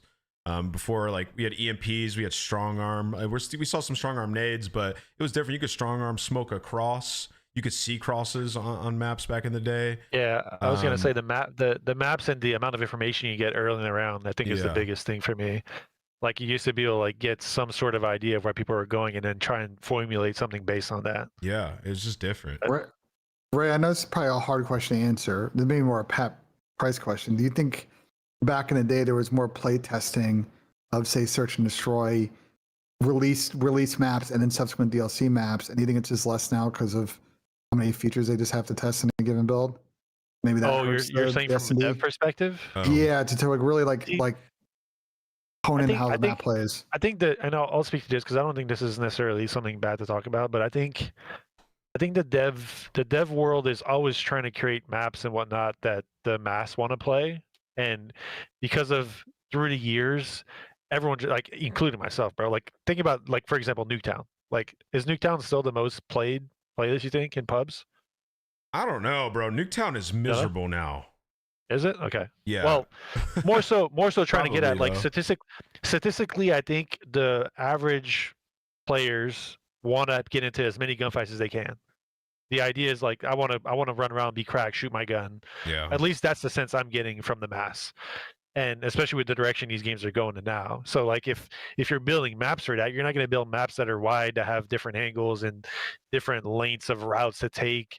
Like, you're going to create maps that allow you to be close to someone else and get into gunfights as much as possible, and then spawn and do it again. So the maps, generally speaking, are smaller overall. There's not as many kind of like parts of the map. They're more kind of, I don't want to say mushied up, but like there's a lot of different angles in small spaces rather than like less angles in bigger spaces. So I don't know. It's like, I think that's more so why you'll see that where we're at now. It's also like the concessions you used to have to make, whereas, like, you know, running like an incog because there was thermal scopes, or like, you know what I mean? Like, things were good. They weren't as oppressive as I guess pros feel like they are nowadays. And there's just two more elements to it. Like, okay, lightweight and extreme conditioning, I'm going to get places faster in like BO2, or like Ghost being able to see across. Like, there's just like, the game is just more it's simpler now, which I think has affected search. And obviously with the movement, you can just freaking fly around. Everybody's super fast. So, but I'm also like, I think that's the thing, is like the maps, like think about the size of the maps we're playing on now. Like, I feel like they're smaller. I could be wrong. Correct me if I'm wrong. Maybe it's just the speed at which you can move that make them actually smaller. But like the times you don't really, like, once you get info on something, you don't necessarily have all the time in the world to react. And even if you were to react to the info you get, because of how fast it can maneuver it could just around, be on you.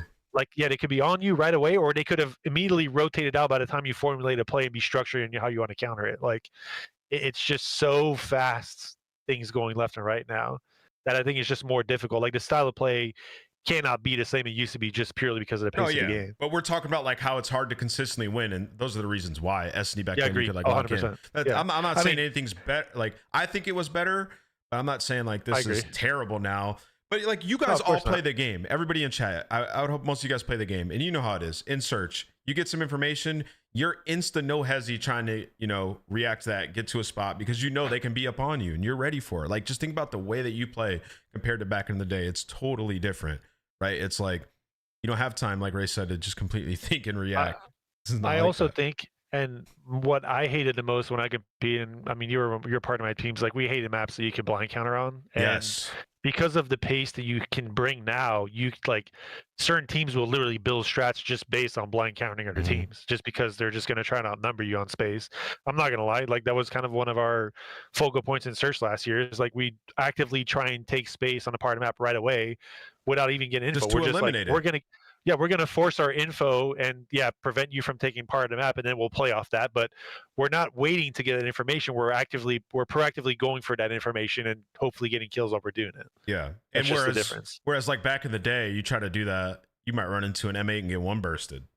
you know, it was different. Basically, like I could hold a bomb on standoff. Like they had to work it. Like they had to EMP my trophies. They had to put FMJ on, which was a concession, or they had to, they had to change their classes up and like strategize around it. COD has just evolved potentially for the worst in that game mode, particularly. Yeah, that's all I got on that. It's a good episode, guys. Good show. Great episode. Wow. I love the call-ins, bro. I really like. We Same. should get more of them.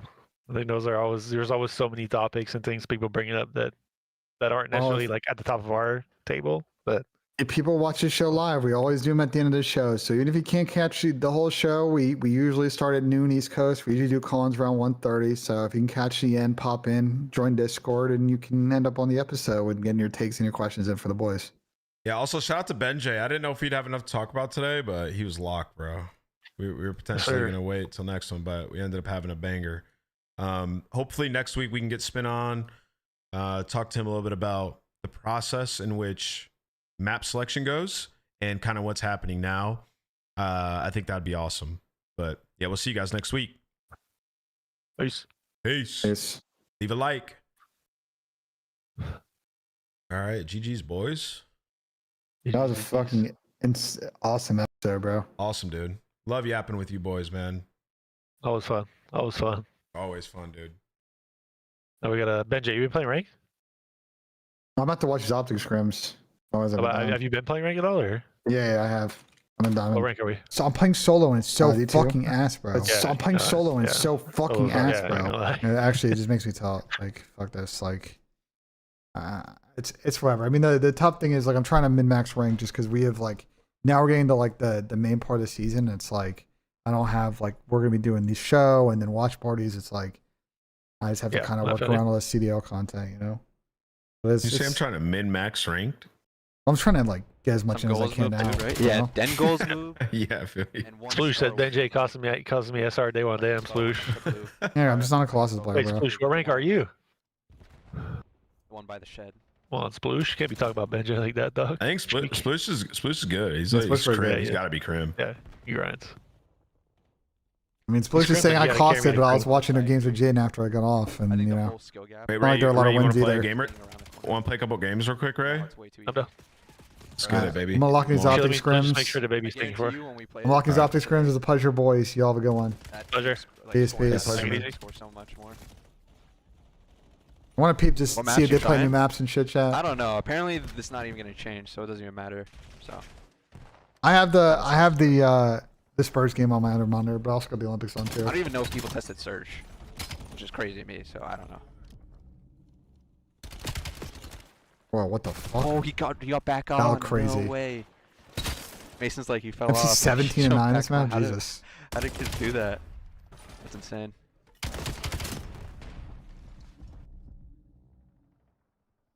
We know he's to the right. Good teamwork with Kyler. Nice.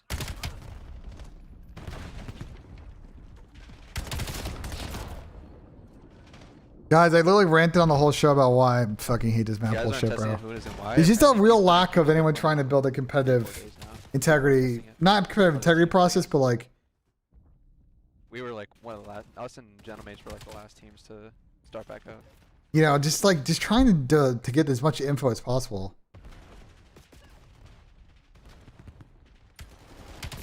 They just don't do it the right way, and I don't think to do it the right way is that hard. It's just people just gotta want to try it.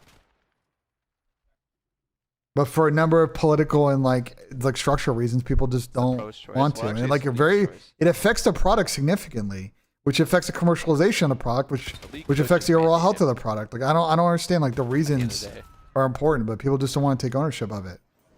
Okay, I would gladly volunteer my time to help form an initial working group and committee to actually deal with this. If then I'm handing it off to different people to execute the process, I don't care. As long as I get this shit off the ground is what's important to me. Like fuck, bro.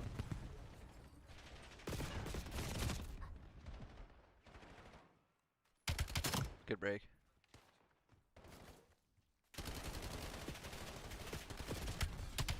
Oh, that was crazy.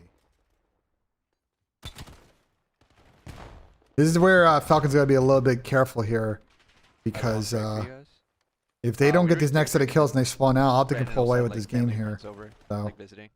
So we took a little bit longer. well, no, this is not good for Falcons. Exon's gotta go big here. His team's gonna be spawning out. This next kill is everything. Yeah, this might be where the map gets a little bit away from Falcons here.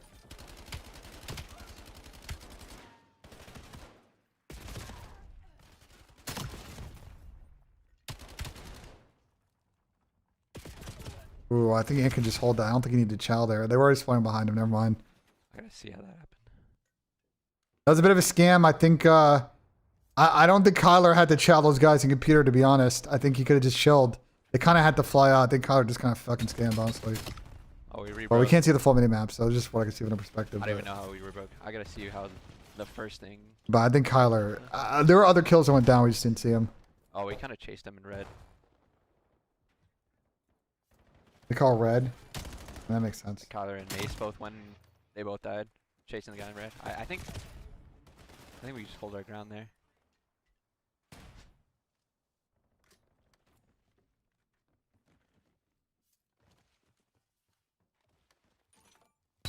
Romero, I mean, I think it was a bad challenge, but I think the problem that I felt for a long time with regards to Tottenham is other players in the league make that challenge and they don't get a red card. Like, I think Tottenham have been very unfairly refereed now for about 2 or 3 years, and I think it fucking sucks. And obviously the team's not that good. It's not like they, you know what I'm saying? Like, that's not the reason why they suck. But it doesn't fucking help. I feel like other teams in the league get plenty of fucking decisions to go their way. And some of them might just be short-term variants over long-term variants. Like, we're just getting the shit end of just referees just continuously calling bad games against us. But like with someone like Romero, it's just like, I don't know, bro. I thought that challenge was like, you could argue it's a red, but then immediately another situation happened the other way, like later on in the Arsenal game that they didn't get called a red. It's like, I just want consistency, you know? Especially with regards to like the stamp on the ankle, which is like should be a fairly clean and defined thing in the rulebook that is just not officiated, you know? Like, for example, like some games, I'll give you an example, like some games I watch and players make very bad challenges in the beginning of the game and it just doesn't get called. Like what I think are yellow card plus challenges and they don't even get a yellow. Like that shit's crazy to me and they get away with that. USA just scored again. Let's go. NFL refs have gotten really good. I gotta give the NFL credit.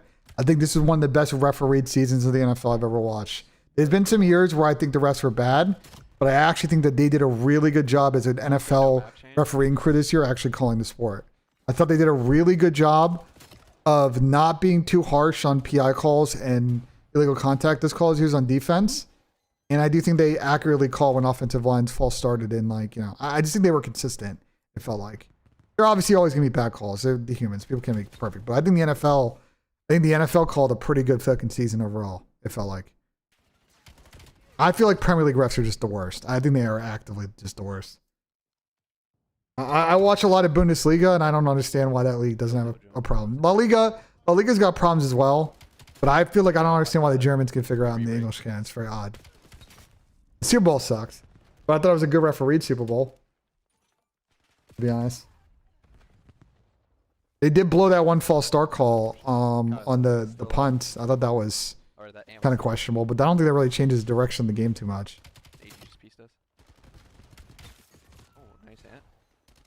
No, I'd rather them call a more loose game, which is I think where they generally call most of the games this year.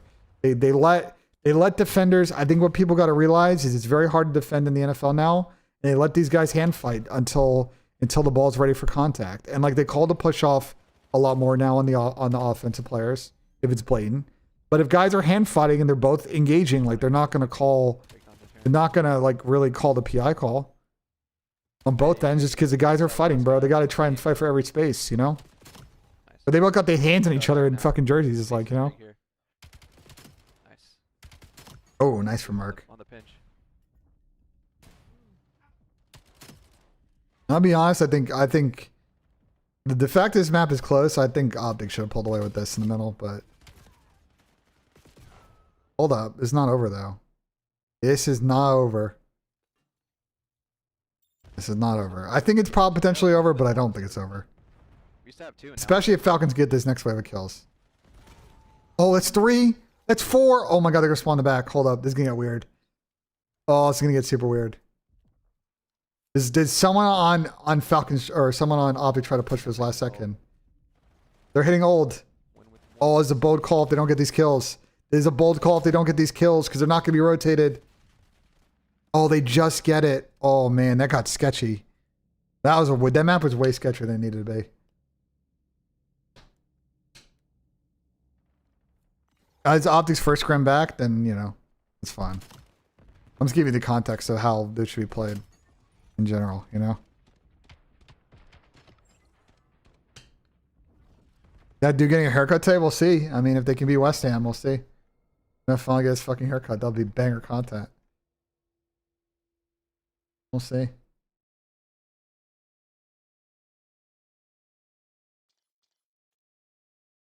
Is C9 scrimming? I think so. I think everybody's back to scrimming. Yeah, there's a flank tonight.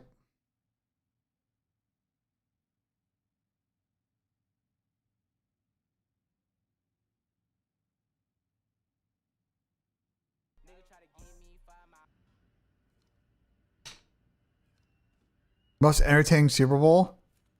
Most entertaining Super Bowl?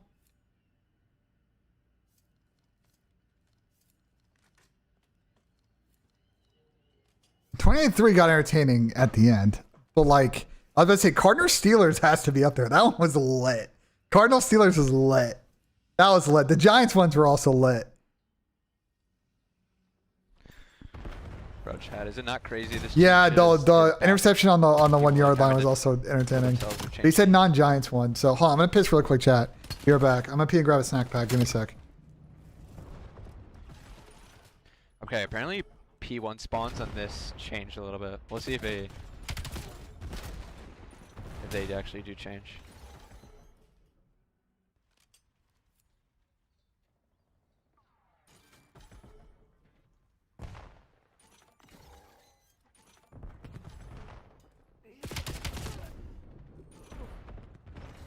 It actually stunned him on the pinch.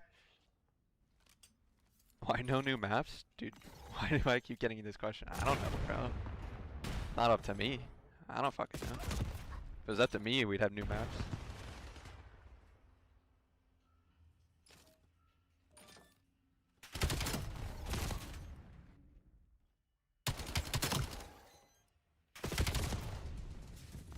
Oh, we spawn here.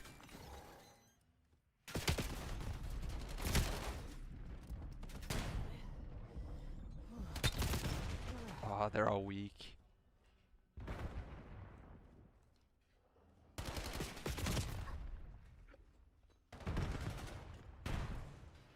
Giant Eagle snack pack. Let's Get go. on bang from ranked. Oh, I need a think so. fucking napkin. I'm pretty This sure map needs to get blown up its ass. I agree. This map fucking sucks. You're preaching the choir on that one. What maps do you think would be good to come in? I think Meltdown Search should be in for sure. Over like Colossus. You're wrong about Kips, by the way. Zin said he's waiting on the Kips thing because if Sling falls through, he wants him on the Huntsman. I mean, but that's why I said it might not happen, though. Respawn we never really tested, so I can't really say on that. But at least Search, I think. That should be in. But it might not be up to him. I don't know. My guess is, with the Kips thing, is that if he takes his sub offer, then Huntsman don't want him because he's not an Optic anymore. That's potentially a complication here. I don't know for a fact, but knowing how Optic operates, that could be an issue here. Nice. I don't think Toronto's dropping anyone from the starting lineup. I'd be very He's surprised. taking a route. We gotta make sure we're covering this. Brandon does. Oh, he's weak. We got the kills on new. On old though. Kill this guy. We're all looking for him. Get the trade good. 2. Nice, Mace. 2 front new is so big. They're all spawning back. T9 was giving Renegade the keys. Interesting. It's just Mason. Just per Colossus.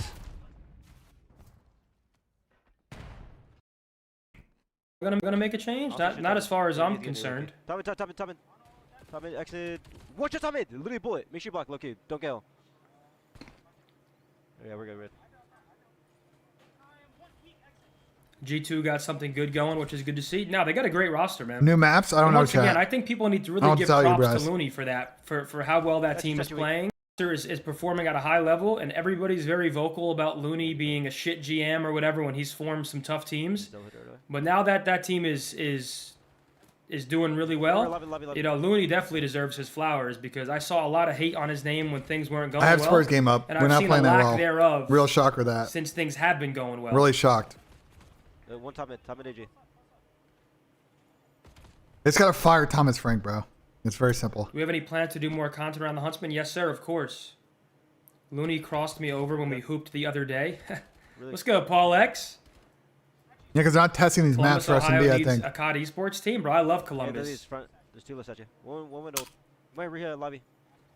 We didn't blame Looney. We blamed Brian Saint. If you know, you know. But Brian's also similar, bro. Like, I do think a lot of these lower budget teams, their coaches or GMs get a lot of flack. But at the end of the day, you are picking up players that weren't first options for some of the more upper echelon teams, and you're hoping it works. Like, it's one thing if you give Looney or Brian Saint the budgets that LA Thieves have or FaZe has, and then they're still forming shit. But they also fucked up. I mean, there would be respect to Dan Looney, though. You know, when there are a couple of changes those teams have made that we didn't agree with that made no fucking sense. So, like, yeah, they don't always have the best situation, but they're also making the clear at the time what were wrong decisions and got called out for it. And then it didn't work out. I'm like, wow, you wonder why. Intercept you weak. You're behind him, intercept you. MW2 Minnesota budget was insane and the team was horrible. What was that team? Can you guys remind me what that team was? Close weak. Nice. When we're like inside our. I mean, yeah, but Nightmare, we've had that for a couple of years because they just don't. I think Again, S&D's not played as much. It's still a big function of the game, but they want to spend Bance, resources and time elsewhere. Bance is one of, if not the best European players of all time. Why are you talking about Bance as if he's like some shitter? Like shit. Watch out, lobby that. Statue. We'll go statue, guys. I think the And that pros was like after the the team. Vanguard year where Bance was good at Vanguard. I think some pros like the Team R sticks. People like the new board, the AK, what the Mortis board or whatever it's called. You know, like Swedish shit. Those are like the new tech that people are using.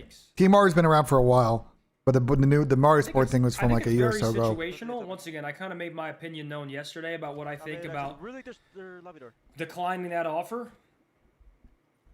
Map count is 1-1, guys. 1-1 right now. We won Den last map. Oh, both then. One time now. I'm just staying on top. I don't know what Ken's doing, guys. Hydra is the best EU player. Yeah, I meant like UK. You kind of knew it. All right, well, let me know if Zen At least starts yapping about that's roster what I intel. meant. Let me know. I feel like we've asked them to change. That doesn't seem like has been fixed yet. Splashy.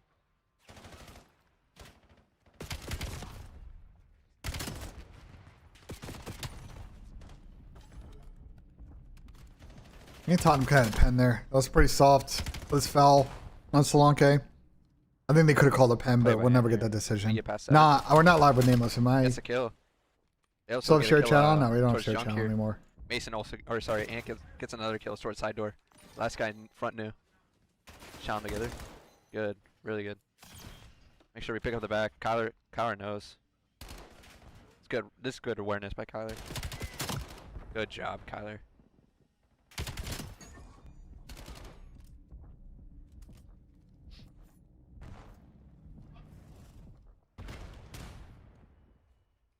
He's just on a casual 6. Caster curse, unfortunately.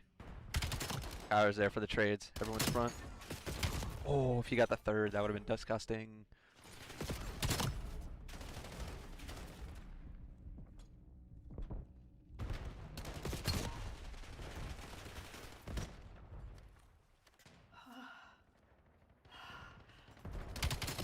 Bobby's good at Blackheart today, bro. They just scrimming back for the first time. Like I would never think it too much. I don't think they're just gonna get back into the flow of things. They took a lot of time off. Whoa, then they Mason.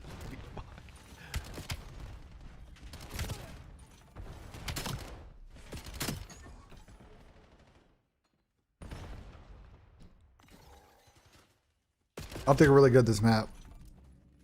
As they should be with fucking the way their team is built.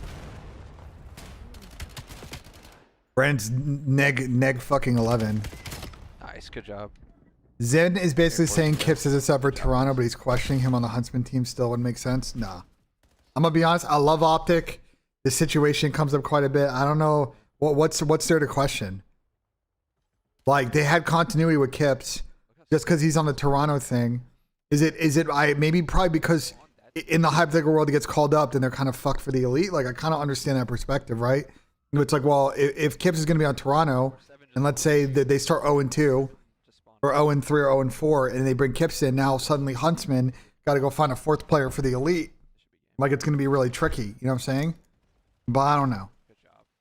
I feel like that's. I don't know. I mean, they can do what they want, you know.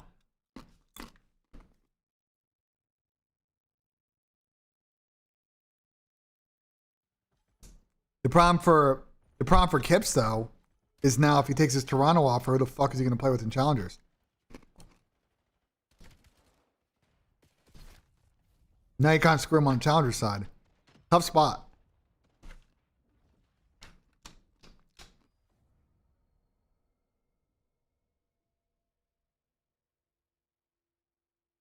CODCAST and says, did he say that? I don't know. I was paying attention if he said that. I don't know why. There you go.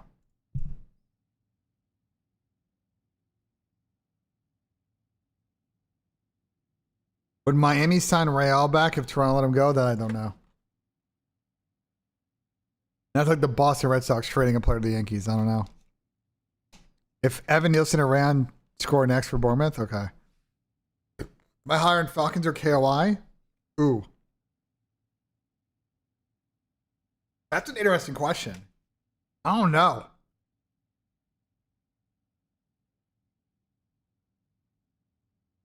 Problem with Falcons, I think they're a very loose team. They're both teams are very loose.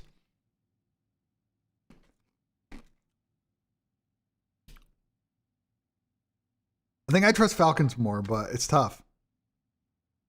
Neither of them got the result they wanted to split. Falcons look better. I think they got a bad draw. You know? I think Falcons got a shit draw, you know? But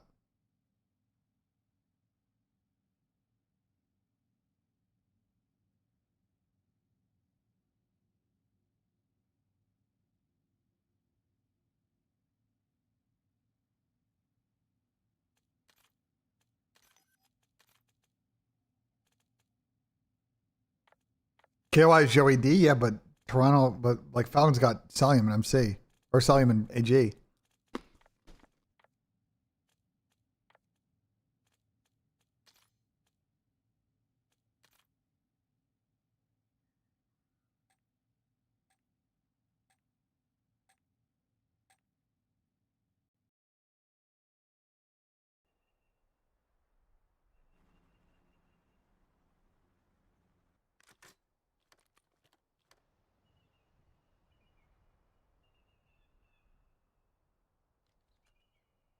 Sorry, but I think Falcons are ass. I don't think Falcons are ass, bro. I think they play very loose, and like I think they can go to an event. It's gonna work sometimes, but there's also a role where they're gonna get ace sometimes.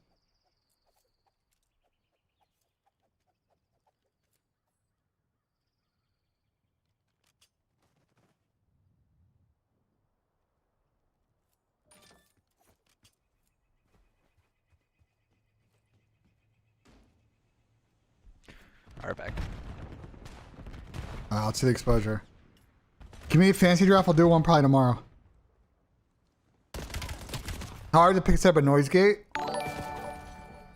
Before you do a noise gate, Am I muted? are you like trying to stream? Like, what are you trying to do? If you're trying to stream, When I talk with try this. Oh shit. Peach with 29 months. Appreciate it, Peach, man. Thank you so much for 29 months. Is crazy, man. Dude, Thank I you, wasn't thank you. muted there. The best thing I recommend is to use the noise suppression filter on OBS. Try the I think it's a Speaks one.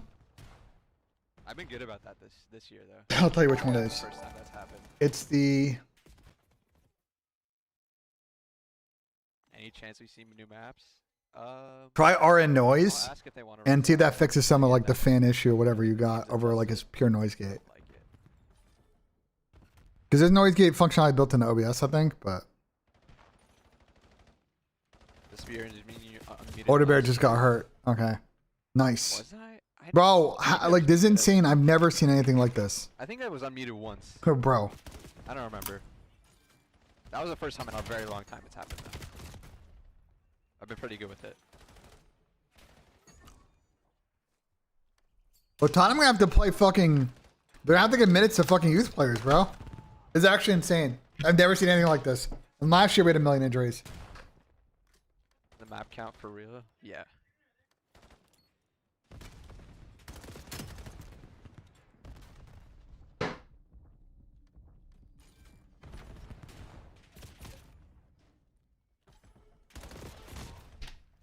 How to convert an EQ from Go Explorer to Rhoda?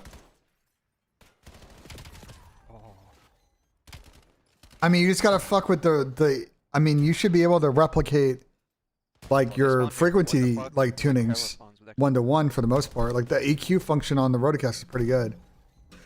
You don't also have to always do it on the thing. You can do it on the Roto Connect app. Kill AG? Nice, Kyler. Like you should be able to fine tune it. You just gotta mess with it.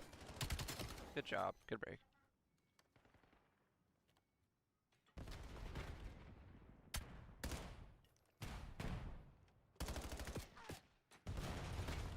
The 06 shit is a troll, Chad.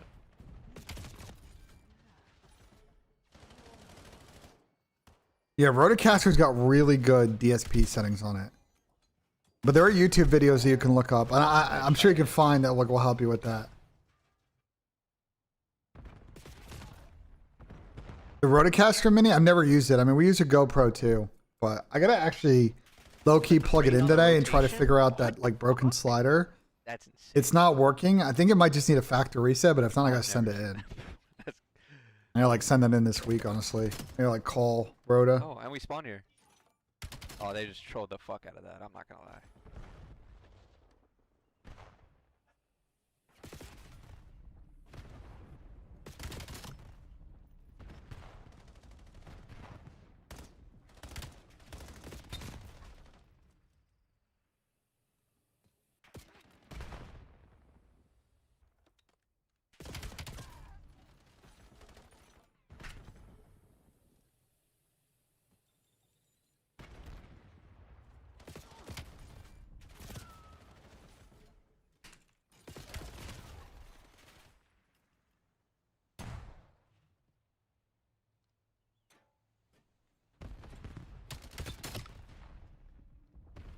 No one's gonna be going towards like overload point.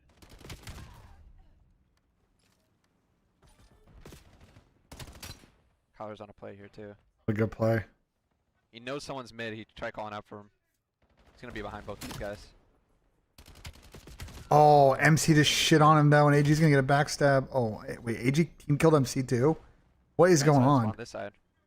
Should be good for this. Yeah, yeah. Flip, flip, flip. Oh, that's a big mistake out of AG, bro. Still says live with Nameless. What is that timing with the jump up?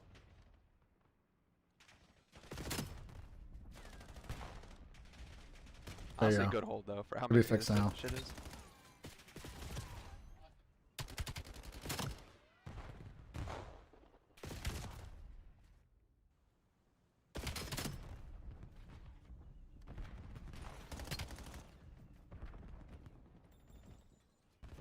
No, I'm not. Sure. I'll have to get very good at this map. I mean, Falcons had a chance to tie this map up, and then MC got a big 2. But AG just horked the nade over and killed MC when he was like one shot. Then didn't get the kill. Like, so that was a compounded fucking mistake at AG. The team kill ended up costing the entire hill. Now you get 2-pieced, and this is gonna get away from them now, I think. Because that just sets us up for that basically. Yeah.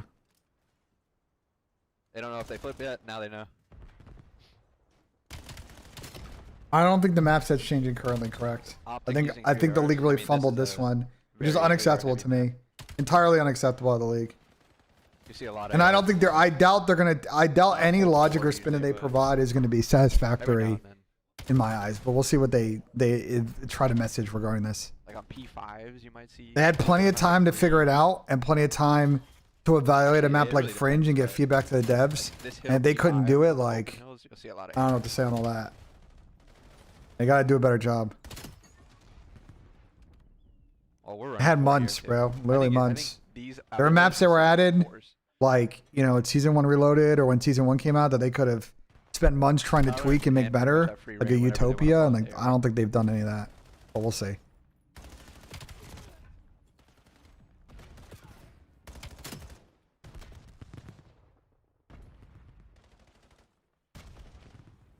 We're giving Canada belt to us now? Yeah, I watched that first period. Those are the US women. I've watched all their games, and they've been very slow starters in the first 2 periods, but they played a much better first period against Canada. But the thing is, like, at the end of the day, it's just going to come down to when you play Canada in the gold medal match, because you know that that's going to be the rematch, barring some crazy upsets. These two teams play each other literally multiple times a year. It's a real fucking rivalry, and let's see how we play, because Canada's pretty good. Canada's pretty fucking good. I bet, dude, Mace is the best P2 player, guaranteed. As I say, he dies, but everyone was hitting him all. I have to tell you, Mark, I literally just sat on the whole CODCAST episode. It talked about why I think the process sucks, so. Get a third. You know? I think I made my position pretty clear on the subject. Oh, accident made a play. He actually chowed that. He was super weak.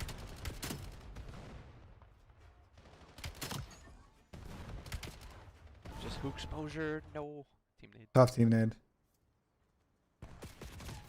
Oh, he just catches him on the fucking pinch.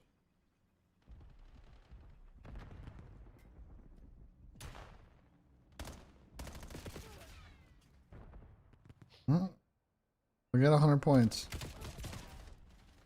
Guys, I don't know what to tell you about the map shit, bro. I don't know what to tell you. United Spurs game, bruh. I don't want to talk about Tottenham, man. Fucking ass. Nice. It's really ruining my ability to enjoy football at the moment, and it's kind of sad. To break this was so good. You either have to go on the hill or they play in the deep. Really ruining it for me, which is like a fucking tragedy, honestly. One in the crate. You got 2 in the hill from the backside. Should be a break. They're spawning super deep. Good job.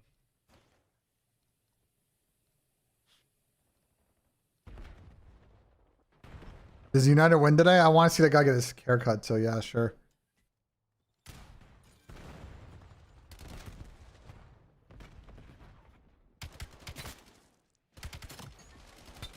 Oh, that was nasty. This game. Good map. Good map.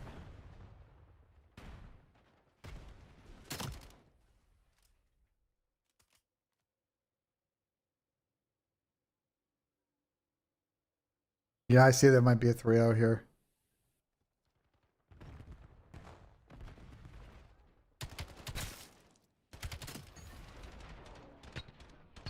I'd see 9 doing scrims. I have no idea. I don't feel I can see all these scrims, so I have no idea.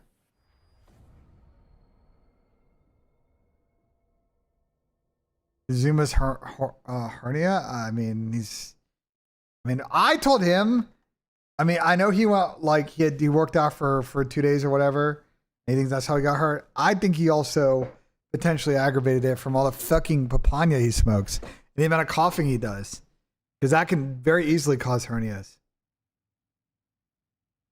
Canada winning gold men hockey, as long as, listen, for the Canada can win this shit, I think, not easily, but like if they make the right decision in regards to goaltending, like I feel like they have it in the bag. If they make the wrong decision again with regards to who's in the net, they're going to give an opportunity for someone like the US to like make it interesting.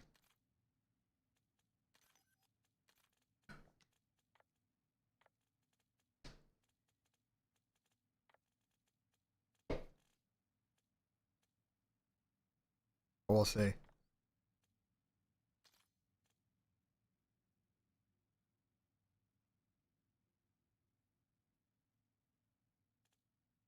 That's definitely a goal.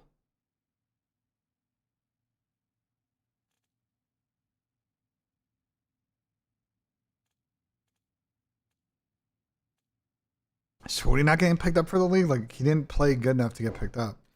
Me and Arnie do not have beef. I don't know what you're talking about. I don't have beef for Ernie, bro. I don't know what you're talking about. I don't know what you're talking about, bro.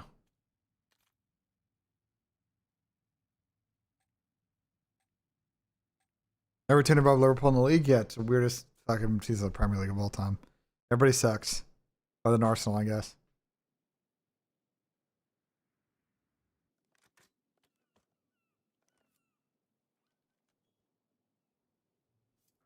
You guys news to me that me and Ernie have beef. This is news to fucking me.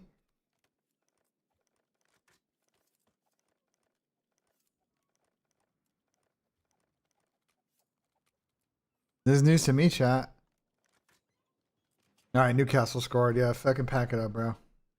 Pack this shit up, bro.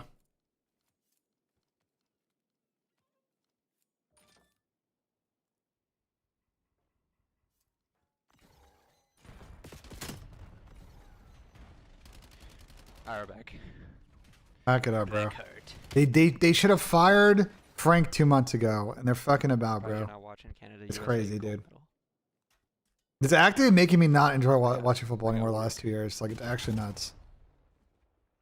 Now it's just a shit product. Like, it's so fucking ass, bro. I hate it, bro.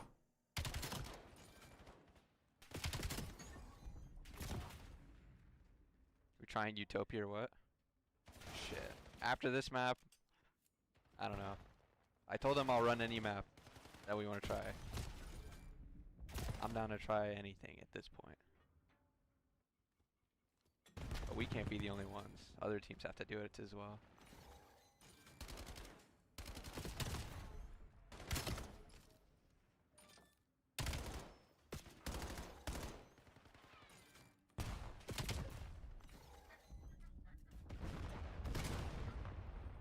Nice, good job on the cross. You guys, P1 door actually helped that. Yeah, but the problem is, like, they're playing so bad now that now it's now they're like actually gonna have to. It was funny if they got 11th or 12th, but now it's like, bro, they actually got to win games and not get relegated. Like, they should never be in this position. Yeah, they've had 11 or 12 players out for literally 2 seasons in a row. Like, it's insane, the injury crisis. But it's like, I don't know. I'm sorry, but if they lose this game, like, Thomas Frank should not be coach. He shouldn't have been coach for the last 2 months. Like, nothing about the ball they're playing is like good ball. So, I don't know.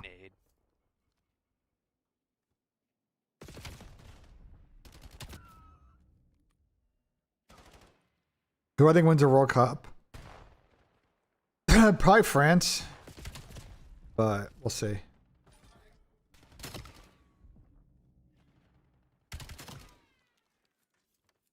Portugal, no, they make the worst fucking decisions with personnel. I don't think they're gonna figure it out. They actually reviewed that goal and it's offsides. That's actually hilarious. Oh, they Whatever. doubled the wall run. Kyler's big here. Nice, Kyler. Massive let off that. Spurs are doing good in the Champions League. We have the third. This is what's so odd about Tottenham. They have the third longest home winning streak in Europe right now, in European competition, dating back to last season, and I think the season before too. Honestly, they've won something like 20 something. There's like 24 or 25 home games in a row in Europe. It's actually insane. Good hold. Kyler's gonna get through. We're I just don't trying to know. clip this. Yep, they're all spawning back. How is Nate Chat streaming with Chris Hemsworth right now? They're doing a thing for. Or HUD. They're doing a marketing thing for his new movie.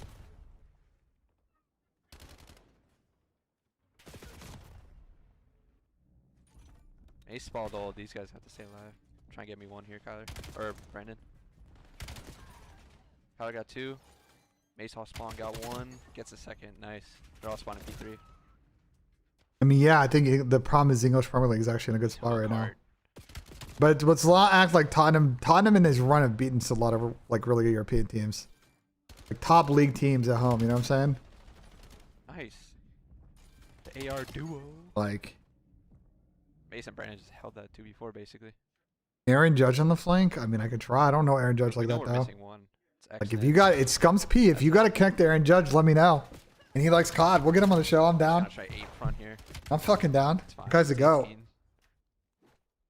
You only just DM Aaron Judge. Okay.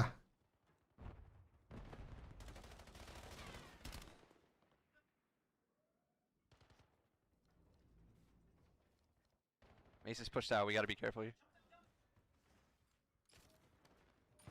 Mace got 1, 2. Can he get a third? Nice. Falcons are getting ran. As well.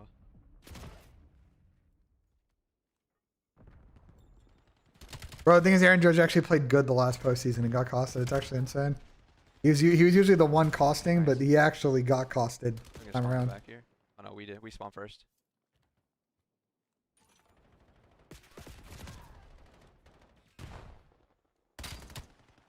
I think I'm gonna give me a second, and then I'm gonna give my Falcons take. Good stun. We're holding this really, really well. It's just Blackheart holds, man. Get the first wave. Shit's fucking GG.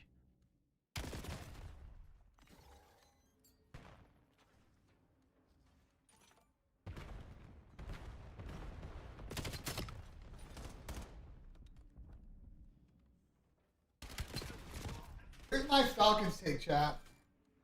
I think they're a very good team right now, but I think they play a very loose game, and I there's always a chance that like it could get away from them.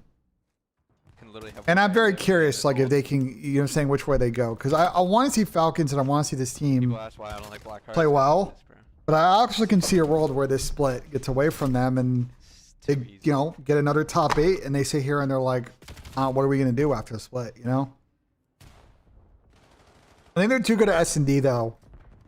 You know, the problem is when they play another good S&D team, it, you know, like they did with FaZe, like it's just tricky.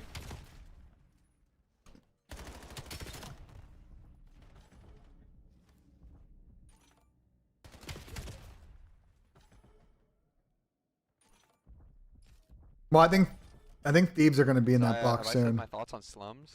I mean, if anything, it'd probably be a hard point. I think Thieves are going to be in that category soon. Yeah, I know Newcastle Gold just allowed. I think people. It was off by like a I think I saw fraction. someone say that, It was actually one so of the dumb. Points where it respawns is too close to one of the points or something. A hard point. I don't know. I don't know how it plays in this game. I don't know if it plays like BO2. The only thing that was bad in BO2 is the 3-4 chain. 3-4 chain was like insta 120 every single time. But again, I don't know how it plays in this game. If it's the same. I'm assuming it's not the same spawns or anything.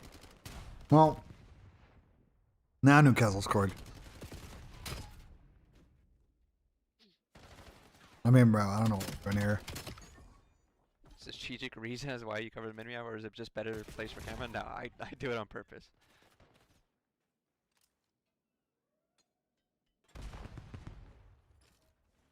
I mean, yeah, Optic are going to be good to sub bang up maps. Wow. And Falcons, who like notoriously, you know, again, Hold city. Good map though. I'll tell you, their break. What's their what was their like hold? Let me look at their hardpoint stats. I'm gonna see if they want to play any of these new maps. What's good, Mr. Damon? Damon's in my fucking chat. What's Falcons hardpoint?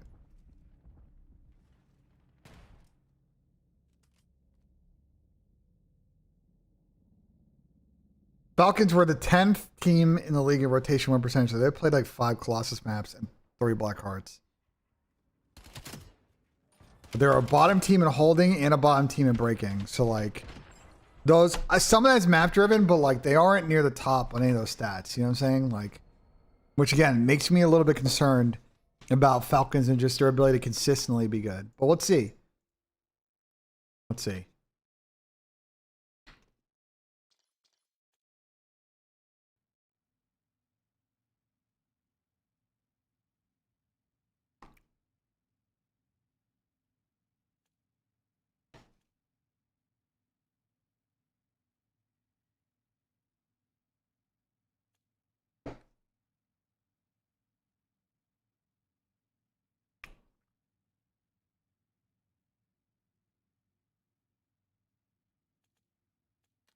Let's see if they play a new map. Let's see. I want to see.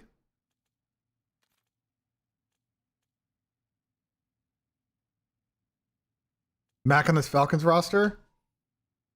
I mean, I think the problem with their team, their weakest player is Xnid. I mean, the Kids hasn't been putting up bombs, but without Kids, I think their whole system falls apart.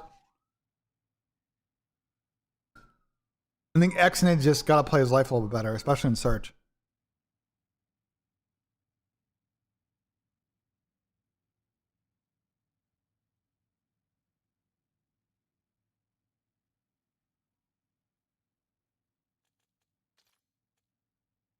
Yeah. But they're gonna give Exton more time. But he's got to continue to develop, you know? QK in, but I don't think you can have QK and MC on the team. They're gonna be too slow.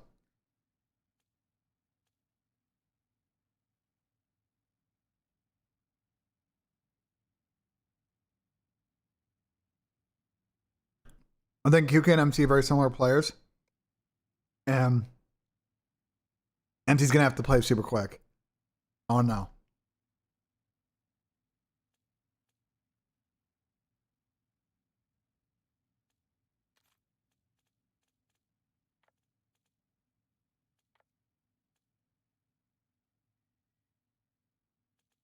I don't know what they're trying, chat.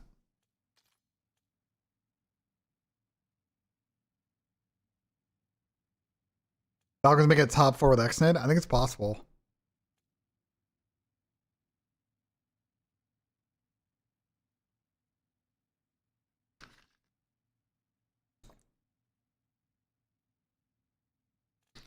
Neem says they haven't lost a map count in scrims yet, but they also have new team cheese. Let's see what Thieves, how it goes over the course of the split. We're gonna have a lot of weeks, a lot of online matches. Let's see where they can get to at the end of the split. I have no doubt that they're gonna feel fresh at the beginning of the split, but let's see what happens as people get used to playing this game again.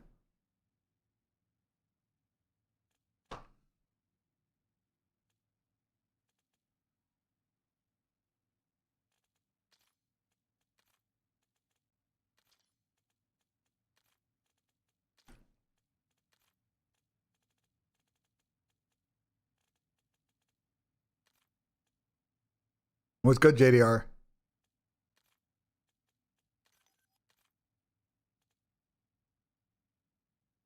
Yeah, we're doing a fancy draft on the show tonight.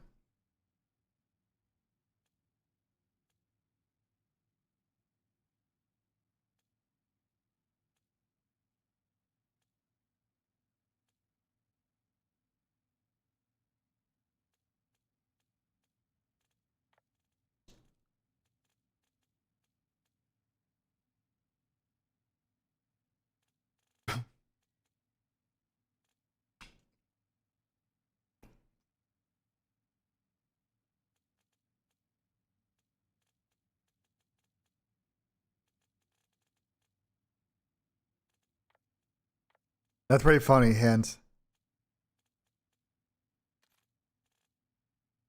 So they're not gonna play new maps. They just fucking they're just going straight to Overload.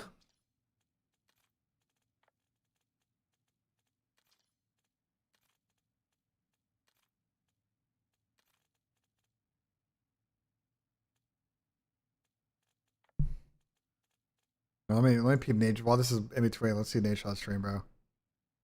What's going on?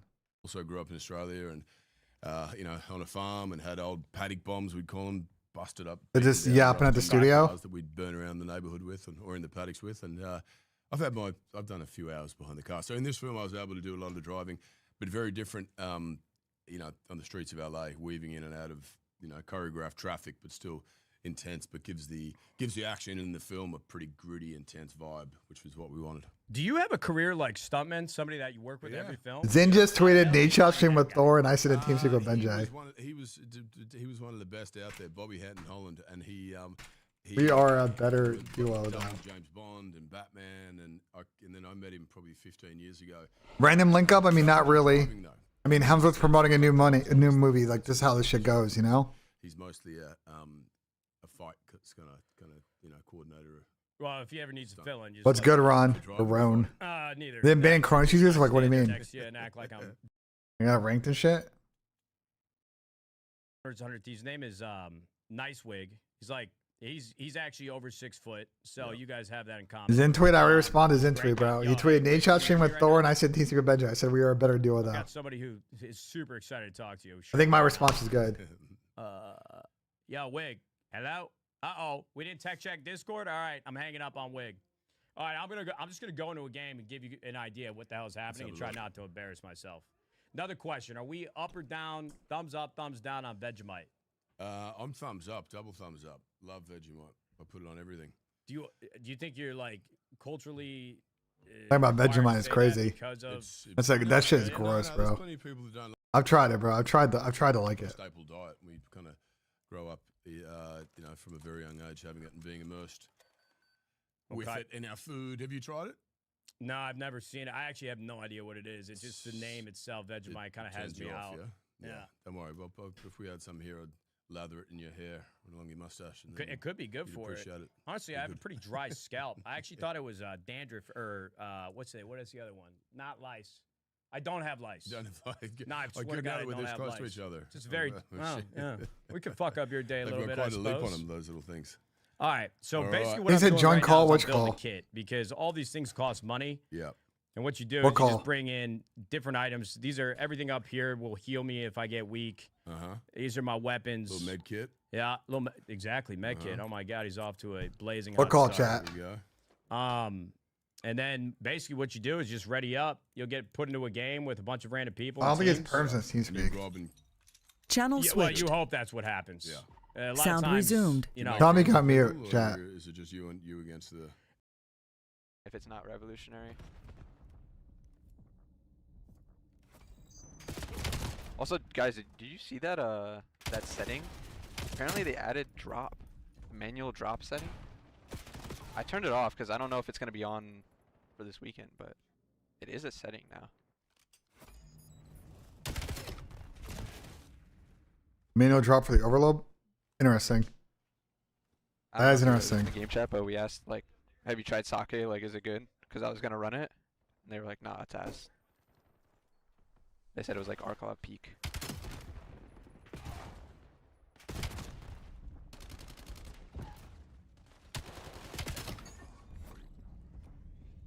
You got Falcons in the scrim? Why? Fears ends for the beginning horde. Try and keep the camera on the ball it's carrier fucking for the scrim, who most part, cares? so you guys can figure out. I think this side is gonna be a lot easier to score because of the point changes here. You want to drop the bus? I drop. Trying to see if there's I mean, any yeah, new, but you have to then pick up the spawn changes, fucking though, here. thing. What if you park your bus and then you reset and they just get fucking control? Like,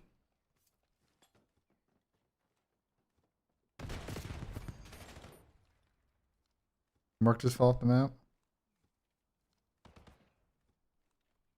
It's fucking finessing. Nice. Power's already right here. This should be good. Should be a cap. See, look how easy it's gonna be to score this. Just go inner and slide. Like, Yeah, what? I agree. It's gonna be super easy. You have no chance on defense anymore. That's fine. They're gonna have to improve the score. You know what I'm saying? Like, you're gonna have to have real good control of this ball and like reinforce dojo. Oh, they spawned on B? I guess maybe because we were at. I didn't think he was gonna spawn on B point. I guess because how we were pushed up. I thought he was gonna spawn like back den, like the back dragon basically.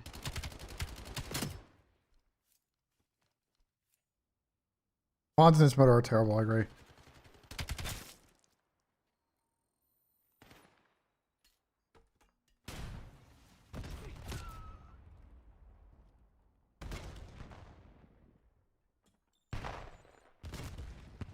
You hear anything about the cow guy?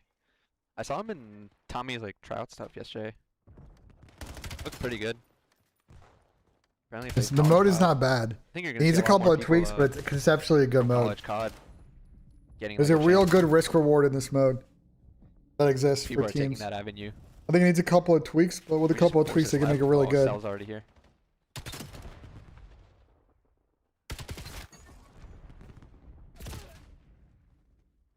Still don't have the reset timer on the CODCaster. Wait, push this, just force this.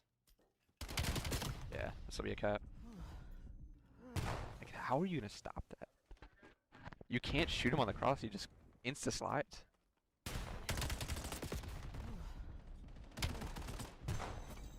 It'll reset though. It always resets.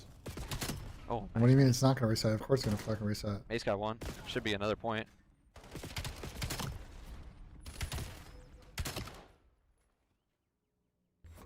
Just go close and slide. Defense has no chance to stop it like that. I don't like those changes. I like that they improved the P2 point, but those changes are, I feel like, are way too easy. Like compared to what it used to be, like you gotta really work for it.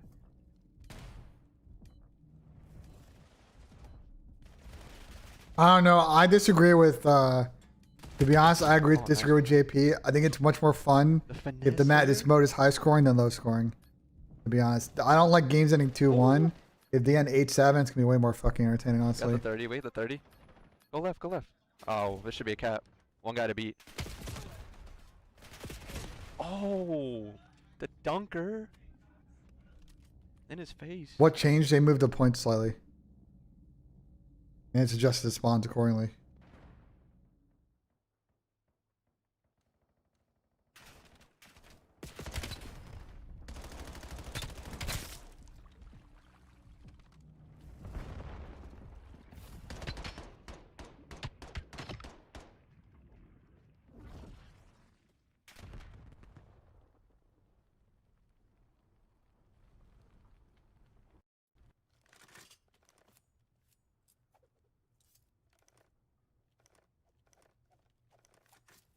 USA just scored again. Up 4-0 now. On fucking 4-0 now on fucking Canada. Holy fuck. I mean, but here's the thing though, we gotta do this in the fucking in the gold medal match, bro. Dude. Running Canada's world in groups is like fine. Running their world in the finals is gonna be better.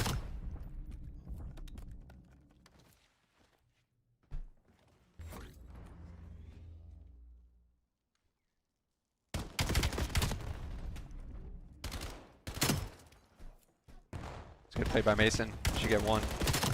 2. Finish him. Finish him. So yeah, this one got a little moved as well. I think someone was saying it's more in line with the door. I gotta see from like their point of view though. This is a really bad trap they're in right now. And Falcons just didn't pick up anything on that play. They didn't pick up fucking anything. Also the rotation changed. First ball is P3 now instead of roof. Did they change the rotation on any other map or just this one?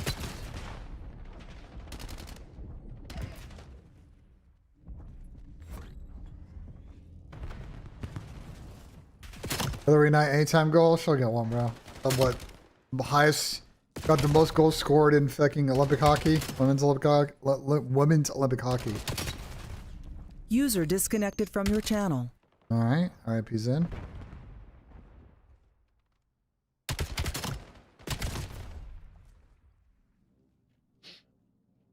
Expo changed as well, really?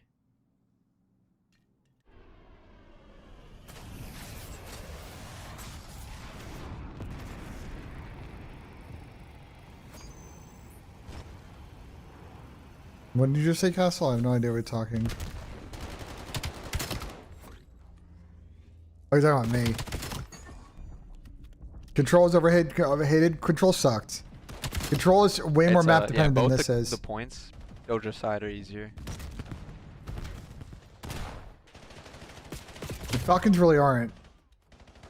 I mean, I can tell from watching this perspective. A no mini map. The Falcons are just leaving so many gaps on the map, bro.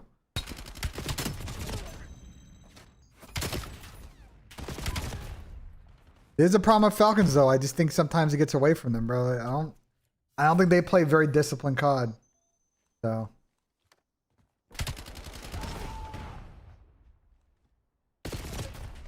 they're probably gonna cap this. Mace, unless he goes huge. Oh, I got 2. Nah, he's gonna get it. Goes middle. good corn.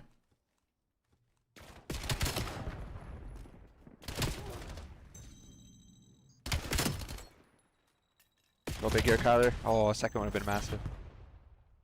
And streak in here. They don't need an IGL. He just called an RC. Problem is they gotta play more structured COD, and I don't know. I don't know if the personnel on this Falcons team is gonna be capable of that. think they're going to be a vibes and energy style team, and like I'm gonna let him cap this one.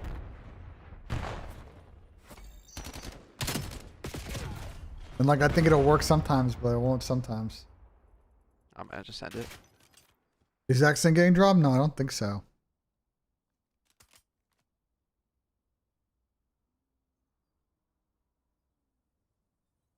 Let's go, Joey.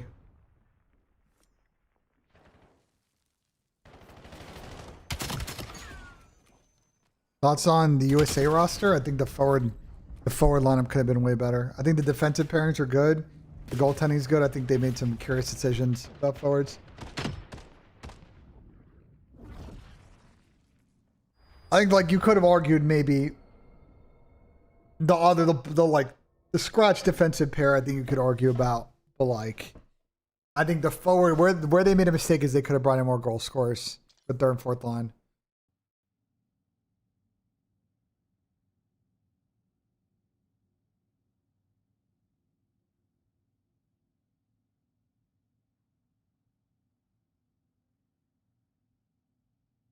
Exit is not untouchable. That's cap. They play bad and bad enough for a while. Like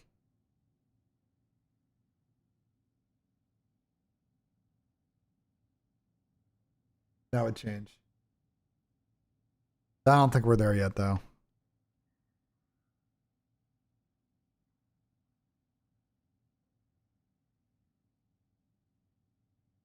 Or what from Trey?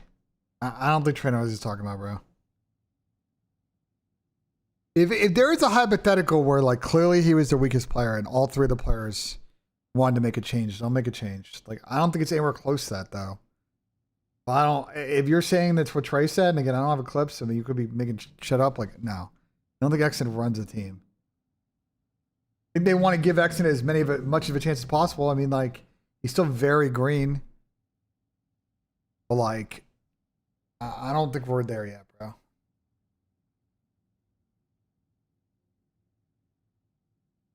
I don't think we're close to that, you know?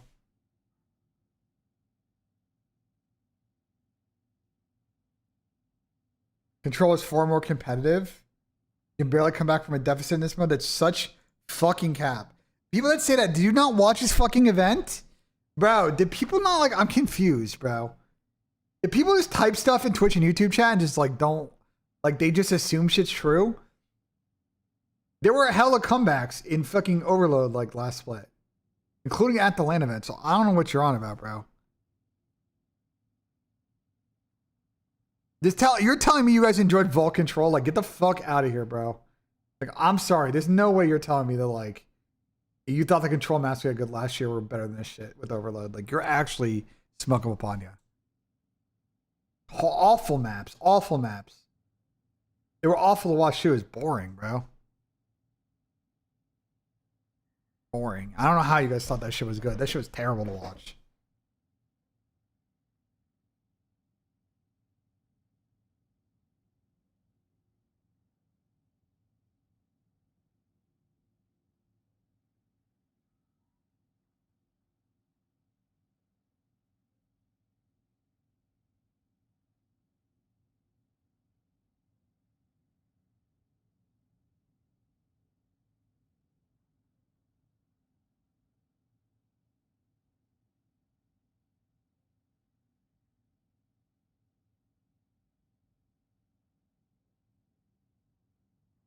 I mean, yeah. I mean, I'll tell you about that. Maybe Falcons just, you know, they played those another time and they don't really want to do it in a scrum. I don't know.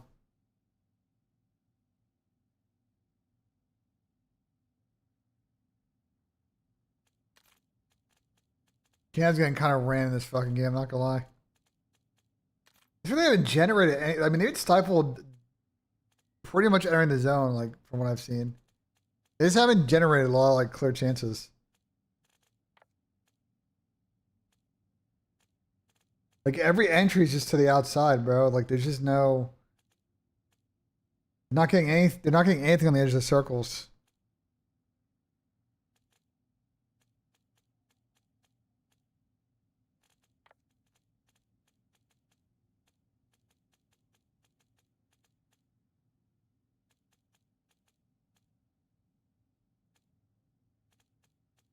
Yes, I am worried about that, Mike. I'm very much worried about that.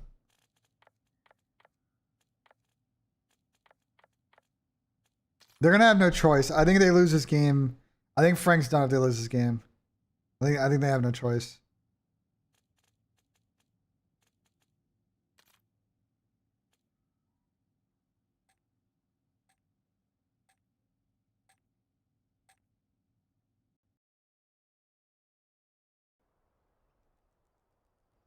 They have literally no choice.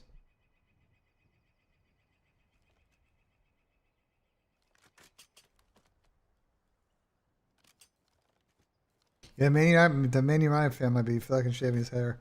That's gonna be a sight to see for sure. It's gonna be a sight to see. I've been going out for like fucking a year and a half. All right, we're back. We're back. Valiant's problem is Celium. That's just cap. That's just not true. Guys, the Falcons' problem is they don't, bro. They like they're a solid search team, but against top S&D teams they scam too much, and their hard point is very loose. Their overload's like solid, but they also don't score a lot in overload. Like their win conditions aren't as wide as you think, and I could see how it can potentially get away from them.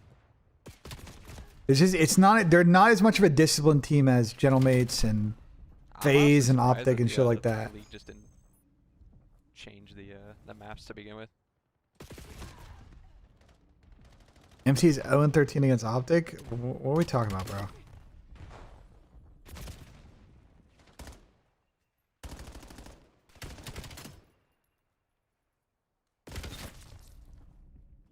Spawns, you spawn P5. Wait, when do you spawn P5 here? Because people just make shit up in chat, I swear. I want to see that. Oh.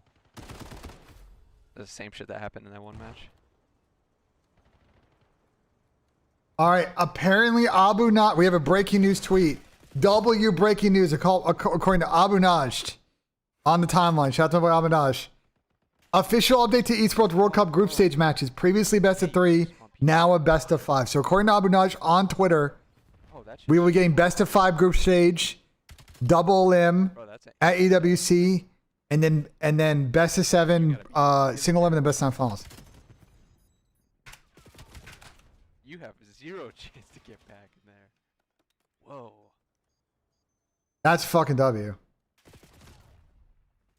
Wow, that's a big W. W.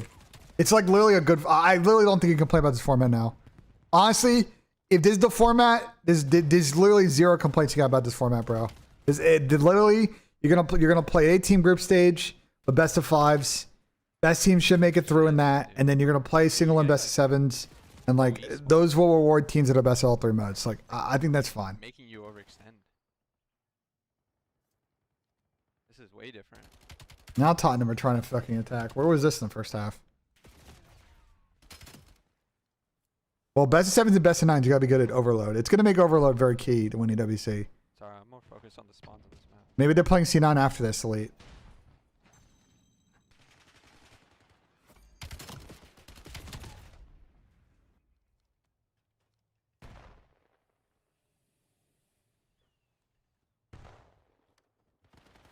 They're playing Ravens? I don't know. Maybe you got rescheduled then. I'll tell you. Like, scrim scheduling is an opaque box to me, bro. They made the spawns similar to like a... Falcons got off to a good start in this map, though. Spawns now.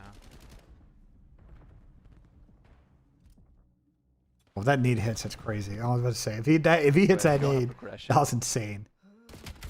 Oh, that's a big one for AG. Nice shell. We have a lot of space on this left side of the map. Oh, that's a big get from Merc. Falcons push is going to be stagnated now. MC's in a good spot to play 1 here, though.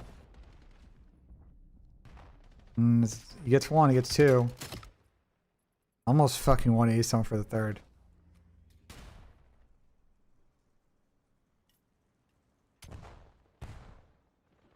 I don't know, Moss. It's very hilarious. Really good fake. That shit's not going to happen anyway, so. Good call. We should be able to cap this. They've already rotated. To get like 1 more kill. Oh, there's 2 more.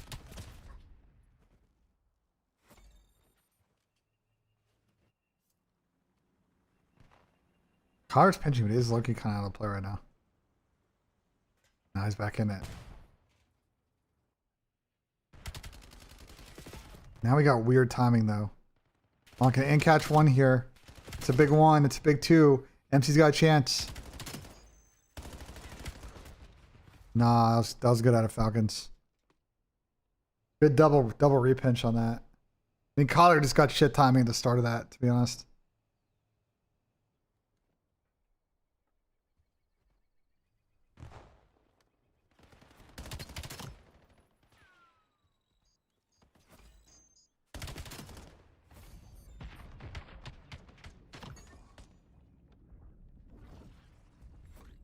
Then guys like Simp and Illy got picked off at S&D alone, brother.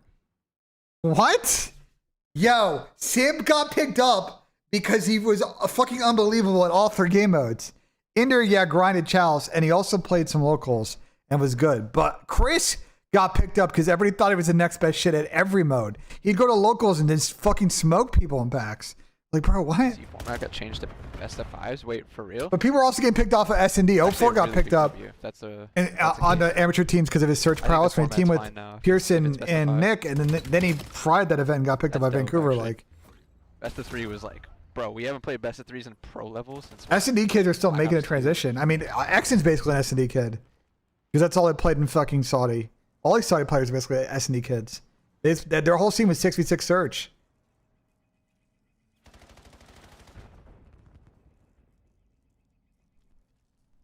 That's a free cap. I mean, like they changed how good each of the sides is. Wait, did he just... Bro, these spawns are way different on this map.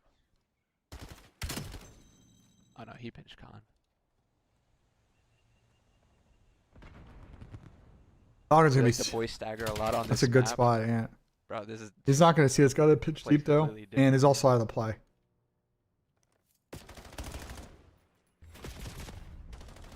Oh, Kyler actually got that and got out. Oh, he's not going to predict this, though. It might be a recap. They might be able to go push out. Be here pretty quick. There is a pinch. He gets picked up. This shit's way different. Yeah, that got weird.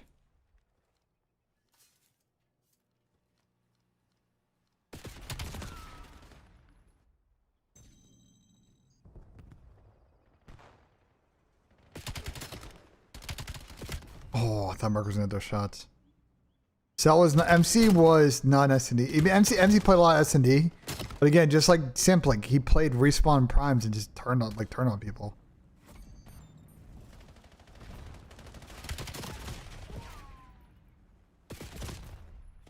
MC was an online demon, bro. You guys have no idea how much money MC made off of fucking online tournaments. I saw the number and it was gross. I'll just say that. MC prior to going pro made an absolute stupid amount of money off of UMG and CMG, bro. It was an obscene amount of money. I saw the number and I was like, bro, that's crazy. Front solar. I don't know about Chris Slayer. He's every fucking where. Chris Slayer. Mark, I mean, yeah, Mark was a new gen respawn star.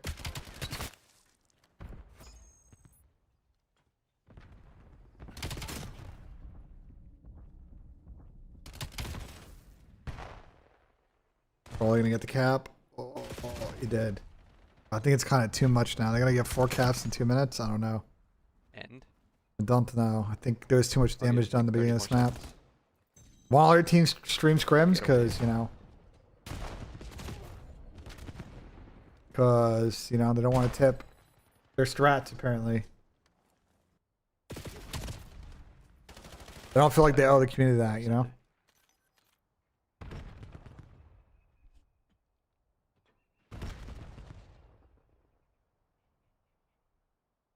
All right, splitting overloads. It looks like going down the last one. Formal banned him. Yeah, MC got banned from fucking IW8s.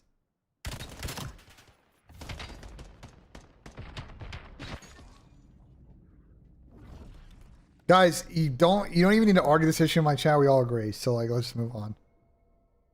We all agree it's very dumb. So we all agree it's very stupid.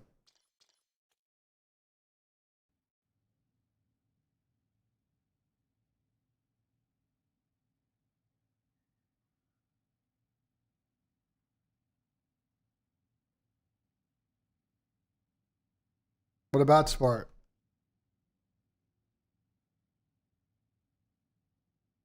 Ravens will be good again? I don't know. We'll see. Can they capture the same online form they had and then carry that to lane? I don't know. Sneak into face scrims and CODCAST them? Yeah, here's the thing I'm going to do. How do you propose I sneak in? Like, aren't they going to notice if I join the fucking lobby?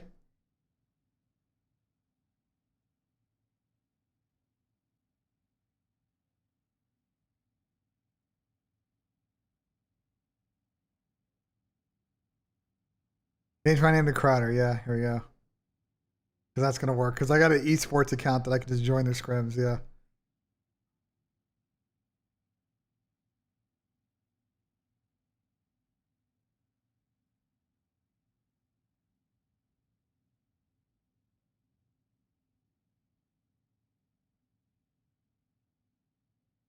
Yeah, call Roblox Gamer. Here we go.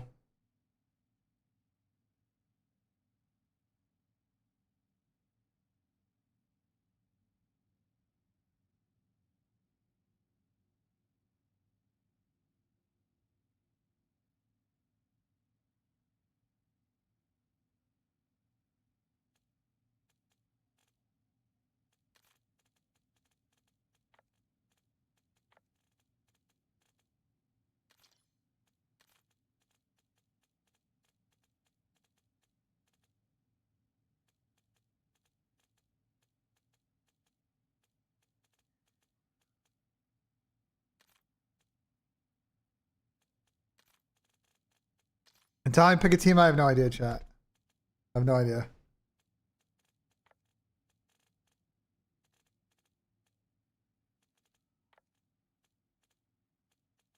What's map count? I think Optics up a map count. Falcons have won a couple maps. It's been, you know, it's been a scrim for sure.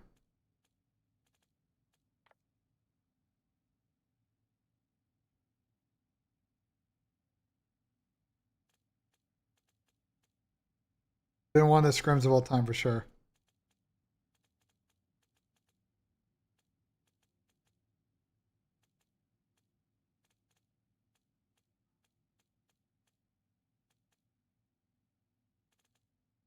But match this weekend, yes. There's another map that they won, I think, Buzz, that we didn't see. Then he said join call. What fucking call am I joining? You keep saying that, but like what call am I joining? There's no call to join.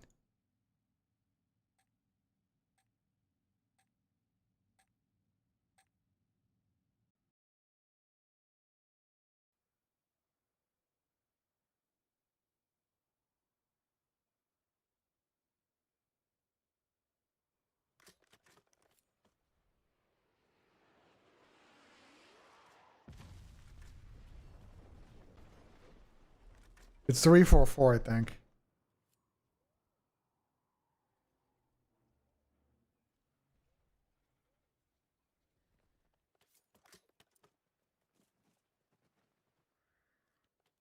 Utopia is a good map. I don't know if the pros feel the same way. There we go. Tottenham just tied up. Archie, great goal. All right, back on the music.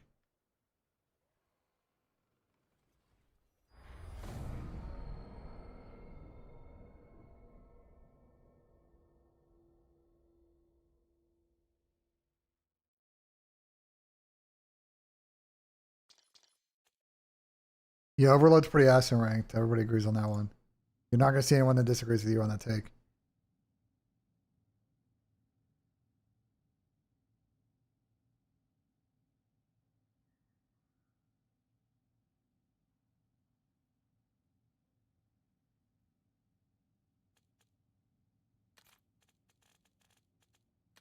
Utopia is awful. It's pretty bad from what I've seen, but I don't know about the other maps.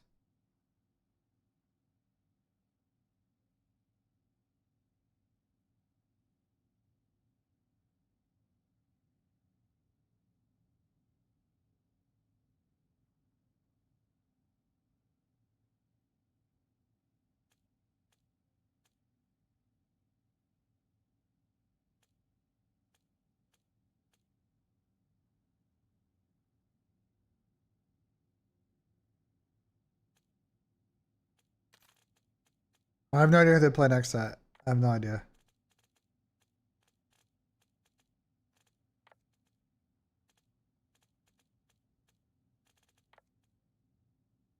I don't know, Raps. I don't know who it was.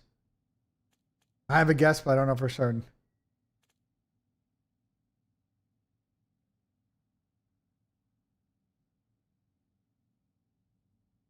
I don't think fucking map count really matters, bro. Some of the first scrims these teams are playing since they got back from the break. It's literally the first of like 7 weeks of the split. Like, it's really not that big, bros. Where's Tom? I don't know, bro. I'm not Tom's fucking life manager, you know?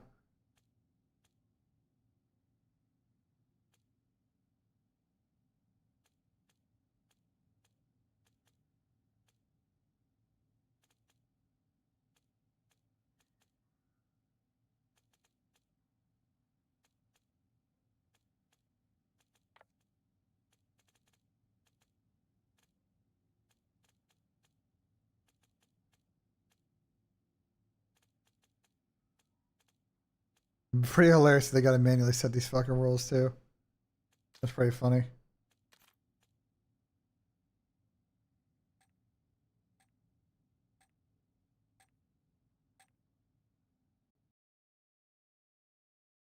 That's pretty funny.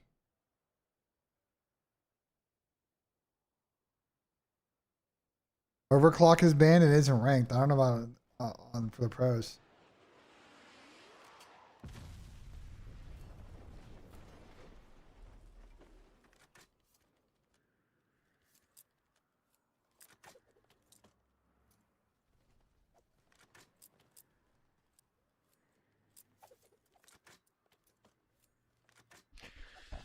Alright, we're back. See the spawn's changed here.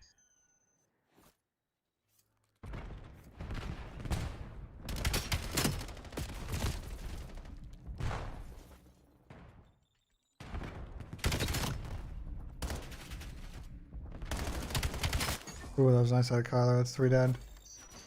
Oh, did Brandon not see him? What the hell?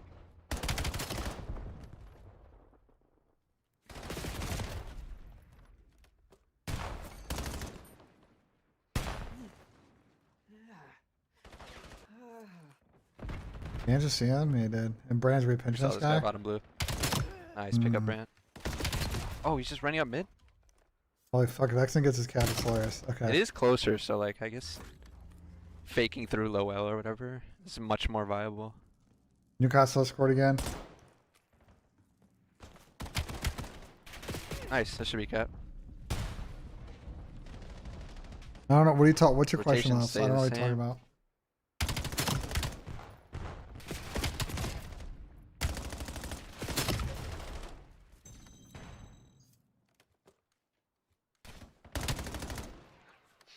Spawn one, this looks pretty similar. What's good, Justin?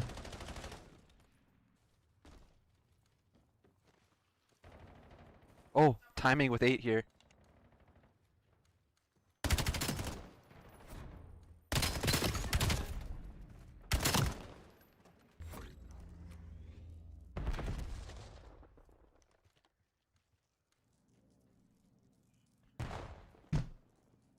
I'm in diamonds. Nice, good help.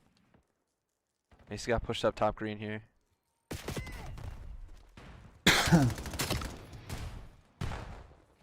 No, apparently they're not. According to JP earlier in the scrim. Kyler, stay alive.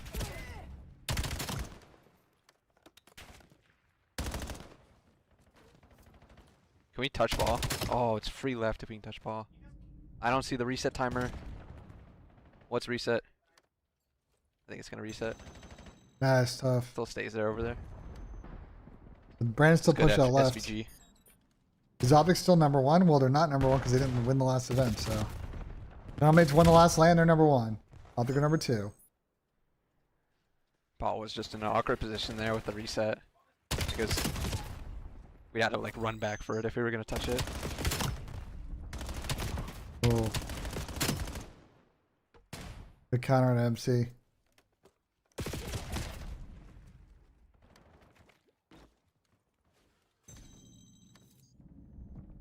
The Decky choke? Yeah, I saw that. He couldn't hit a fucking fair the whole round. AG. He was eventually going to catch up to him, bro. He's going to force the left here. In which case, on the whole 18 where he missed it into the tertiary bunkers, then scolded out of the fucking bunker. And couldn't get up and down. That B point is like he couldn't drive like the whole viable game. least, Or Joel drive the whole round, sorry.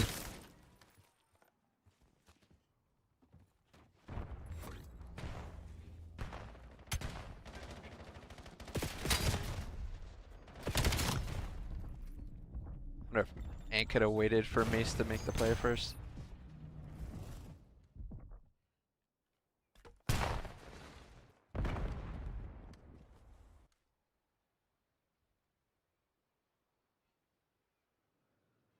We're just camping top green with it.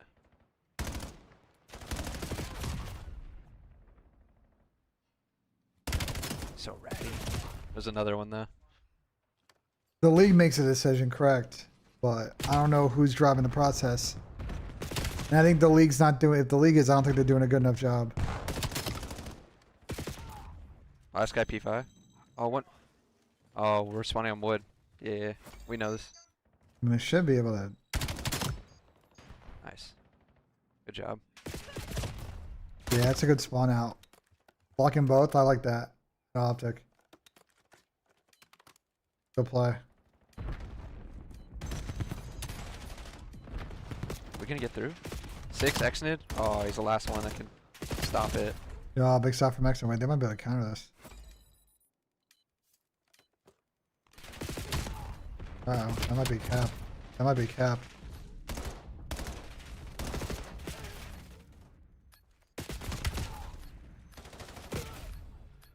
That sucks. Those are good counter. Those are the good counter opportunities out of the great counter opportunities out of Falcons there at the end of the round. CDL, we talked about it, Justin. The W change. That's like the one thing I was like when I saw the format earlier. I was like, oh, if they make the change, like it's actually a Gucci event format. And they finally did. I mean, you really legitimately 5-day event, 5-day event, best of 5s and the best 7s and the best of 9s. Like I don't know. I don't know how you complain about that.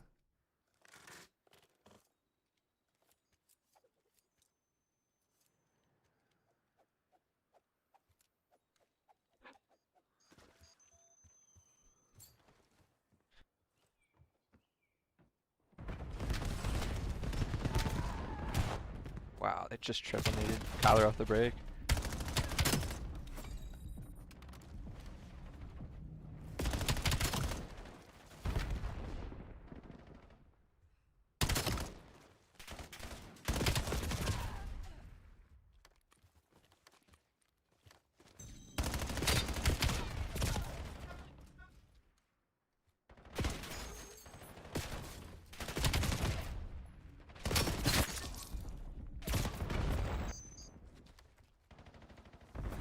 Nice, killed ball guy.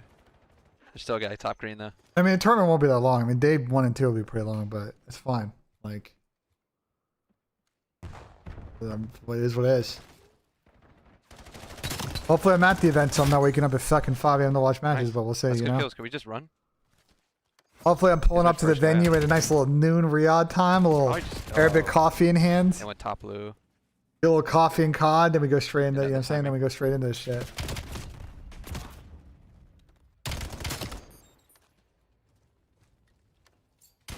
We gotta stall this. That guy crosses where you're bad situation. Nice.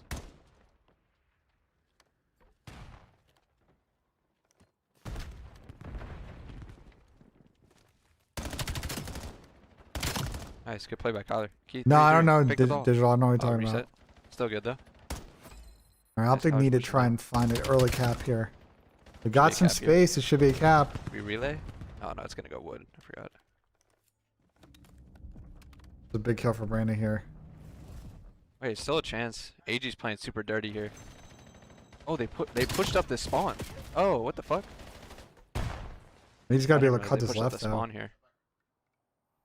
The ball spawns up. What? They just got 3 kills. They need to pick this up. Steps here, rather than like inside P2. Bro, why in the?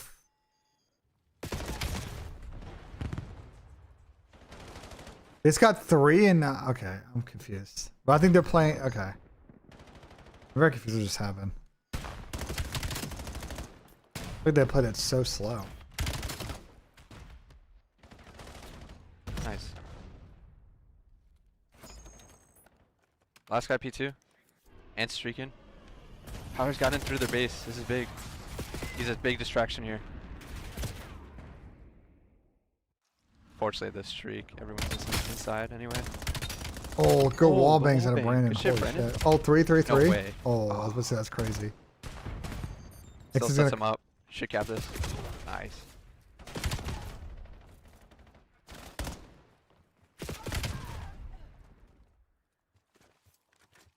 Just attack this. The Bush documentary I thought was good. We watched it earlier. It's great. I really enjoyed it.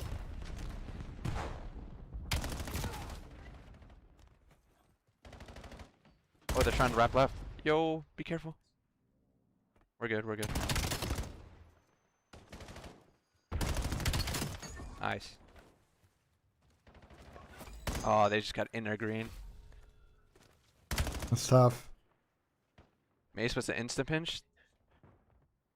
They're spawning boat here. Oh no, now we got out of the spawn. They're spawning default, yeah. No, it's top for Mace now. Yeah, it's 3 dead.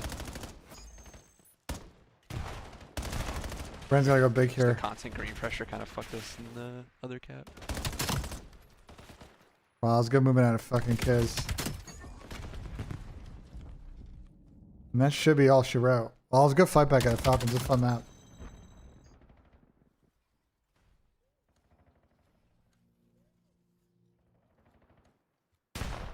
Still possible.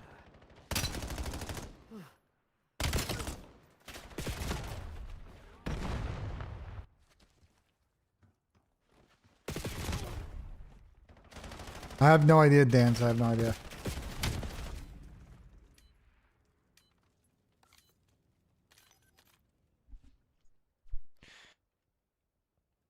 Alright. Well, I think that's the scrim there. Yeah, I'm gonna call it there. It was a good fucking sesh, a good 6-hour fucking stream. I'm gonna go work out, get some nice food, relax before the show. Check out Tom's Twitch later around 9 p.m. East Coast time. We'll be running the flank today. I'll be live tomorrow, Thursday, Friday, Saturday, and Sunday as we get ready for these CDL matches. Hit the sim? Yeah, I'm trying to, bro, at some point. But I appreciate everybody tuning in. I hope you really enjoyed the broadcast. Who's live right now? I'm sending you guys over to fucking Mr. JP Krez. And I'll see you guys on the next one. Thank you all so much for the support today. The support on YouTube, on Twitch. If you guys missed the show, it'll be live on YouTube later. And we'll see you guys on the next one. Peace, peace, peace.